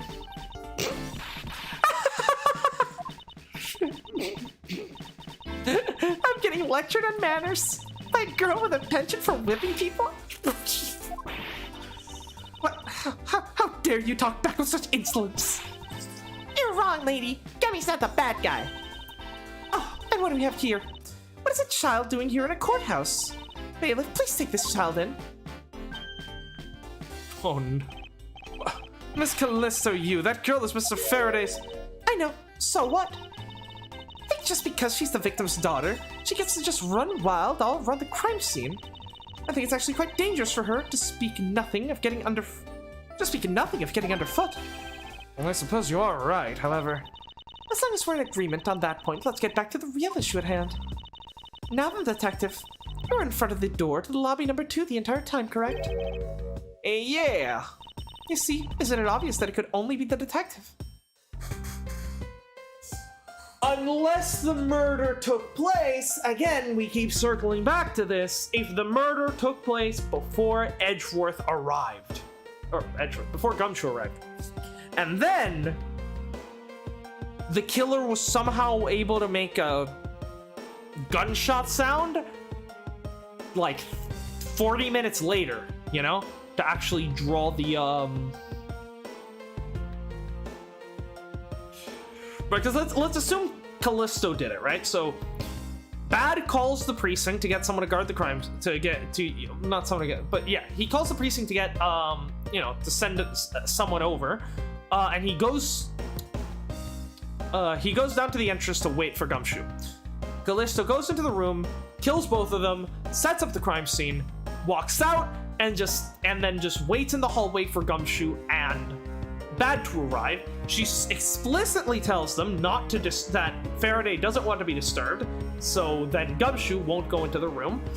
Then 30 minutes later, she somehow makes it so that there's a gunshot sound, and they both rush into the room and believe that the time of death was a different one than what was. Again, we have an autopsy report that's confirmed the time of death, which means if this really happened, then if this really happened like this, then someone should have probably noticed the discrepancy between the time of death in the autopsy and the time of death that was reported. Well, you know, the presumed time of death from when the gunshot was heard. But again, I still haven't heard what time the gunshot was heard. I know it's like right before we returned from the recess, but I don't remember when the recess actually ended, you know? Which would be very important evidence, right? Very important information right now. So I don't know, just a over 30-minute discrepancy between the actual murder happening and the body being discovered. Like, okay, yeah, if it was something like 5 or 10 minutes, then yeah, okay, that's reasonable, because it, you know, it gives time to arrange the bodies and get the crime scene just how you want it, you know? But 30 minutes, that should definitely, like, that discrepancy should be noticed, you know? You see, isn't it obvious it could only be the detective? He's the only person who could have gone to lobby number 2 at the time of the murders. I have no counter-argument to that. Don't worry, I've already put in the necessary paperwork for his formal arrest. But the investigation is far from over. Oh, that's right. I was going to speak with you about that. Don't you think it's reckless to talk to the suspect out in open without a guard? I suppose it is. Oh, as someone with more experience in law than you, allow me to share something. Always keep a good eye on a criminal, or you may regret what comes of your negligence. Miles, I can't believe you're letting this woman lecture you like this. This is unforgivable as a disciple of Von Karma. Ha ha ha. Down, Tigress. Now then, I'll be looking forward to the results of your investigation. So, we're back to square one. Actually, this is our last chance. I can tell that if we fail to solve this case, Detective Gumshoes will be formally charged under all of the circumstantial evidence. This investigation is not over yet. There's still one location we have yet to inspect. The other defendant lobby. It's where Detective Bad and Miss Yu were at the time of the crime. Lobby number 1.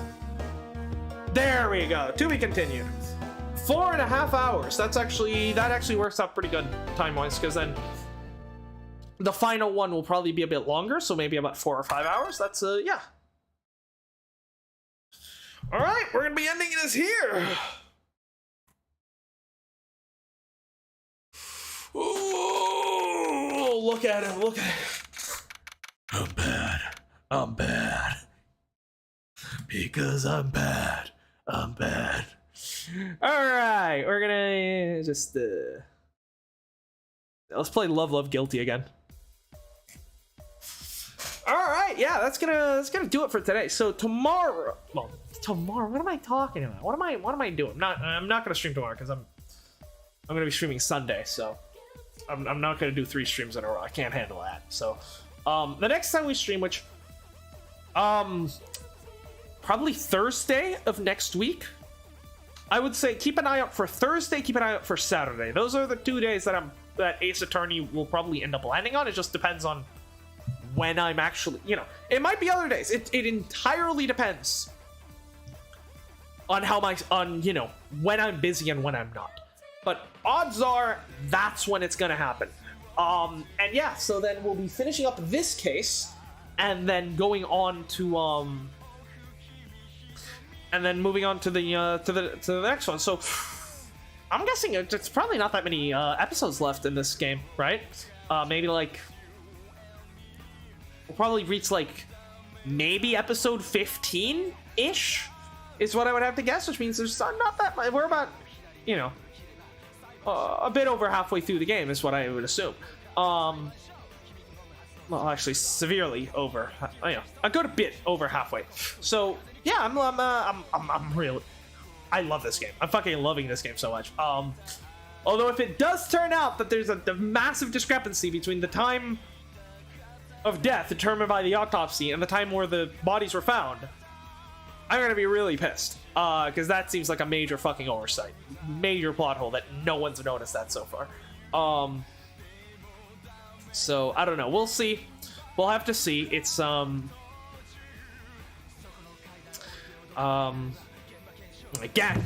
Clavier Gavin would have noticed that. I know that much. Yeah,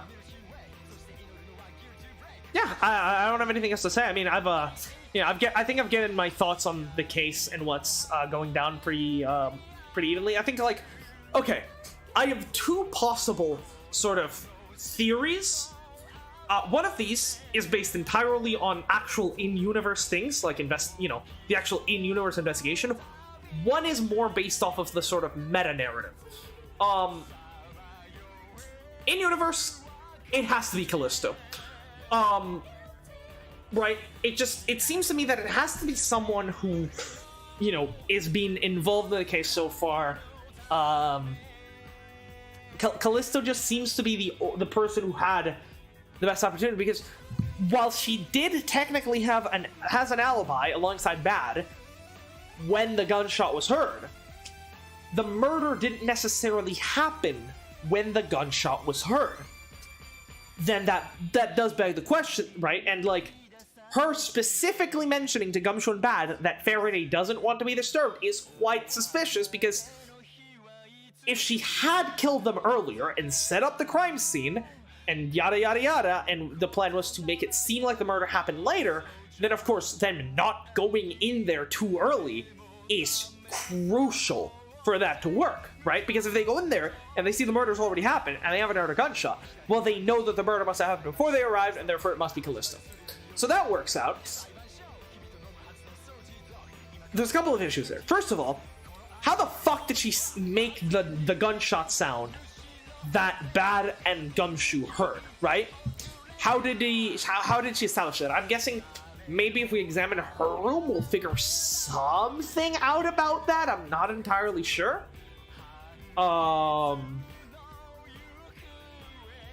Like, that's the only thing that I can think we could discover there, right? Maybe some kind of, like, sound system, but, like, if the sound came but, like, the Bad should be able to tell that the sound didn't come from lobby number 2. It came from lobby number 1, or backwards. I don't remember which one is which. So I don't know. That doesn't seem to make sense for me. She must have... The television? Did she rig the Did she, like, put on a movie on the television and, like a movie that she knew had a loud gunshot sound and just made sure to, like, time it and then put the television in sleep mode so that as soon as the gunshot went off, the television would, like, turn off? I mean, if she did that, that's fucking genius, by the way. If she fucking did that, that's incredible. As amateurish as the rest of the crime was, right, setting up the crime scene, the whole thing, that one thing is a, spark of brilliance there, which I would appreciate. Oh, hi, Gatto. Glad you could join us. Tea is better than coffee, though. I'm team Edgeworth on this one. Yeah. So yeah, we'll have to see how the fuck. Or hell, she didn't even need to. Did we find a TV remote in the defendant's lobby? Because if we didn't, she could have turned the TV off herself, right? She puts on a movie that she knows has a, loud gunshot sound at some point, right? And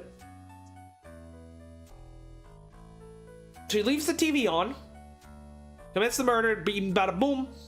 She goes out, but she keeps the remote with her. Right before the trial starts, as she timed, gunshot sound from the TV, and then she immediately, and then as, Bad rushes out of the room to go, like, check out what happened, and so then before he can walk into, now that he's no longer has eyes on her, he simply, she can turn off the TV from across the wall, theoretically speaking, right? Obviously, depending on how thin the wall is and how strong the, the signal from the TV remote is, there's a lot of factors, but it is possible. So I wonder if we find a TV remote in her room, it's over. If we find a fucking TV, I'm just saying this here. If you find a fucking TV remote in her room, it's over. She's guilty. Bing, bada, boom. Bobby's your uncle. So that's like in universe. That's the one that makes the most sense. Narratively, as I explained earlier, if the Yatagarasu had killed Faraday and then taken Kei in as his protege to become the next Yatagarasu, it would be a perfect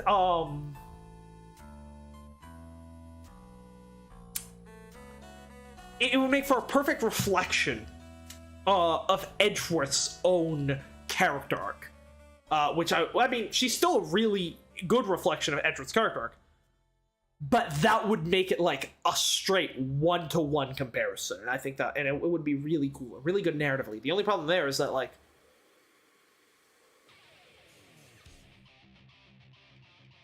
then, like, that would mean that this case remains unresolved, because for that to work out, then the Yatagarasu needs to, you know, be free after the case to train Kei, you know, or take Kei in as his protege.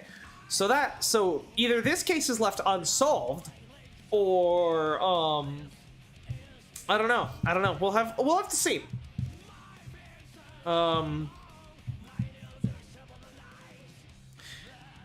But it has to be. There has to be something in this case left unsolved. Because think about it. Why does Kei want the files? We know that in the future she's gonna break into Edgeworth's office and steal the files from this very case. Why? I had originally assumed, or when we saw the preview, that her dad was going to be arrested as the Yatagarasu, or whatever, and she was going to sort of try to prove his innocence.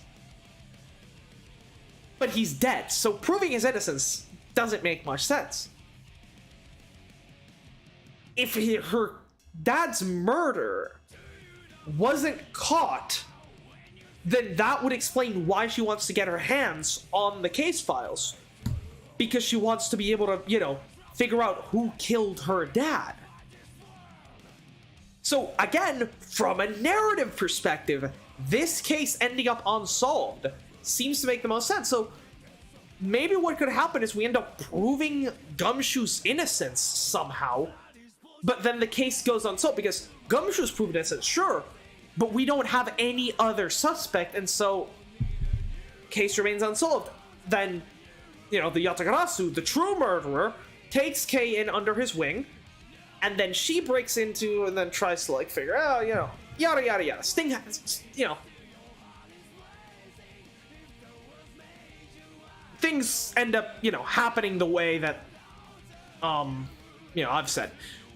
We'll have to see. We'll see whether the game decides to go for, you know, resolving this case in a satisfying way with Callisto being the killer, which is, I think, what most of the evidence point. Like, if I'm just looking at the evidence, Callisto seems the obvious choice. If I'm looking at, or if they'll choose to go the narrative route and use this case entirely as setup for the final case, right, the next case. Much like how, Turnabout Beginnings? Right, the one that's Mia and Edgeworth's first case with, where Terry Fox kills himself at the behest of Dahlia Hawthorne, right? That case, you know, that case basically existed purely as setup. I mean, okay. I hate Trials and Tribulations. I've made this very clear. I do, however, think that, the setup for Bridge to the Turnabout is absolutely excellent. My problem with Rise from the with Trials and Tribulations mainly comes from the fact that it's got the worst case in the entire franchise, which is Recipe for Turnabout, and also that it's I think Bridge from the Turnabout is extremely underwhelming. It is a lot of plot holes. The other three, right? Both, you know, first case, fourth case that set up Bridge to the Turnabout, and then the... I legitimately think the Luke at me case, the stolen turnabout, is one of the best cases in the entire franchise. And that's weird because all the other best cases in the franchise are all cases that are like main plot cases, right? They're like, turnabout goodbyes, farewell my turnabout. Not Bridge to the Turnabout, although people seem to think it's good. I don't know why. Probably the final case in this game. And then, you know, the final case in Apollo Justice. Well, technically everything in Apollo Justice is connected, but so that's a bit of a different beef. But like, the Luke at me case is completely disconnected from anything else that happens in, you know, in the actual game story, right? And for some reason, they just decided to cook so hard and make one of the best goddamn cases in the franchise. I don't know why they cooked so hard with that case, but they just did. They just fucking did. And then they did Recipes to the Turnabout, and they should have never cooked again after that one. But yes, regardless of my thoughts on Trials and Tribulations.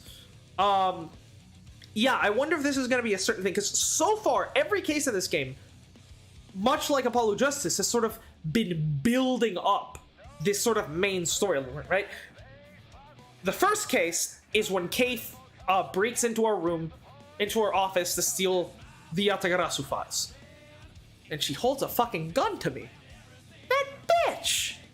Then we get a flashback to when Edgeworth arrives from overseas, and we get introduced, right? Turnabout Airlines, we get introduced to the we get introduced to this international smuggling ring that Interpol is trying to track down. And right then, right after that, in the one with the Gatewater Land, we see right, we get introduced to the Yamano group. We learn about their connections to the smuggling ring. We get introduced to another Interpol agent, Agent Lang, and Sheena, I think was her name. Yeah. And we also meet Kay. And then in this case, we obviously go back to see how Edgeworth and Kay first met, and like, this is also all connected to the... So everything in this game is working up to the final case. So I wonder if this is just going to be a straight setup case that doesn't get a resolution, or if there will be a resolution. Or worse yet, if we want to keep building those sort of parallels between Kay and... Well, no, I was gonna say that Kay, like Callisto gets arrested at the end of this case, but then we later learn that she's innocent. And that Edgeworth put an innocent woman behind bars. And, like, Kay knew that she was innocent. And so... that's why she decided not to become a prosecutor and instead went for the Yatagarasu gentleman thief route. Which, again, would mirror the fact that Edgeworth ended up hating... But the thing is, Kay doesn't actually hate prosecutors, from what I've seen. I don't think she does, so... We'll see. We'll see. Maybe I'm drawing too... Maybe I'm grasping a little bit too much at these thin straws of the relationship between Edgeworth and Kay, but we'll see. I've rambled on long enough, I think. We'll figure out how this ends next week. Be there on Sunday for Persona 5. We've got a new villain to take down. Who is it? Right, yes, okay, yeah. We're gonna be taking down a corrupt McDonald's CEO. Basically. That's about it. Also, Morgana fucking sucks. I hate his guts now. So, there's that. Yeah, thanks for being here, Ben. It's always great to have you. I'll, yeah. See you next time.